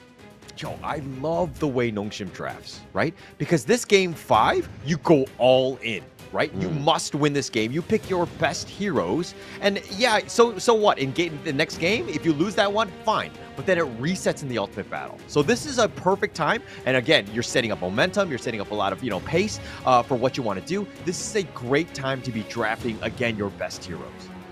Yeah, I mean, the Ganon mode, they want to put Illusion on the pick that Wendy had such great potential with, especially in that early game of the previous game. But they are going to fresh it out onto the side of Nova with the Marco Polo. So again, we could be seeing 2 Fever through. Will we see the cleanse, or will we see the double strat that we've seen sometimes on some of these players when they go for the frigid charge, but then also go for the stun? Yeah, but look at how Nongshim have drafted. Even with this Ganon Mo, it just kind of, again, those couple blades. You saw the power of it in the last game where Wendy was able to just kind of, just slice and dice people, right? He was absolutely amazing, doing a whole bunch of damage. Oh, but Nova, they go to the Malaysia special, and they're going to go with the Agudo pick. Wow. Yep, the one that caught us off with KC 2024, right? When BSC just brought it out. It was like, but it makes perfect sense, right? There's already a lot going on in the side lane and in the mid lane, so you need a jungle that's not going to need as much as tender living care as the Polo and the Shangguan. But looking over to Nongshim, the Fang coming through here for Siri. I don't know about this one. It's been a little bit hit and miss in this tournament. It hasn't been the greatest, but I think that with everything else, the Ogryn, Dia, and again, I was like talking about just going all in, but then it looks like they're going to change the pace a bit. They're going to go with the Foods to kind of round out that draw. But again, I think that the Agudo pick has kind of thrown them off. That Wild Growth could do some immense damage, and then they round their draft off with this Sun Tzu. And they paired it with the Dolia as well, right? So not only could we get the final stroke, we could get 2 set sails, 2 fever barrages, so much utility on this Dolia. But I do like the Futsu pickup here from Kyung9 because he's able to lock down the Shangguan. So if she tries to go anywhere, Sage is smite, but you're kind of like a dog on a chain. Yeah, that's going to really help them. I mean, it's a great counter pick. And plus in that top lane, you're kind of like, man, how many Clash laners are left? The Guan Yu was banned, the Dharma, as well as all the ones that they picked in this with this global ban pick. So they were kind of, you're kind of worried about that. But again, it really comes down to this Agudo for me, right? That spacing that it provides, it doesn't matter if you can walk over with your Path of Passing from that Haku, Ogryn, but it's still going to kind of restrict, the movements in those team fights. Yeah, I feel like you could have gone for something like the Lubu, especially having the Dolia there as well, just to kind of try and save the Sunset for a little bit later on. But it's like you were saying, you get into that point of almost the ultimate draft. So even if you do burn out some of these and you're able to get the win on the board, that all gets reset in the ultimate battle. Yeah, I mean, at this point, though, I'm looking at these drafts, and I like both, to be honest. But I think that just the, I think the Nongshim one, the Foos, is he able to lock it down? There's going to be a lot of pressure on Kyung9, just ensuring that you just kind of make sure that Wendy isn't able to get away. Because if he's able to do his damage and get out, it's just going to be super frustrating. Yeah, I mean, as long as you're not sort of like, right? Because, I mean, that's the point where a lot of damage is when you're all on your own. But if you're able to kind of like cover and just soak it as a team, I don't think it's going to be as useful as we think it is. But it's on Wendy, right? This is not just any kind of mid laner. This is Nova Esports Wendy. The guy that got like 3 MVPs yesterday in his one series. Absolutely crazy. Yeah, absolutely crazy. One of the best players on this team. I mean, this is a team that's been sticking around. They haven't hit the pinnacle in terms of championships and the wins just as of yet. But this is the closest they've gotten, and the fact that they're here and having a great chance. I mean, it's 2-2, but, there's been no other champion but the Malaysians. So you're thinking that this is a team that is destined for glory here. It was top 3. They're top 2 right now. So, like the furthest they've ever they're almost taste. Hey, that idea in the early part of the game, Faye was putting a lot of pressure onto the Shangguan to the fact that they've actually had to recall so early. So again, that's going to kind of stunt the growth of the dominance in the mid lane. And Illusion was actually landing those couple blades very well. Yeah, and look at this. It looks like both teams have decided to do a little bit of a lane swap. Kyung9 is in the bottom lane with Xuan there. But they're going to just like leave Muchi alone to kind of, fend for himself. I think that Siri's going to need Faye to kind of provide a little bit of space so that he can get that farm. Give him an advantage. Fang is definitely not as good as Marco Polo, I would say. Oh, no, absolutely not. Because, I mean, Marco Polo kind of completely relies on that attack speed. So getting a few of those items on the board, and then that's it, your optimal kind of performance. And then from that point, it's just about proccing that true damage come through. But right now, it's definitely looking like a bit more of a stalemate on the side of Nova. A little bit of a repeat of game 2. Oh, they're going to go. Oh, yeah, potential. The Wavebreaker does come in. Connecting is going to be not quite. Haku is looking pretty low. Oh, he has to use this Conductor of Souls to dodge the set sail, but it keeps him alive. Yeah, when I saw him go back, I was like, what is he doing? I was like, oh, he's level 4. He can Conductor of Souls. He has that, but he dodges it out. He gets hit by the boat. He's giving up first blood. So Haku playing it very well, ensuring that he's surviving, but almost a good opportunity by Nova Esports. Yeah, just so you would never use the Conductor of Souls that way, but the Fever Barrage just come through. It's doing a lot of damage onto Siri, but he can still roll out of there if he really wants to. But oh, the dash. Oh, it's Muji with the first blood. I mean, for the side of Nova, that's exactly where you want it to go. Yeah, and this is kind of why I think Faye needs to really stick with him, ensure he stays alive. Oh, finishing stroke. It's going to go into multiple targets. It's not going to quite hit as hard as it needs to, but that is the set sail that is going to hit hard. Kyung9 does go down thanks to CY, and that's going to be a double over to Nova. Yeah, just really nice boat. And Juan has just been like, oh, all of the revenge for that game 1 monster game that Kyung9 had with all of his boats. So he's just like, payback, man, payback. And he ends up getting revenge there. No, it was a solid double kill. It's definitely what Nova needed. They had a bit of heart in that the mid lane there to begin with, and then after that, it's kind of just like, right, okay, beta. I mean, they've used the conductor assault to dodge us once, but how many times can they do that? But the finishing stroke coming through, the untargetability though, oh, it's just gonna be enough to keep. Want to go? But going in again. Oh, it's Haku. He's gonna be the backline defense for Siri. Yeah, Faye was there to keep him alive. I mean, just bitter farewell to just kind of slow him down. Wendy went all in on that one, tried to get the pick off onto Siri. He's already died once, and having him die a second time in less than 4 minutes, that would have been a disaster. So Faye did everything that he could to keep him alive, and just barely survives here. Yeah, we can kind of see in this replay how, I mean, this is the first blood, right? Taking down of Siri there, but this is a beautiful set sail. They go over the wall. It's then a dominant display there from Shawan, just getting it, helping to aid a double kill to CY. But right now, Nova is just ahead ever in the gold, not as far ahead as what Nongshim were, but they got to make sure, like they did in game 4, sorry, they need to just make sure they can make that goal lead. Yeah, I think they just need to slow down, right? They need the space, is just get whatever's on their side of the map. Obviously, if you convey, take it. But again, this is the Haku show. Is like, how much farm does he end up getting? This is his Ogren, man, and it's one of his top 3 heroes. And you just got to give him space and time, and he will carry you out of this one. And Siri has a little bit of, pressure on him on the Fang. Definitely not his top tier hero, but he just needs to stay alive.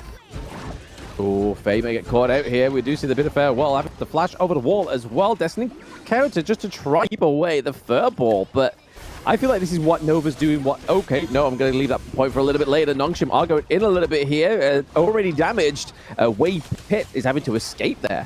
But as I was saying, before I was rudely interrupted before that team fight, is that Nova is doing what Nongshim should have done when Nova drafted the orb, putting a lot of pressure onto this pick, so he's not getting that freedom that when CY had it. Haku is not getting that same kind of privilege. Yeah.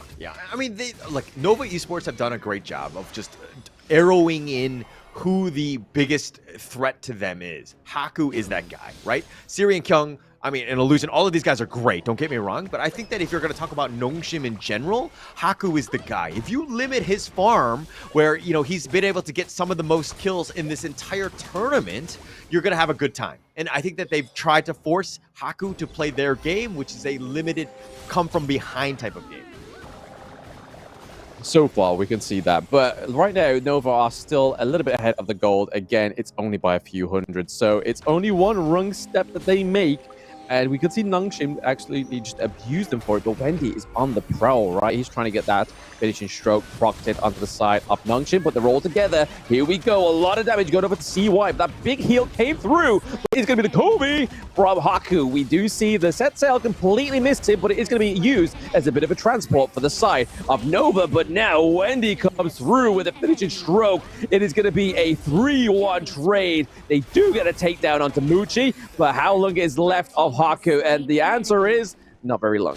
Yeah, you cannot get away from Wendy. The fact that he was on the back line, he was finding all the weak points. He was forcing it out. He had that finishing stroke. Everything was just on point. And this is why Wendy is just so scary. I mean, yeah, he's great with those Ganemo, the standard, very static type of heroes. But when he's playing things like the Shangguan or the Mai, he is high flying, high risk, all the way in your back line, blowing you up, getting all those kills. Wendy is a monster in the mid lane.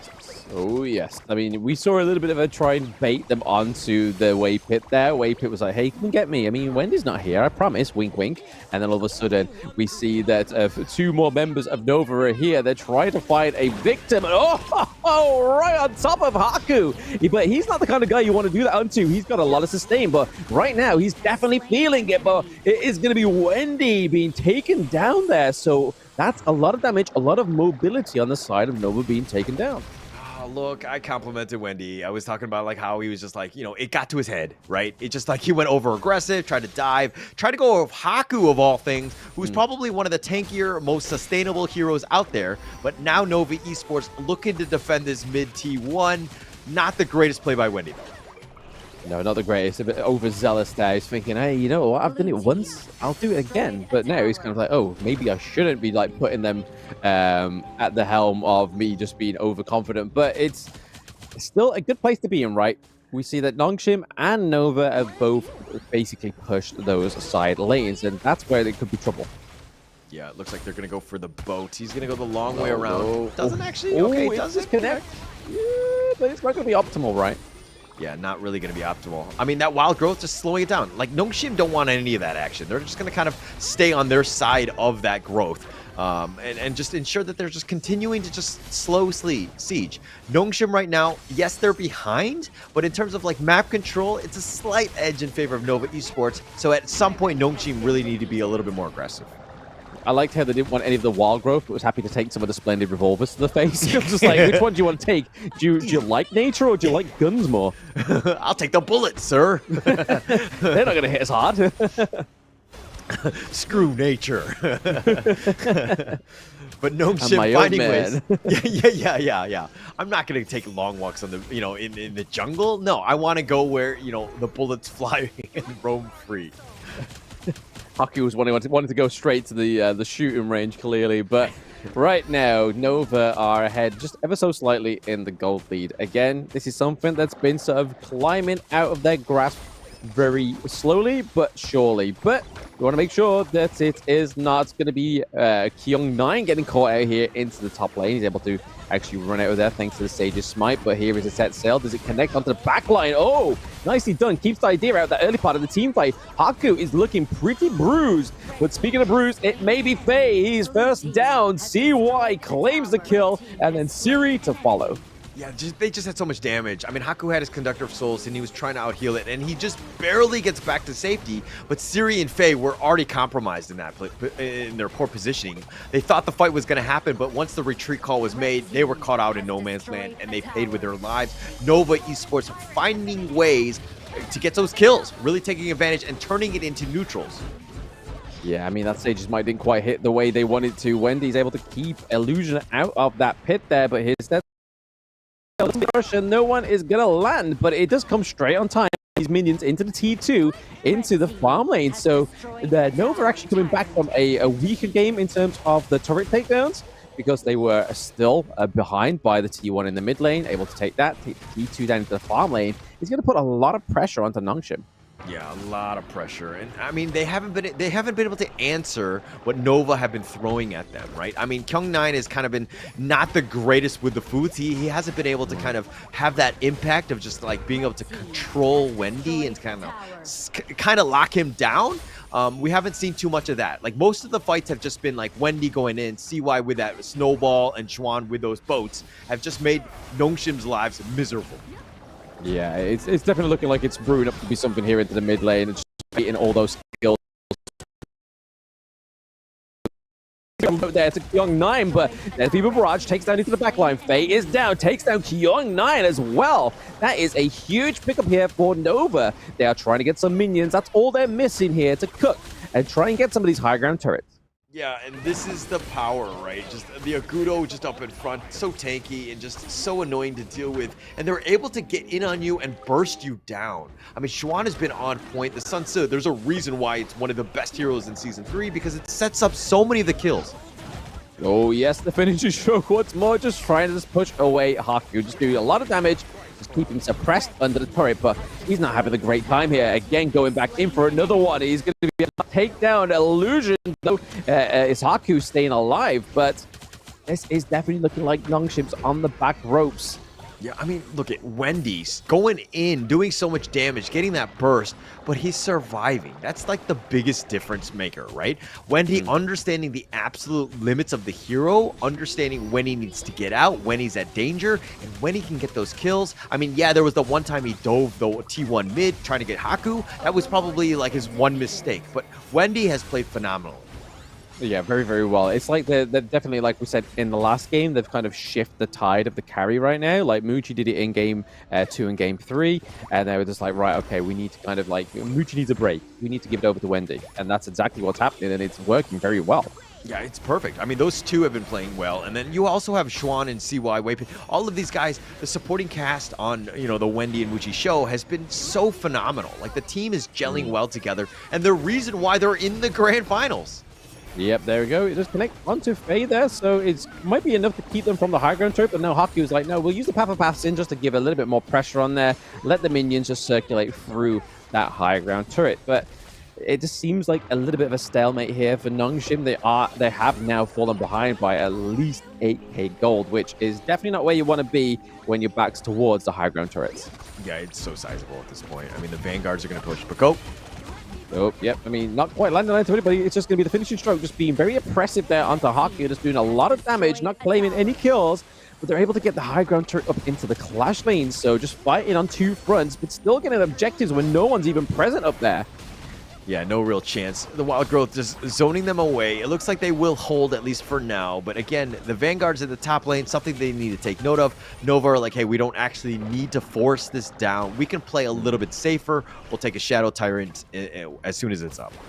Yeah, you can see that Haku is almost like 6-slotted as well. He's got the Ominous Premonition, he's got the Eye of the Phoenix, he's got Blood Rage, but it's still not quite enough to kind of just go in there and dictate the battle of the phase of the battle. But it's a set sail that is going to be the initiator there. But is Illusion taking down Wendy firsthand? And maybe not just that, down goes CY as well as the neutral objectives are up. Siri putting in the work onto Shuan into the back lane. This means that Nongshim can come back here. They just need to make sure they defend the base. Guys, nobody go back. There's a mid lane there.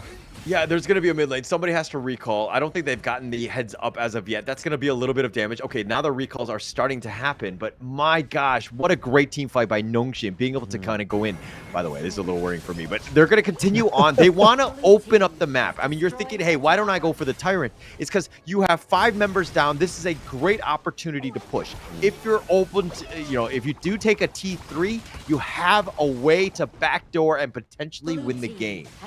Yeah, this is looking like a good comeback here for Nongshim. I feel like the hesitation back was them just deciding who went back, because if they sent, Kyung9 and both Siri would be able to just run down that turret into the high ground turret, but having that ranged, it would definitely help secure it a lot faster for the side of Nongshim. So I feel like it was just like dictating who went back, but make sure they don't drop this higher, because those finishing strokes are going to really hit hard.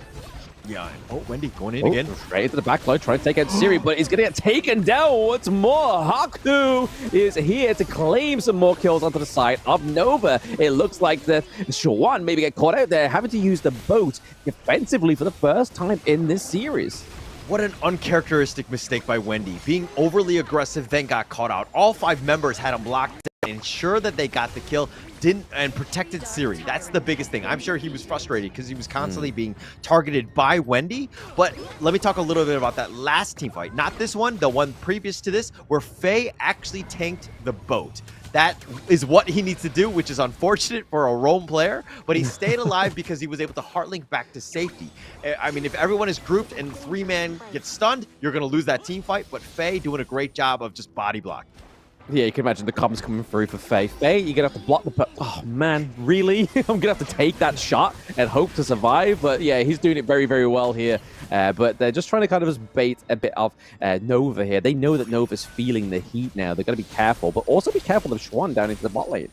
Yeah, I mean, Faye was like, okay, I can tank that boat because I know it's the Titanic. They will fall. We're going to be able to take it out. And they did take down Schwan. I mean, they took almost everyone out on this one. But let's talk a little bit about the network here. The game has completely shifted. Nongshim are actually up right now.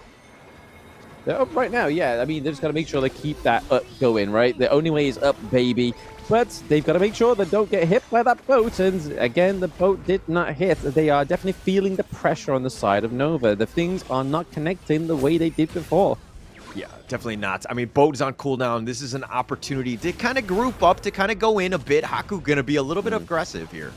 Yeah, using Death Precipice to slow down Wendy, but maybe that might just be the bite that they needed. Oh, the bit of farewell is going to be enough. Oh, Illusion! Coming in with those clutch, but it's going to be the Fever of the Barrage into the back line. Illusion stays alive for a very small moment, but then it's the Sage's Sanctuary that makes sure that Muchi goes down as well. So that's a 2-1 trade for the mid lane again, but mid lane, they have to be careful. We see Kyung9 going back as well. Yeah, I mean, this is an opportunity. They got the pick off. I mean, Illusion did die, so, I mean, it's going to slow this one down, but Nongshim potentially looking to end this game. The Wild Growth will slow the minions down even further, but this is an opportunity. Siri does some serious damage. Yeah, the minions on both fronts, right? They need to try and take a fight, or at least get into the high ground, the crystals territory here. And right now, they're trying to do it, but it is going to be Schwan that's just keeping it alive. Is he going to be able to do enough damage? No. He gets a Sage of Sanctuary taken down from him, so the second wind has gone. But that was a clutch purchase there. Wendy on the run, trying to get the finishing stroke onto Kyung9. He's going to do a lot of damage, but not able to close the gap to deal another one. Yeah, what a good call to retreat at that point. I mean, Wendy was coming up, Schwan was going to be up, and then they were like, okay, we can't take this fight. The potential was there. They actually threatened ending the game at this stage.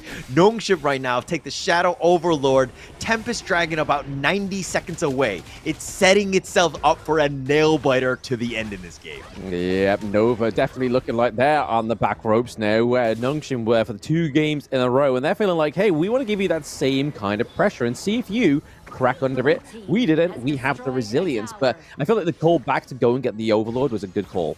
Yeah, for sure. I mean, they're regrouped. They're full life right now. Haku is this beast up front, but going. Oh, into the backlight is Schwan there, just trying to take out Siri and is able to effectively, but that is a 1-1 trade overall. Schwan goes down, Fever Barrage into the backlight. Illusion goes down. That's a lot of damage on the side of Nongshim, already gone. Now, but it's Faye getting the 1v1, all that revenge from those finishing strokes that he's had to endure this entire game. But 2 Sage's Sanctuaries up, we have Nongshim going into this one. They are trying to finish off this game 5 from Nova Esports. Did we think it would be this close? Not quite, but Nova are giving their darndest try to take it down, but it is Nongshim getting the 3-2 win here. Only 1 win away to take the championship.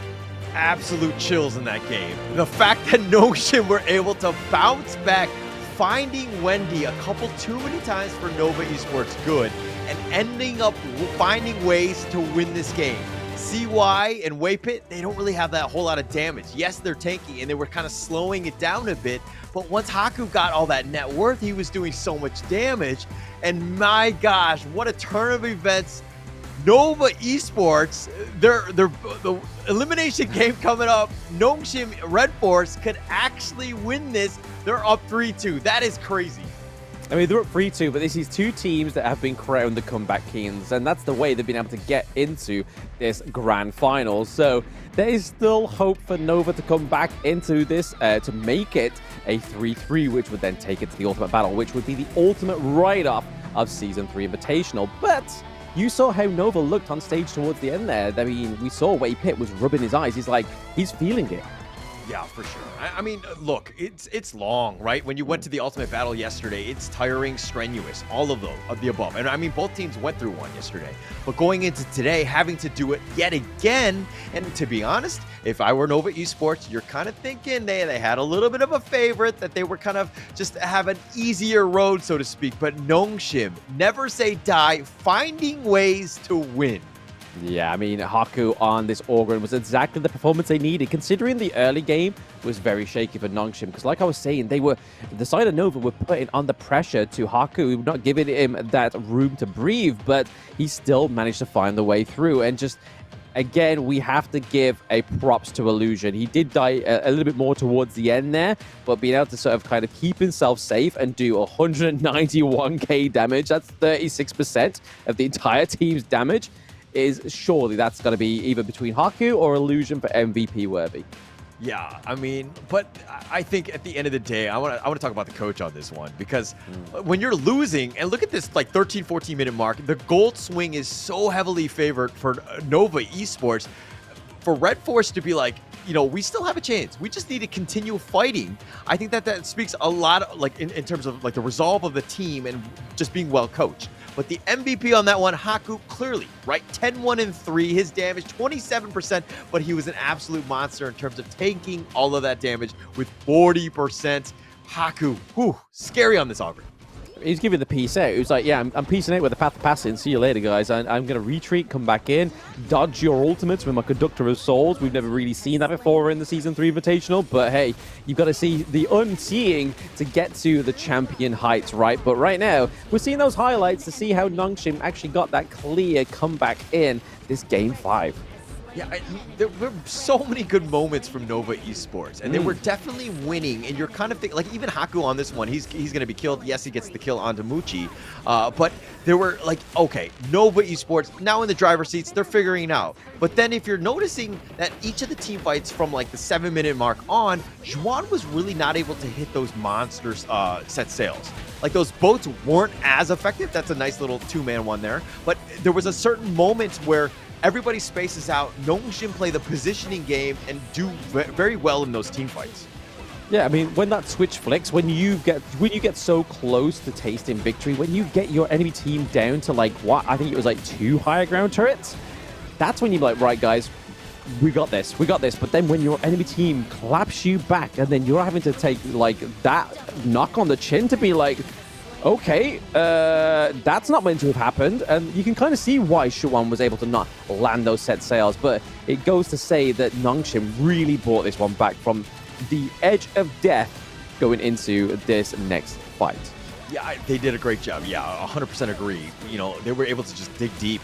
But they actually did it by finding Wendy a lot of those times. I mean, like, if Wendy is able to, I mean, if everyone else from Nova is just going in and then Wendy just like free firing from afar, he's going to have a great time. But Wendy's kind of got caught out. And the target prioritization from Nongshim was ensuring that, hey, if we're going to go in, we got to find Wendy, we're going to kill her, and then just, you know, let Nova fight this 4 versus 5. And you're mitigating a lot of damage because it's pretty much Muchi by himself. And you can see towards like the latter part of these team fights as well that Marco Polo tried to go towards the back line. So Muchi just trying to take out Illusion in the like, I'm probably going to say like the last 3 team fights. But then Haku was like, no, we've seen what you've done once, and we let this sort of kind of stalk around that area. We know what your target is going to be. And Nongshim was, because they made that quick change in the way that they were positioning in these team fights, meant that they were able to win this one. Crazy game. Crazy series thus far. And I want to see this go to the ultimate battle. But first, we're going to take a little bit of a break before we go into Game 6.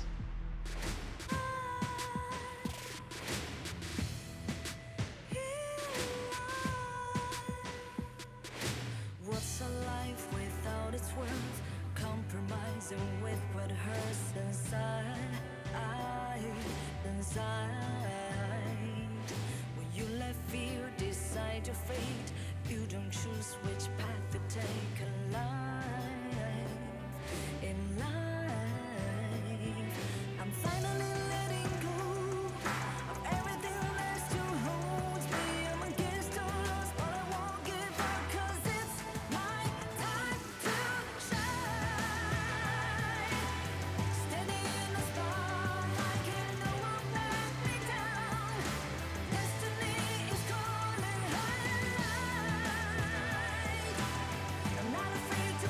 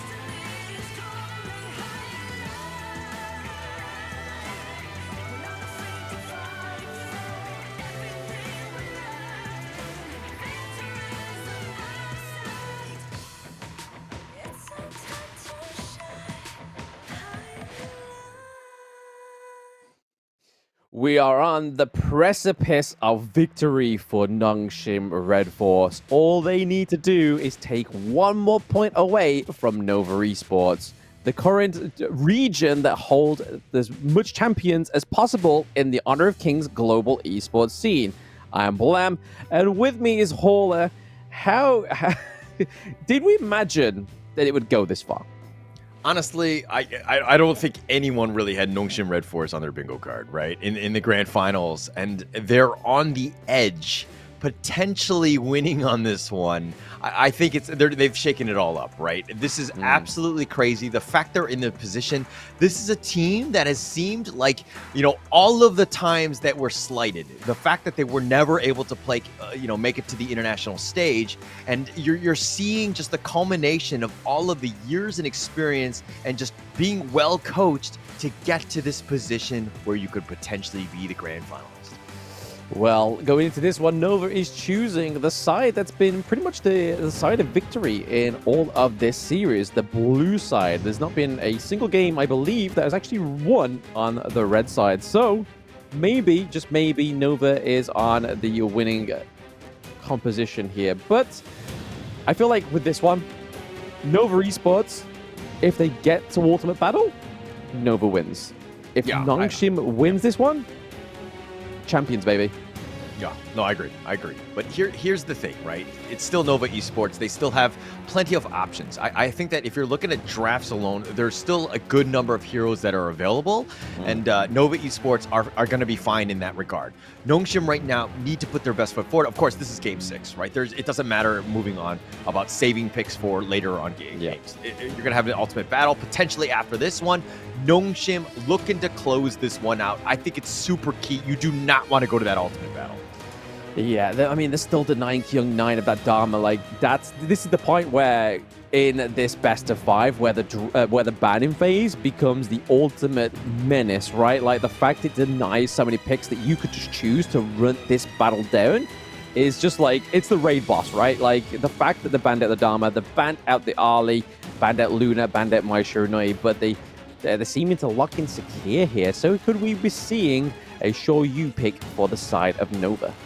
Yeah, to be honest, I'm kind of thinking the Sakir is going to be there just as like it's not showing us our hand or showing our hand of where we want to go with the draft. It's kind of opening things up, and they realize that this could be a bit of a wonkier draft, something that we haven't really seen from Nova. They do have some pocket drafts, right? But Nongshim, they're going to counter with the Liu Bang. We see this guy on the Kyung9. He does very well with this hero. Yeah, I mean, it still gives him that same kind of global presence as Sunset does, right? But he doesn't quite hit as hard. But pairing that up with a solid front line like the Lian Po could be what they need on the side of Nongshim. I feel like if they lack damage in this one like they did in Game 2, then it could be just going straight to the best of the ultimate battle. But Nova definitely holding out the D-Ranger here. I was saying it, I was like, hey, why have they gone for the whole year? They have the RNG still up. But this is why they was waiting for this moment. Yeah, and this is why, again, you just got to make sure that you're stock taking and ensuring that you have good heroes when the games are the tournament lives are at stake, right? Getting it in this moment, pivotal, right? Game 6, this is the moment you got to just unleash. You got to take everything at this point. Yeah, Nongshim are like, you know what? Let me go for the Shangguan. Let me show you how we do it in Korea. Wow, absolutely. I mean, look, Illusion, he's a high-flying guy. I mean, almost similar to Wendy. We just haven't seen too much tape of him in comparison to what Wendy has done on that international stage. But Illusion, very mechanically skilled, very sound with his movements. The only thing that he needs to do, obviously, Wendy didn't have the greatest game on Shangguan. Shangguan kind of did falter at times. Illusion needs to play safe. If he's going to look to go, and the potential with chaos and havoc that's provided by the Lian Po as well as Liu Bang going in with that protection, you might have a better time. Yeah, the thing I'm starting to struggle to feel like where Nongshim's going to go with this draft, especially the jungle, right? Like, they have Monkey, but I feel like that's too much frontline. It's too much Dream Roll. It could be effective, but they need more damage. And right now, they have the Liu Bang. Maybe it's going to be up at the Clash Lane on Kyung9. They have Lian Po. That is Faye's pick. They go for the Marco Polo. So, okay, some more damage coming out. But we saw how it didn't quite start for Muchi until it was a little bit too late in that last game. Yeah, it didn't really get going. I think it just kind of struggled more in the laning phase. But the Foods, the counter picks, right? Exactly what Nongshim did last game. They're bringing it themselves, realizing that, hey, it can kind of lock down Shangguan. And there's a lot of potential. Ooh, okay. We're getting the monkey baby. We're getting Wukong come through, which is going to be very interesting. Maybe they go for the Dion way, right? Maybe they go for the Dion way. Yep, there we go. Yeah. Okay, it looks like they're going to go with fireworks. This is going to be, you know, Haku doing his thing. Sometimes he's an absolute monster when Haku gets going on that DN way, but the Wukong pick, this is a nice one. We haven't, to be honest, I need to check if we've seen this because I don't think we've seen a Wukong in Season 3. We have not as of yet. Nope. This is the first time. Wow, in Game 6. All the way to the grand finals. All the way to the grand finals, and he finally rears his head with his long, beautiful staff. But really interested in this one, right? Like, there is a lot of control over to the side of Nova. They obviously have the Mulberry Power. They have the World is My Board. They have the Sage's Might. They can lock you down. And even pairing with DRNG's Imperial Order, right? That's going to make sure work of picks like the Lian Po and the Lu Bang. So, but is the Wukong like a pick that they were setting up for? Like, this is a set draft? Or is it just like, actually, we just don't really have a jungler that we like, and it has a little bit of control, and like, it's fine for the general play style? Like, what are your thoughts on that? I feel like overall damage output, the Wukong can be very effective, and you can feel like you can kind of see that Xuan and CY are going to be working very buddy-buddy together, because as soon as you lock somebody down with the Sage's Might, the pain game that comes from Wukong is pretty crazy, especially in the early to mid game. That's where you can kind of see that damage come through, and if he kind of gets that snowball early, it's then just going to carry on into the late game. Yeah, okay. I mean, I see it. The potential is definitely there. I'm just kind of worried about how they're really going to get onto this, you know, this Siri Marco Polo, and to kind of just deal with the Dian Wei Haku up front, because you got the Lian Po to kind of back you up, and then Liu Bang with that shield. Like, this draft to me seems kind of scary if I'm more on the Nova side, because I don't know if I have enough damage to deal with these bruisers. I feel like the damage just come through, and it definitely like pairs up nicely with Muchi having the Imperial Order, right? Because as soon as he lands it onto one of the tankier heroes on the side of Nongshim, then they lose a lot of physical defense, and they lose a lot of magical defense as well. So that's when we can see Muchi on the DRNG as well as CY on the Wukong come through with a lot of hard-hitting skills. Okay. All right. I just, you know, again, just doing the damage and able to take a lick themselves when, you know, the Nova Esports, definitely not one of the more tankier ones. But again, I think a lot of it comes down to Waypit as well, with those Mulberry Powers, ensuring that, you know, the team fights go their way with all those stuns. Yeah, and I mean, if he gets into the late game, and obviously we see a lot of those stacks come through onto the Yixing as well, that's where the damage is going to come through also. So it all depends on how fast Nongshim rolls this one out, personally. Okay. Interesting. I think that this is going to make for an interesting Game 6 here. There's going to be a lot of pressure going in on this one. Nongshim, again, looking to close this out, become champions. Just one more game. Yeah, the fact we're saying Nongshim and champions in the same sentence is wild. Considering where they were last year, being able to not qualify for any tournaments whatsoever, always just being at the last little hurdle and then just being smacked down by their opponents. But now they're in the grand finals. They have it within their grasp. Yeah, I think the Battlefield Command right into the back line. They're looking to go for this one. They find him, and Waypit able to fly away, ride the wind, get into that bush. Yeah, that's the one good thing about Sakir, right? Just as soon as you lock onto a brush, you get that increased movement speed. You're all fine and dandy. It's all good. Don't worry about it. Yeah, but look at this. Kyung9 now has to do the walk of shame all the way to the top lane. Oh, gosh. It's a slow and painful process getting himself there. Xuan, though, is level 4. He's like, actually, he'll take this one, as he looks like he takes the sprite in the top lane. Yeah, he's like, sorry, lads, I missed out that whole play. I'm very, very sorry. Forgive me.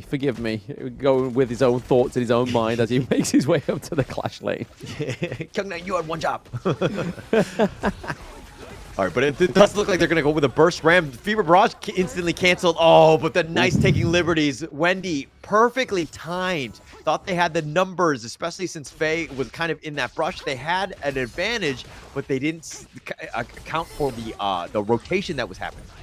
No, not at all. And this is the point where Wendy comes in very thick and lays it on thick as these rotations in these early games, because he does do damage in the early game, but as those stacks do obviously level up and whatnot, you're able to do a lot more damage. Definitely, and it's all about that, right? It's early get out or getting that kill, huge. But now Nova Esports in the driver's seat, up about 1K. They've made some good movements across the map. Haku continuing to farm, really needs to keep pace with CY. But now, yeah, they definitely need to make sure that they don't let CY get ahead of himself, because as soon as he starts getting that damage, he starts hitting hard, and especially paired with the Butsu as well, it's going to be hard to not escape those two coming in at you. But here's the replay of the first blood. Yeah, just way too aggressive. Illusion just dying there. You got to be super careful. You want to stay alive. I mean, you go for the pickoffs, fine, but and he thought that the bottom lane was the sheer side to be able to sort of pick, but not able to do it on Illusion as he's fine. I mean, with only that one kill, Nova are ahead by 1.4k gold. That's huge. The way that they are farming in this game is something else that we haven't seen before. Yeah, for sure. I mean, they've done like just basic farming. Like they're not really. I mean, a single kill, right? But again, this is with the Tyrant here. It's about half-life. Haku looking to just take this one out. It does end up taking that one. That was a little bit closer than I expected. Yeah, I know that. You don't want that to happen. You don't want to be losing that. But there's Sage's Might. Yeah, he's going to continue to fight. Haku is going to be now here. He's getting a little bit low, but he does get the kill on the Xuan. But Haku does trade with his life. And here we go. Here's Faye with a nice Tremor Smash. And CY goes down as well. So they've got 2 for 2. 2 for 2 trade for now. I mean, Nongshim definitely aren't going down without taking their opponents with them, right? I mean, they are down by at least 1 kill, but that's because the side of Nova got that first blood. But again, some solid trades into the mid lane, able to take the T1 down into the bot lane as well. Yeah, and the biggest thing about that was that Nova were looking to take away the red buff, but Illusion actually just barely gets it out, gets it with the Ink Burst, and ensures that he secures that red buff for himself, or at least on their side. Nongshim right now, yes, they're a little bit behind, but they've definitely clawed their way back in this game. For now. But it's definitely where they don't want to let the side of Nongshim get those sidelines. The faster they farm those up, the faster they're able to take those down, it definitely puts a lot of pressure onto Nova. Yeah, a lot of pressure at this point, right? And this is another concern, is that Kyung9, once he gets going and he can kind of just split push, he can kind of be a little bit more aggressive. They're trying to bait him out. Are they going to let it go? But it looks like it's going to be a trap. But on the side of Nongshim is looking to turn this around. But Kyung9 is actually going to be the first to fall. They do have that damage, but they trade with Tremor Smash. And the Tremor Smash is going to be just, stopped at this point. But Weipin is joined. It's going to be a 1-for-1, both of the Clash Laners. Yeah, that was just a kind of just stop Waypick getting into it. I feel like it was just kind of like, hey, make sure that Sakir doesn't get in here and do a healing. Yeah. I mean, he's going to out-heal everybody, right? And Waypit is there, so it's like, okay, this lane, the sustain is going to be unreal. We just got to stay alive. But Haku now, again, level behind, but if we're talking about net worth, just about 500 gold. Dianwei, once he gets going and he gets those kills, that's when he kind of turns it up. But he's 2-1-1, which is a little underrated at this stage. But Siri, he's putting in the work. He's doing that macro play that we saw when he had that Lung pick, right? So he's definitely going for that same kind of strategy. Like, we don't see much of the Lung in the early game. Yes, he's on 1 assist, so he's definitely taken some kind of like team fight participation, but he's just playing the macro. Yeah, and he needs to, right? I mean, once he gets going, Siri on that Marco Polo is going to be a beast. And because, Nova Esports also, they might group up. They're not the type where they're like completely afar. But through it all, Faye scouting it out, finds CY. CY just, man, he's farming quite quickly. He's farming very quickly. I mean, he's doing a lot of damage to Faye already, right? So even without items, he's only got his 2nd tier jungle item. He's got Eternity Blade as well. So he's not even like 3 slotted. He's just kind of just still hitting very difficult, like very hard. Oh, looks like they're going to go. Haku is going to be all the way up in front. He gets knocked back. He's going to be killed, and they have the burst with that board. The Tremor Smash is now going to be used, the finishing stroke, but the Taking Liberties pulling both of them back, and they find Illusion as well. Siri's going to be killed. They've gotten 3 for nothing, and Nova Esports finding ways to just roll them down. Yeah, the Battlefield command just didn't quite hit what it needed to, right? Like, he came in on top of the Shangguan, who was already up in the air, and it kind of just felt like there was just no presence from Kyung9 in that whole fight. Yeah, look at how, and now they're putting a pressure in. This is going to be an easy T1. Nongshim, all they can do is watch helplessly here. Yes, Haku is back on the stage, but my gosh, he is behind. Let's check out the replay here. Yeah, going in a little bit too early before his teammates could even get in there. Haku was just literally just deleting before he could do any damage. Like, the Leap of Fury came in too early. The Fever Barrage almost took down Schwan there, but again, almost is not good enough when you're on match point. Yeah, struggle here. Not the greatest. And another thing is that I feel like Kyung9 has been using his battlefield commands a little bit on the earlier side. You're looking for that potential save or somebody who might be out of position to kind of give them a chance. It seemed like it was used very early, and it's just like, okay, we'll just ignore this guy for like a second as his shields kind of just diminish. But Haku is the type where, you know, he was a little bit low. He needed that battlefield command a little bit later in that fight. Yeah, it's kind of CY with the steal there. It's just like, yoink, thank you. But yeah, I feel like the battlefield command just being used as a bluff mechanic, right? So it was the fact that Nova just completely called Nongshim's buff. It's like, let him come through. We'll just do the damage. Yeah, and they have that burst. You know, they've proven us all, or proven me wrong, but the Fever Barrage doing some decent work. Siri in a bad spot, not able to trade. Haku now is joined. He's going to be back. He's going to dodge. The world is my board. But Nova Esports finding Siri yet again. Finding Siri yet again. We are seeing a bit of a push into the Clash lane, though, so they are keeping the pressure on into the side lanes, hoping to try and get some of these T2s before any more of those T1s drop on their side of Nongshim, but again, the team fights are definitely going in favor of Nova. They seem to be a little bit more calculated into these team fights. The battlefield command, the Tremor Smash isn't quite... I haven't seen the optimal Tremor Smash yet. I feel like that's what Faye is, his golden moment will be. True. And having that team fight, but I mean, they've been initiated on. They haven't been able to kind of take the fight that they want to, and then Faye is just kind of able to counter-initiate. The T2 does go down, and Nova Esports finding ways to go in, but it looks like they want to go. That's a nice Tremor Smash. That's on to Very two, nice. but are they able to get somebody? They do get Muchi. Haku is going to be there. Waypit is going to be killed as well, and Haku is turning into the beast. He's looking to fight this, but CY eating that resplendent revolver to the face, and it's a double kill going the way of Siri. And now Nongshim are back in this one, only down about 1.5k. They're looking to put pressure on this top T2. Yeah, I mean, they could have timed that team fight any better. The fact that they got that minion wave into the Clash lane, they're only going to take the T2 because they feel like, right, let's open up their mid lane as well. Just kind of reciprocate the pain they've dealt to us after we just got a clean. I mean, yeah, we was waiting for Faye's, like, Tremor Smash to come through, and that was one of them, right? Yeah, and it literally seemed like you, Blam, like you voice activated Faye with that Tremor Smash. You were like calling him out, and you're like, he needs to have a good one. And he had an amazing one, setting him up for those 2 kills. They've gotten the Tyrant, they've kind of created all that space. Nongshim right now, neck and neck.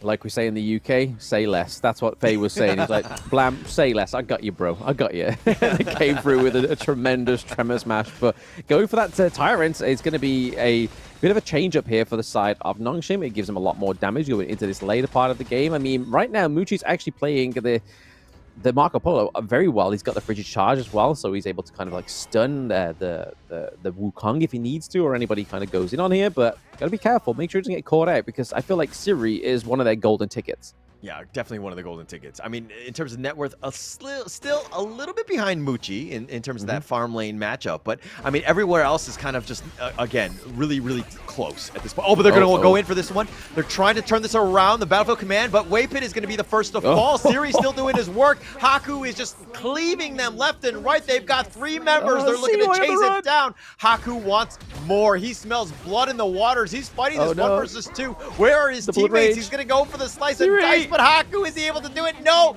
he will fall, but Siri will now get killed as well, and CY with the outplay gets a double. What a disaster for Nongshim. They should have just left it at Haku and just like, bro, just come back. We'll take the T2 in the mid lane. Don't worry about it. But no, Siri was like, no, I've got to commit. I need more kills. I need more kills. I need more kills. And that was pretty much the greed that overtook Nongshim there. It could be the mistake that loses them the game. Yeah, look, Haku was seeing red, and he could not stop.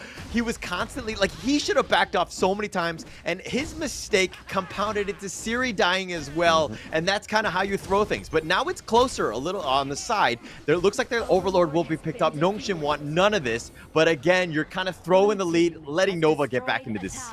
Yeah, no, the T1 dropping down into the side lane is definitely not where Nongshim wanted to be. They had a very strong Clash lane up until this point, and it's definitely just the roll-on effect of these mistakes that can happen on your teams, right? But still, they are only just ahead about 1k gold on the side of Nova. So again, if we can start to see some of those positive trades come through from Nongshim that we have been seeing, then we could be still onto a Nongshim win here. But Splendor coming through for Wendy is going to call clutch. Yeah, Kyung9. I mean, he has the battlefield command. He's going to probably bait it out. Okay, he's not going to use it. He's going to be mulberry powered instead. He was playing with fire on that one. He should have used it instantly, but he gets caught out here. Nova Esports now looking to turn this around. Oh, how the fate has changed in this game. And now the bottom T2 is going to be killed.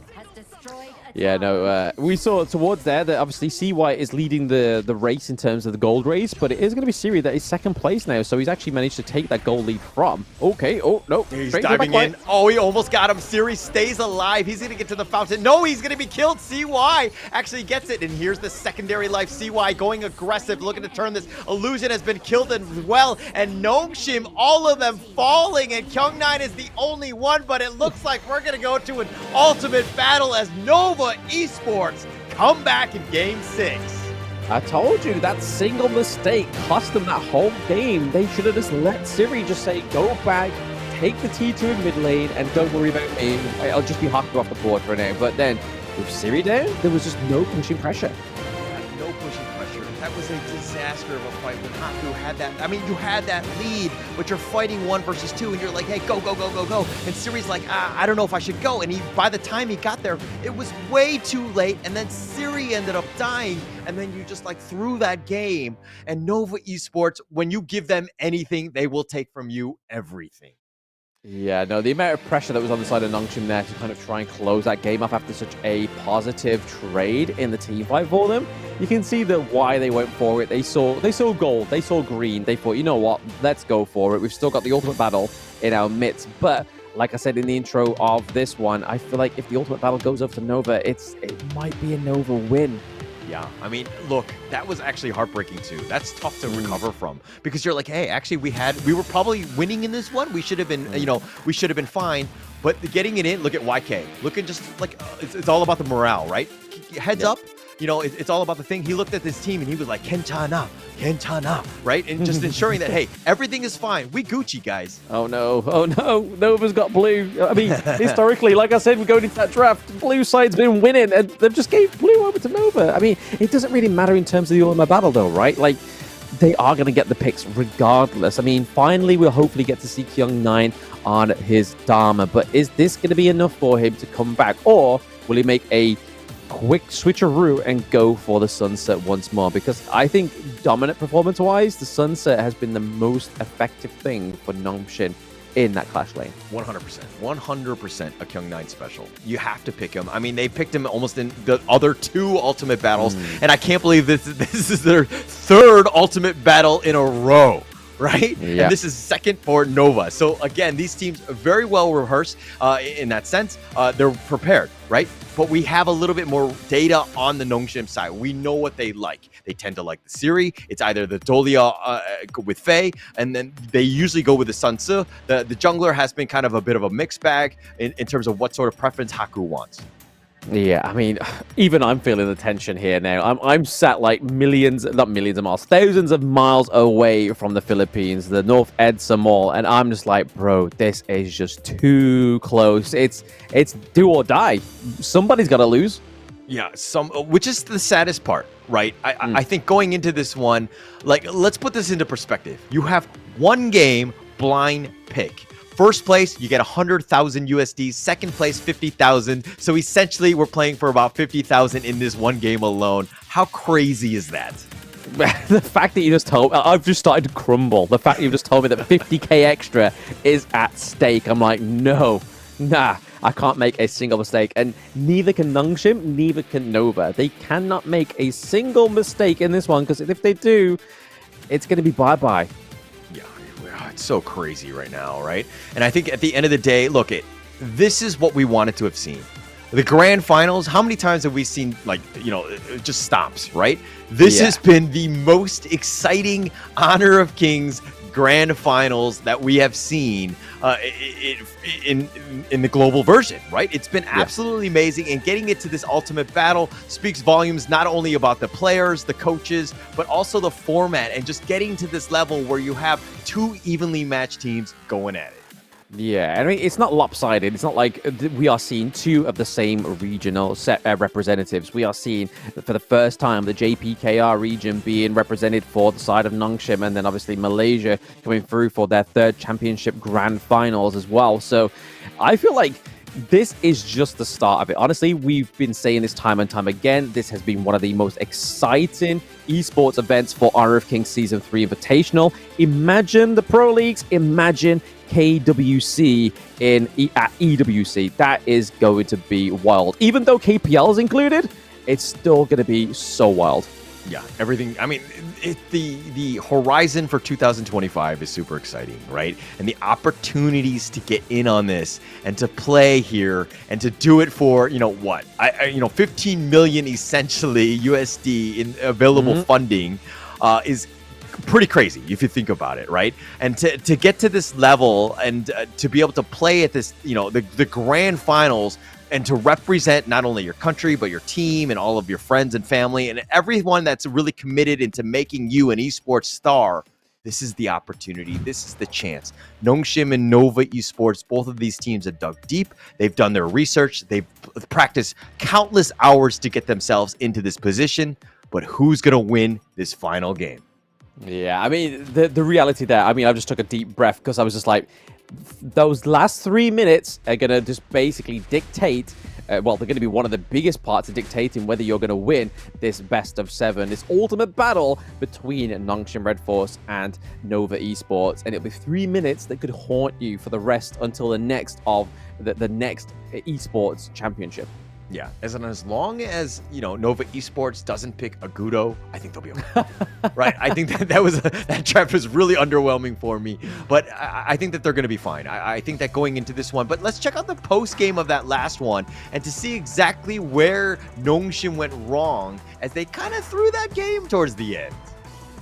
Yeah, no, it's going to be interesting to see that one. We called it live. We know exactly where they felt down on the side of Nongshim, but hey, Nova came back fighting. They came down swinging, saying, we need one more round, and the ultimate battle is exactly what took them through when they played against Team Vitality. It's now up to Nongshim to be like, right, we accept the challenge. We're going to take you down in the ultimate battle. But if we look at the itemization, obviously Siri towards the end there just got peeped by Muchi by about 500 gold.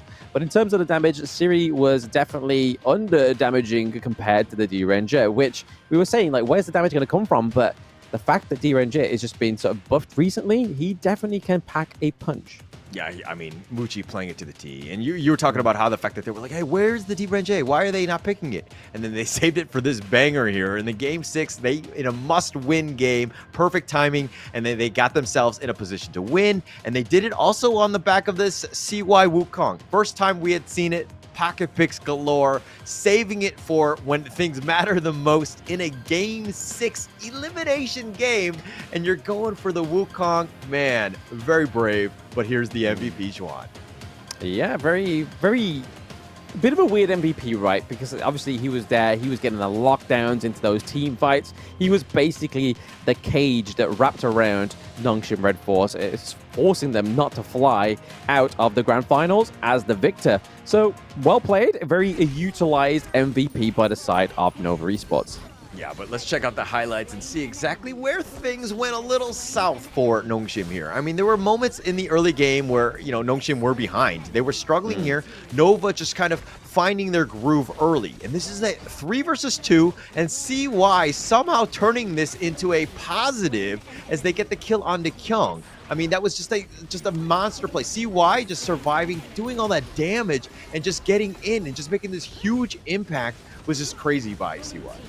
Yeah, it's absolutely huge. The fact that some of these team fights were starting off in Nova's favor, and then all of a sudden Nongshim was just like, nah, let's go in, let's do the damage, and we'll come out on top. And I think that's all thanks to the likes of obviously Haku, even though he was the ultimate kind of like downfall of that game, because of obviously just overextending and being a little bit too greedy, as well as Siri just following suit. He was clearly just like a little brother following big brother, and then it ended completely wrong. But yeah, Nongshim's got to make sure they don't do that.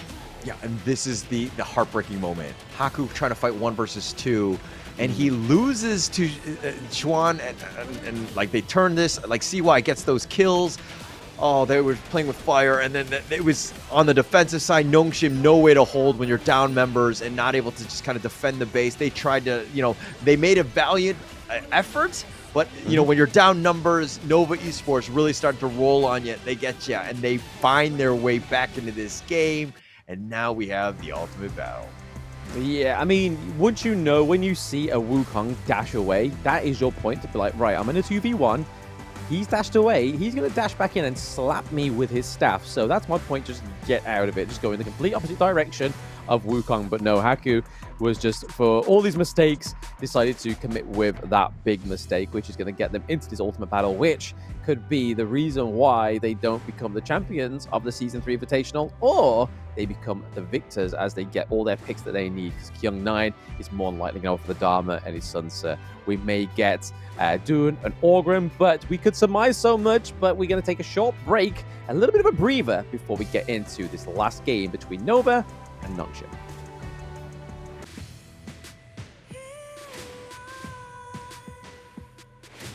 What's a life without its worth? Compromising with what hurts inside. When you let fear decide your fate, you don't choose which path to take in life. In life, I'm finally letting go of everything that still holds me. I'm against all odds, but I won't give up, 'cause it's my time to shine. Standing in the spotlight, and no one let me down. Destiny is calling I'm not afraid to fight for everything I love. Victory's on my side.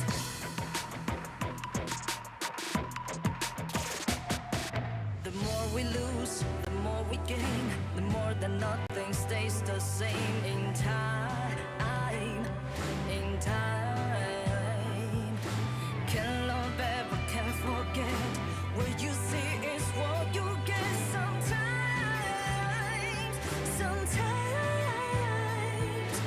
gonna show the world tonight. The light that shines inside us. We're against the odds, but we won't give up, 'cause it's our time to shine. Standing in the spotlight, can no one back us down. Destiny is calling high and light. We're not afraid to fight for everything we love. Victory's on our side. Takiki takiki takitao. Takiki takiki takitao. Takiki takiki takitao. Takiki takiki takitao.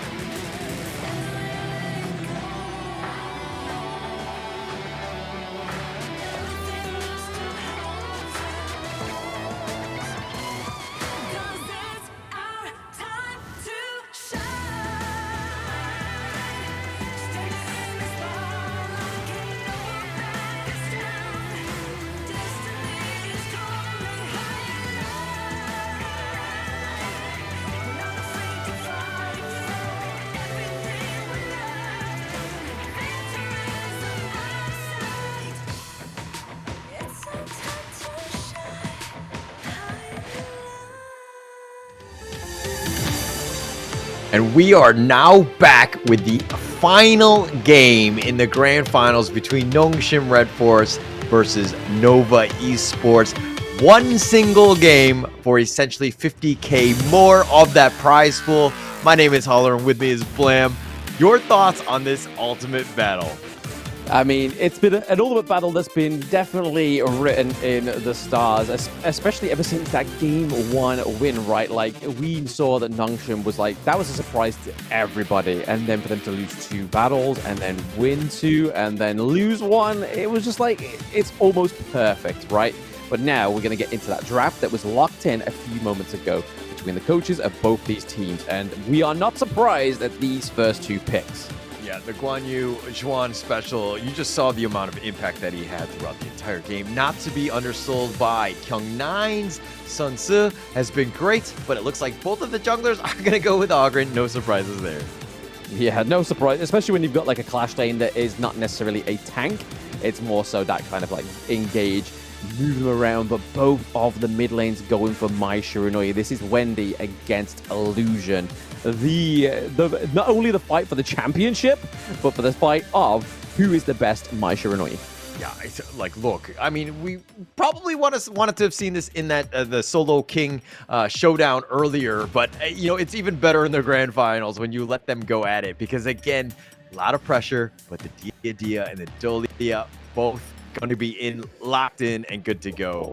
I knew that it was going to be split between the Diadira or the Dolly for both of these teams, but the fact that they've gone for the Mai Shiranui, I feel like there's a bit of a scare for me. The fact that they've got the Guan Yu on the side of Nova as well as the Diadira, that's going to be a hard way to position in Nongshim, because they can just get pushed around, and then obviously Diadira's got the bit of farewells, just able to lock you in place, just waiting for the cavalry to arrive. Oof, I don't know how I feel with this one. Both of these drafts looking mightily fierce. Yeah, actually, I think that it could not have been a better one, right? I think in terms of even draft alone, everybody's on their signature heroes, the most comfortable ones, and setting themselves up for what is going to be an absolutely amazing Game 7 here. Yeah, we're into the ultimate battle between Nongshim and Nova Esports. It is do or die, and it is Guan Yu picking off Faye already. First blood for CY. Okay, so Nova Esports have done their homework. Faye always likes to sit around in that bush. He's always going to be in the mid lane, getting a little bit predictable. And unfortunately, Nova Esports didn't let Nongshim know that they know that until the Game 7 mark. They secured first blood because of that extra research. There was a lot of like no emphasis there. I feel like you got confused, but no, Illusion going against Wendy 1v1. But we do see that Zhuan and Kyung9 are definitely within their distance, so they couldn't quite just match up that 1v1, right? Yeah, a little bit of damage. Siri will just kind of trade blows here. Does have the wave breaker to kind of just sustain through most of this one. But if we're talking about, you know, the Arlie Loong, we've seen this in the Ultimate Battle yesterday. But who do you give the edge to between just these 2 heroes alone? I mean, it depends, right? If they're able to block out the Flaming Palms, then obviously Muchi will then definitely get the advantage here. But then you've got 2 Infinite Vastness, so depending on where you get to in this ultimate battle, that late game, I feel like it's going to favor Nongshim on the Loong over the Arlie. Okay. All right. I mean, we've seen the Nongshim draft. The Nova one has been slightly different from what they played yesterday. So this is you know, I think that they were just kind of feeling the Guan Yu. To be honest, I think it's very good, but I don't know if it's like top tier best clash laner. Oh no, like, Wendy coming in with the gank there, back onto Siri. It's going to be a shutdown for the side of Nova Esports, taking 2 kills already from Nongshim. And this is why you don't give Wendy the Mai. I mean, you can't. And I mean, this is a blind pick, and they'll take this one. But you just see what he does. He's like lurking in the shadows, and he catches you off guard. Siri not even able to get away. He's not even level 4 for that infinite fastness. Yeah, you can't even clear the minion waves because there's just no range there. So they're able to just go into town on that T1. But Kyung9 looking to try and just push this T1 into the clash lane. But the minions were definitely wiped out there. We do see Illusion trying to dive into the bush, trying to take out Zhuan, but not quite enough. Great comps. I mean, Zhuan, any other person who, like, teams are not talking, Zhuan would have just stayed in that top lane. But they were like, oh, missing, Illusion, missing, get back. And so he was, like, making a beeline for the fountain. And the good call, and they saved themselves Zhuan's life. Yeah, I mean, they're down by about, like, what, just 2k gold now for the side of Nongshim, which is definitely not where you want to be right now. But that replay catching off that nice rotation from Wendy. There we go. Boom, pow. Siri is down. Yeah. you compliment one team that had good comms, and it looked like Nongshim had bad comms because they were like, "Hey, you got to let Wendy, the team know where Wendy is, right? And if he's off the map, you got to call it out because it's a situation where you cannot get jumped like that." No, you don't want to be jumped at all in that situation, especially with what is up for grabs, right? This is the ultimate battle for those just tuning in. There is no more rounds after this one. The winner of this battle is the winner of the Season 3 Invitational. They have to be careful. They have to be calculated.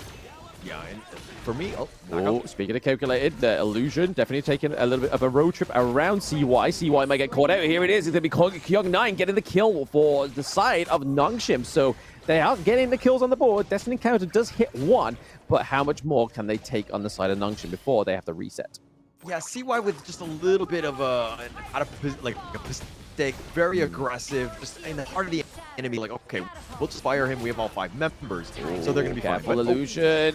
Gets knocked up by Wendy. The Razor Cavalry comes in from the backline as well. Xuan is committed, but also Wendy looking pretty low. We do see a bit of attraction here from Haku, but he doesn't have... There it is. The Conductor of Souls comes through, as well as the Infinite Vastness for the side of Nongshim. But nobody dying. That was a frightful fight.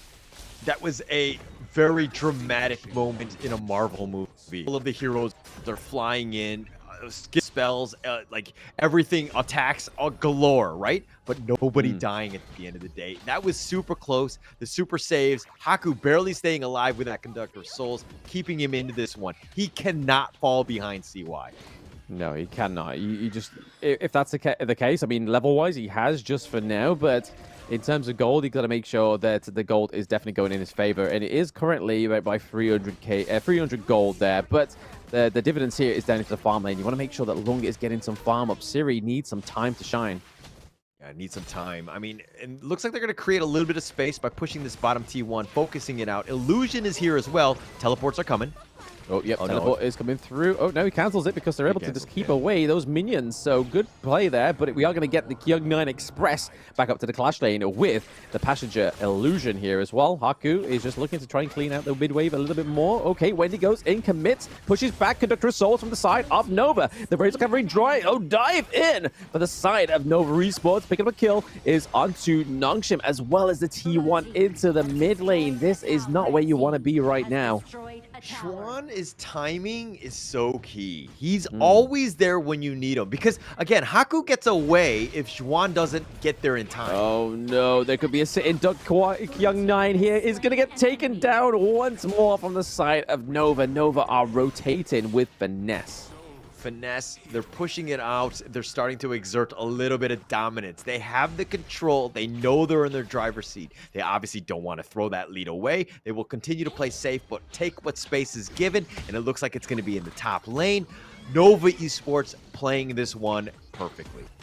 Yeah, very well. I don't think they could have played any better thus far. I mean, there is still a point for Nongshim to come back right now. They've just got to make sure they don't lose the high ground turrets and whatnot. That we've known them time and time again to come back, but this highlight is just showing how powerful Xuan is on this Guan Yu, and this is the reason why you don't let them get to the ultimate battle. Yeah, I mean, when they can pick whatever hero they want, it's like, yeah, you have that same, blessing to do so. But, I think Nova Esports, when they get all 5 and they're super comfortable and super powerful on these heroes, it's scary at this stage. Yeah, everything becomes way easier for them because they've got to think less. They've just got to act more, So it's definitely their stronghold is this ultimate battle feature, right? But we do see Kyung9 and Siri trying to push up into the clash lane, where there it is, the bit of farewell onto Haku. He does use the Conductor of Souls very early. Destiny Encounter is going to be the thing that wipes him down, but CY claims the kill. A little bit of Orgrin and Orgrin action. What a great initiation by Waypit, just going in for this one. And Haku was like, oh, I'm stunned. And there was a little bit of damage where he actually had to use the Conductor of Souls a little on the early side, because usually when they group, you can get a great Conductor of Souls and kind of just sustain what's coming at you. But Haku was not able to do that because he was so pressured from Waypit, the initial bitter farewell that locked onto him. Yeah, speaking of pressure, that set sail did not create any pressure onto the side of Nova Esports there, but it seems like they are trying to curtail the Nongshim comeback here. They are struggling at this T2. It's the farm lane. Wendy's already there. The Illusion as well, looking pretty low. He looks like he's about to make it out, but no. Waypick gets the takedown. Siri gets the kill onto CY. That is a 1-1 trade overall. The best outcome that Nongshim could have hoped for. Yeah, definitely the best. I mean, obviously, aside from a team wipe, that is, but at that stage, getting CY pretty huge. He was starting to get, you know, a little snowbally. He was getting a little bit scary in that sense. But Illusion, man, he's kind of fallen off. If you're looking at what we're comparing, you know, Wendy and Illusion at this stage, you know, he's down about 700 gold or whatever, but Wendy hasn't died. He's made an impact with his 105. Those assists have really helped his team, put them in a position like they're in, which is about 3K up. You could say the same for Mucci and Wei Pit as well. They're all on 0 deaths and just still setting up their great team fight potential. But I feel like sitting in these brushes is just like waiting for the fox to come. And here is the fox. It is a horse, a icy horse onto the back of Kyung9. Just kind of forced him out there. Trying to just make sure that they get their best foot on this next team fight is Nongshim. Yeah, Xuan has had Kyung9's number, right? And even forcing out the flash from Kyung9, something to take note of going into this next team fight. He doesn't have that. He's going to be pushing the bottom lane, Xuan that is, split push, create a little bit of space. Somebody from Nongshim needs to rotate. Then you have an opportunity. Yep, speaking of opportunity, the set sail locks onto CY, but is that going to be the bait that they really wanted on the side of Nova? Already soaking a lot of damage is CY. Down goes Kyung9. He is already down in an earlier round. Kaku, it's going to be the second victim for the side of CY's Nova, but now Shawan is able to close the gap, get the kill onto Siri as well. That is a triple kill. They are looking for a penta, baby, but they're not going to get it. They're not going to get it, but they're going to get some towers. This is going to put a lot of pressure in. Illusion and Faye will try to deal with a minion wave to potentially slow this one down, but man, they just go right down the mid. T3 mid is already been taken at not even the 10-minute mark. They might even get a second here. Yeah, the high ground turrets are falling here. It's not like it's no point of return. We've seen from time and time again in the Season 3 Invitational, teams have come back from this point. So the thing that's the most scariest thing on the side of Nova is that 6K gold difference. They need to make sure they curb this on the side of Nongshim, but they don't have the freedom to do so. Their lanes are all pushed. Other than the Clash lane, they've got to work on something here. Nongshim looking for a dream. Yeah, looking for a dream, and that dream was in the shape of CY in that fight. They were just trying, they threw everything at him and the kitchen sink and were not able to take him down. His Conductor of Souls was on point because, again, everybody was grouped up on him. But once you've committed things like the boat and, you know, your Infinite Vastness on back, I mean, you're pretty much out of ult, and you had no way to fight the rest of Nova, which was on his tail, and they were able to help support CY. And then there's a reason why they're 9-2 and have a 7K net worth lead. Path of Passing is just trying to kind of just like tease that they're trying to go in for this crucial kill theft. It's now off. It does come through for the side of Nova, though, having to use a Destiny counter just to make sure that nobody's in that brush. But gotta be careful of Faye. Faye is looking like he may get caught out here. They're able to take the neutral objective as well. The Overlord is going to go over to the side of Nova. So Vanguard's coming through. He's going to put a lot of pressure onto the side of Nongshim, able to take the T2 down as well into the Clash lane. They are looking to push this turret through. So the minions are here as well as the man with the horse, Guan Yu. Shawan has been playing this pick to perfection. Yeah, playing it to perfection. The Super Vanguard in the top lane. So they'll continue putting pressure here. I mean, it's the only T3 standing, so this is where they want to go. But Juan has been doing such a good job with the mid lane of just constantly pushing it out. You cannot get him out of lane. You can't threaten him because he can just run away. Yeah, they're just kind of poking and prodding with that Path of Passing, right? They're just like, hey, should we go in? Do we commit? Do we take the team fight? Do we end it here? Going into the 12-minute mark. Nova having such a clean game, but both Path of Passing has been put down here. A little bit of a V on here. V for victory for the side of Nova, maybe spelling there, but we do see the set sail circulating. He wants to pick up a victim. He's able to pick up 2 into the backline, but nothing comes of it. Kyung9 is having to use the set sail once more to get back onto his team. Again, they're doing a great job of clearing that Vanguard, but what is it going to cost? The Razor Cavalry comes through. CY gets the kill onto Illusion. Kyung9 Faye is down as well. Siri not looking like in the best shape. Also, it's only Haku alive. They have the Vanguards in the minion waves as well. It looks like Nova are going to go try and finish this one off. It is all down to Haku for now, and they wipe out the Vanguards just at this precise moment. Is it going to be enough? Haku is the last man standing. Yeah, last man standing, but Waypit will help with the sustain. They do have the minions, so that's a bit of a reprieve and for Nongshim at this point, but, you know, it's going to slow things down. If anything, Illusion's going to be back off. Somehow, Nongshim have held, at least for now. for now, right? I mean, even with the high ground turret, they are holding out for a hero at the end of the night. They are literally trying their best to just make sure they're able to come back at any kind of form. But with all these enhanced minions and all these lanes, it's going to be very difficult for the side of Nongshim.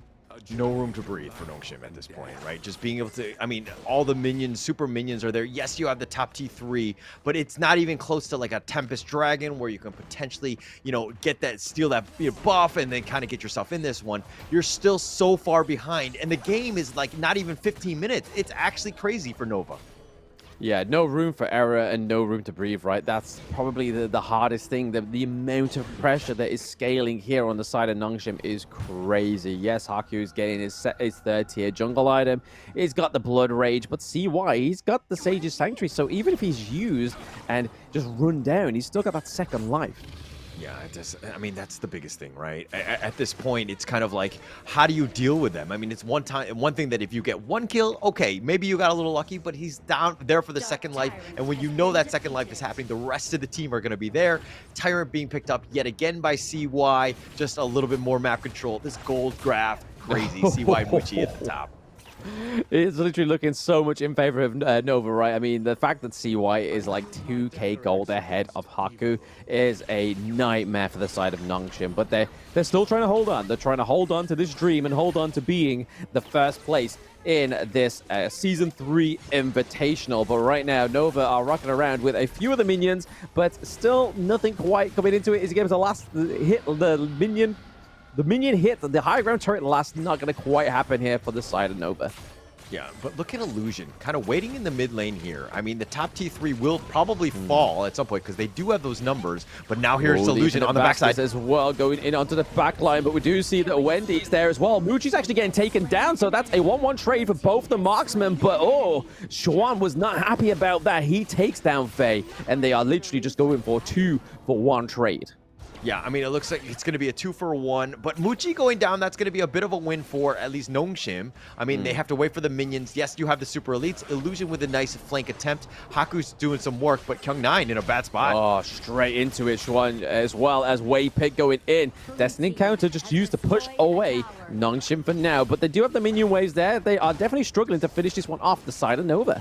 Yeah, you cannot deal with CY. He's the raid boss. He's able to out-sustain Haku. I mean, they're Ogren to Ogren. It's a bit of a jungle diff in that sense because Nova Esports have been snowballing. Now they're going to look to back off, look to take a free Overlord, put a little bit more pressure onto Nongshim.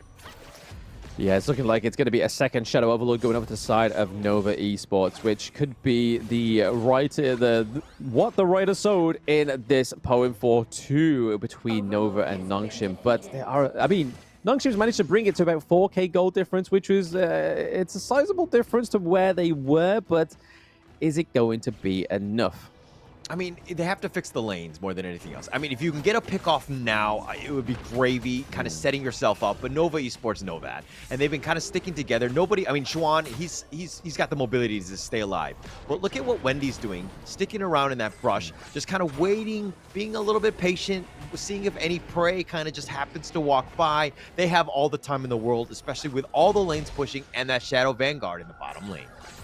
Yeah, I feel like the only comeback condition here for Nongshim is that they get Siri to the point that he needs to be, which is just pretty much mass critical in terms of damage. We see that the fact that he's got the Master Sword and the Siege Breaker, but just not being able to use it to perfection here because there's just so much sort of like front line from CY. He's just so far ahead, but Kyung9 trying to bait them. Is this going to be all that she wrote? No, he's able to get out of there, which is a good call for the side of Nongshim. They don't want to lose anybody at this point of the fight. Yeah, but look at Nongshim still surviving, dealing with the Shadow Vanguard with really no play.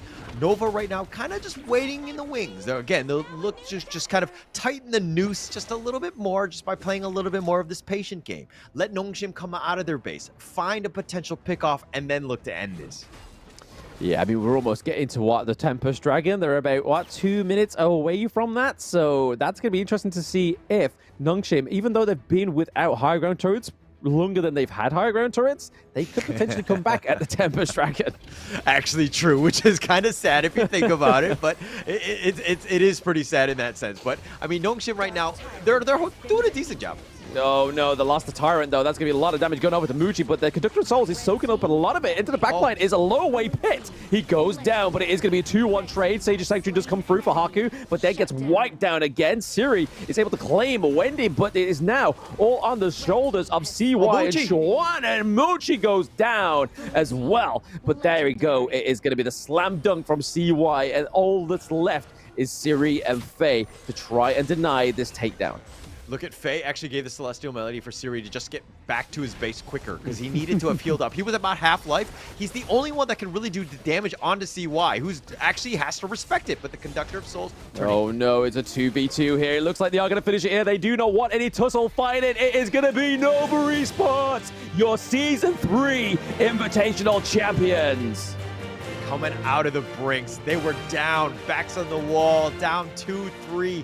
Finding ways in game 6 and 7 to pull out the victory. Congratulations to Nova Esports, a Malaysian champion yet again. But let's give props where props are due. Nongshim RedForce took them to the brink.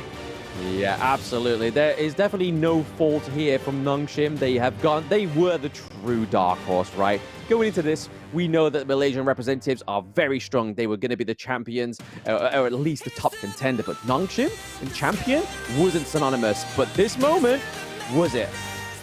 Well deserved, well played by Nova Esports. Could not have been a better champion going into this one. Back-to-back ultimate battles to get themselves into this one and to win that championship. Nova Esports Season 3 Honor of Kings champion. Yep, there we have it. The Malaysian representatives are taking another championship back home. So not only Season 2, not only KC 2024, but now Season 3 Invitational. But it has been such a close battle that this is anybody's game at this point. Yeah, for sure. And going into this one, I mean, you're kind of thinking, hey, if Nongshim RedForce can take Nova Esports to a Game 7, what about my team? How are they able to do it? You're kind of opening things up. Not to say that Nova Esports didn't deserve it, but man, they took them to the brink and to the edge of this one. But again, congratulations to Nova Esports. Yeah, so we are going to be signing off here, guys. So it has been myself, Blam, and Hall there feeding you the grand final result that is Nova Esports, but we're going to throw it over to the host.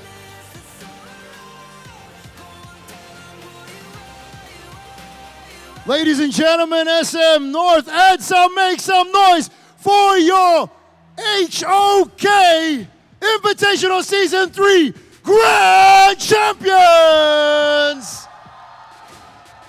Now you can say, Nova, Nova, Nova, Nova. All right, even on the top they're calling it as well. Oh, can you hear? Yeah. This is your team from your country. I want you to represent right now, Chu. Your microphone. Let's switch. What an epic battle that was, a tug of war. My God. Can we have a mic? Where's Wendy? Okay, I'm just gonna go to Wendy. Wendy, you won. 赢了. That was a tough battle. The last one was amazing. Your Ogren was just remarkable. That last fight, especially for that last ultimate battle, what was your preparation? 我们看到你的大师们真的很棒。那你们最后一局，我们在这总决赛你们准备了很多。你最后一局，你们的准备的过程，你可以跟我们说一说吗？就是我一直这2个 BO7 里面我就说过一句话，巅峰对决我们就没有输过。In the best of 7, they said when it comes to the last battle, they never lost before. Just about believing in themselves. That was a nice one. Okay, next question. What did you tell each other before coming here today about your game plan and also about your coach? What were you guys thinking? And obviously you guys will come here to win, but what was going through your heads as you guys were planning each game? Xuan, I think you Xuan? can answer. 可以给麦给 Xuan 吗？这里有，这可以啊。你们呀，你们跟你们自己一定要支持自己吗？你们对你们的对手你们的团队讲了一些什么话或者什么局，就是给你们有一点那种spirit courage。我觉得就是不要想太多吧，就是不要在乎结果，去享受这个过程吧。Don't think too much. Don't think about the result. Just do it and just take the journey. That was amazing. Now, Thank you for your answer. I want to ask CY. Okay, CY. How does it feel right now being the champions of Honor of Kings Invitational Season 3? Finally the champions. 你自己的感觉现在有什么感受？你们现在在邀请赛、在总决赛得到了冠军，对你来说是什么？我感觉我们都互相相信，队友都很强。我想说就是很多人质疑，很多人嘲笑，但这就是西岛你玩。They have so many good rivals in this season. They fought, they quarreled, they were together. Well, whatever it is, it's all about getting one team and just winning it all together. It's all about unity when it comes down to, every bite, every nail that you put through, you go in as together. Like you say, you do or die, right? Yeah, as a that's team. True. That's true. Now I want to ask, who else are doing? Wendy we did, Xuan we did. We're going to ask the marksman, Muchi, right? Muchi, you won yourself a big prize pool now. What you gonna do with the money? 你知道的，你知道冠军那钱你要做什么 Buy food. Buy food! A lot of food. Actually, that's a lot of They're food. gonna buy a good dinner tonight. You know what? They can probably buy a restaurant at the same time with the money. I agree. And last but not least, Waypit. We have so many fans, so many supporters, and so many new and pro players who want to go to the pro. What will be your advice to them? 就是你们这边有很多粉丝，也有新的玩手，也是有职业要打最高的level。你有什么对他们话要说吗？想学边路就看轩，想学打野就看 CY， 然后如果想学中路就看文帝，想学射手就看牧师，想学辅助就看我，想学 BP 就看湘军，就这样。You know what? I think I understood it. Just to be like every single one of them as their laners, just duplicate them and conquer. No, not really. If you want to learn roaming, learn from Waypit. If you want to That's learn exactly from it. farming, you learn from Muchi. You want to learn the mid, you learn from Wendy. You want to learn from the coach, be like him too. There's also Xuan as a cleanse laner. And of course, last but not least, it's going to be CY as a jungler. But you know what? We're celebrating. But of course, when it comes to the prize, we have to invite none other than our beloved Mr. James Young, Senior Director of Global Esports Center, Level Infinite, Tencent Games, to present the award. Please welcome Mr. James. A round of applause for Mr. James Yang. Flash laner, the tenacity, Xuan. A remarkable gameplay of such delicate jungler just now. CY, our coach, Deng. And also we have our mid laner, such a good burst out there.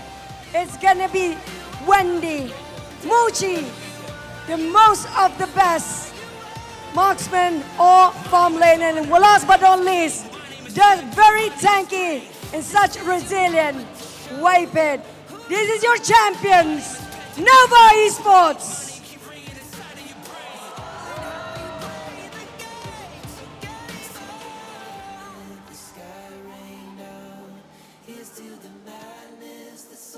Guys, once again, your grand champions. A round of applause for Nova Esports. Yeah, do your chant. Let's go.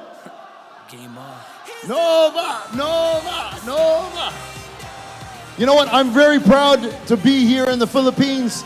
Even though Malaysian team won, look how many people still stayed just to support you guys. Mr. James, You know? we want to have the FMVP, so I want you to count down with me. Okay, but before that, who do you think will be the FMVP? Shout the name. Who is MVP? CY! There's a lot of people Wait a saying minute. this. Let's count together. And your MVP is? So the MVP is Nova Sway! Sway! Okay, now we would like to award the FMVP. And he- all the way from Infinix MOBA C Gaming Marketing Head. Please welcome Mr. Harry Leonardo. Now, Mr. James, do you want to take a picture together? Yeah. Let's go there. Mr. Harry, can we take a picture with Mr. James at the same time?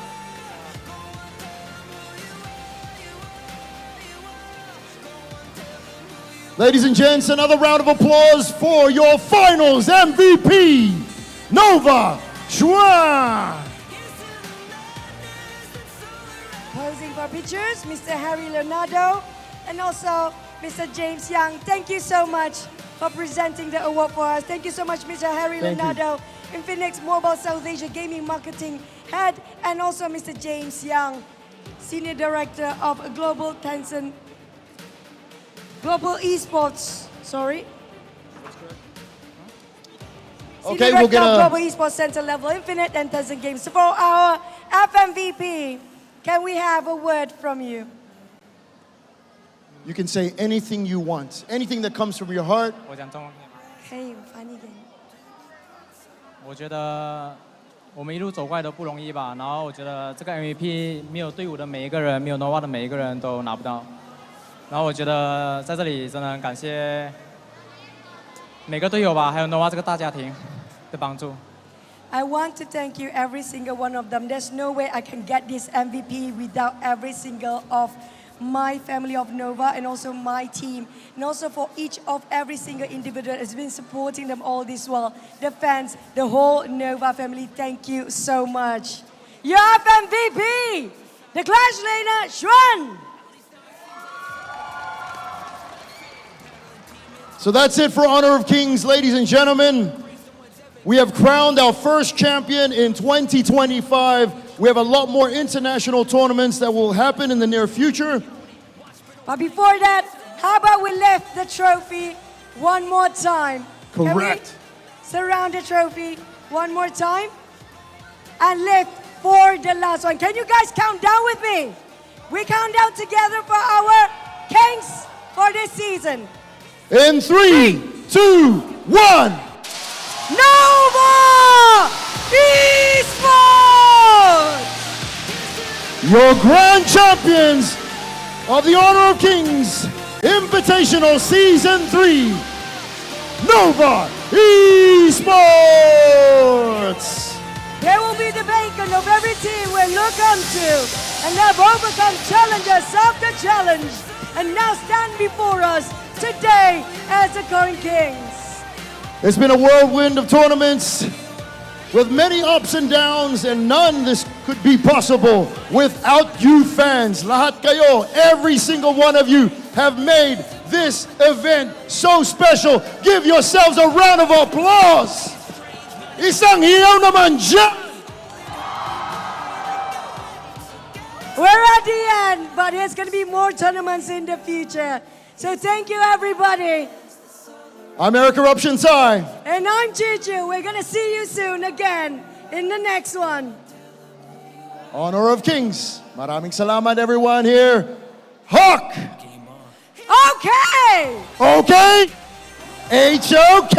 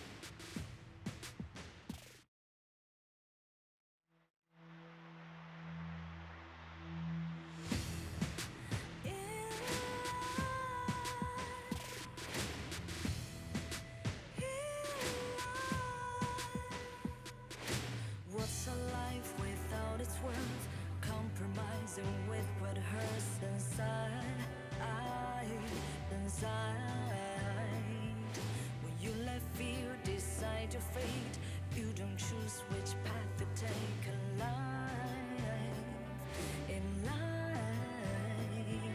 I'm finally letting go of everything that still holds me. I'm against all odds, but I won't give up, 'cause it's my time to shine. Standing in the spotlight, and no one let me down. Destiny is calling high. I'm not afraid to fight for everything I love. Victory's on my side.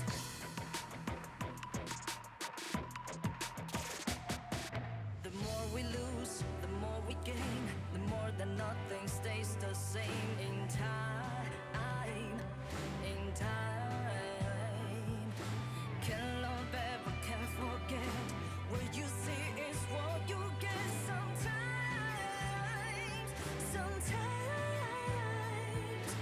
gonna show the world tonight.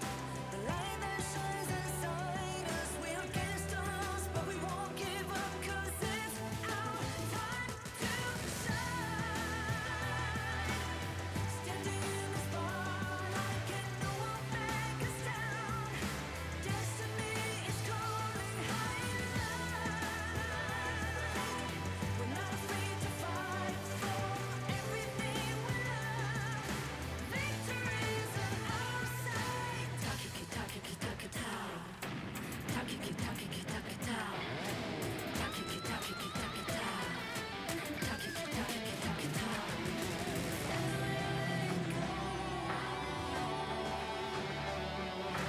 Everything that still holds us.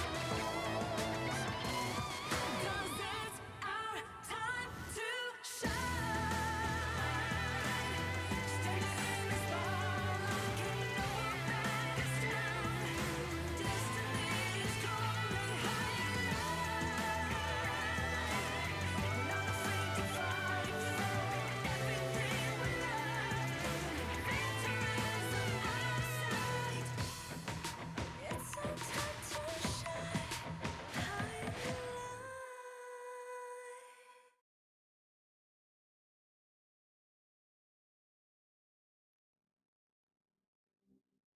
In this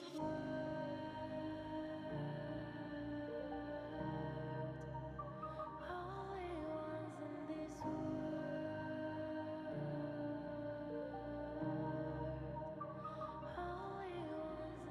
call out my name, cut through the sound of the rain. No matter how I feed the flame, you know I feel the darkness and the pain. All of the ways we tried to break free from the night, you know we made it out, we found the light. I fly so high, light up the skyline. Let's do it this time, like it's a whole new vibrant world.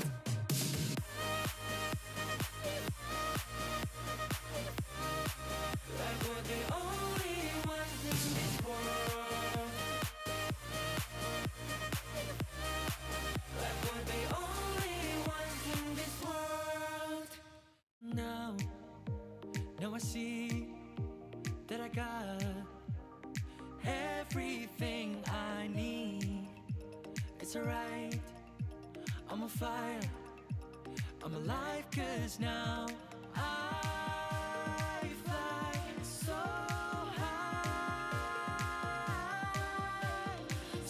high, light up the skyline. Let's do it this time, like it's a whole new colorful world.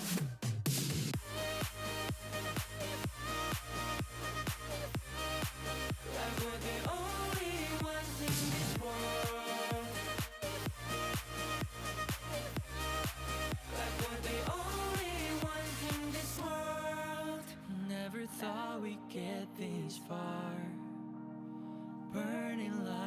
the stars.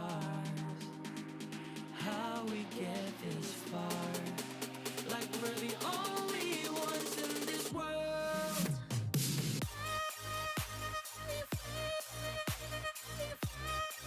Like we're the only ones in this world. Like we're the only ones in this world.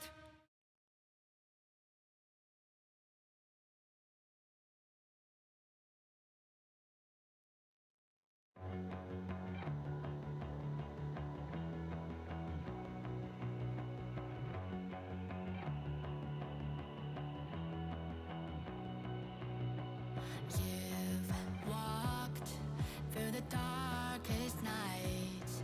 You've heard the crowd, felt the blinding light. You were standing there when your heart comes alive. It's a dream of a hat, and it never dies. Right here, right now, give it all, get it out. Never surrender. I fight and never fail. I am a contender. A challenge I can feel. The smallest lies become the brightest enemies. Relentlessly. And even if you fall, you gave it everything to be a king.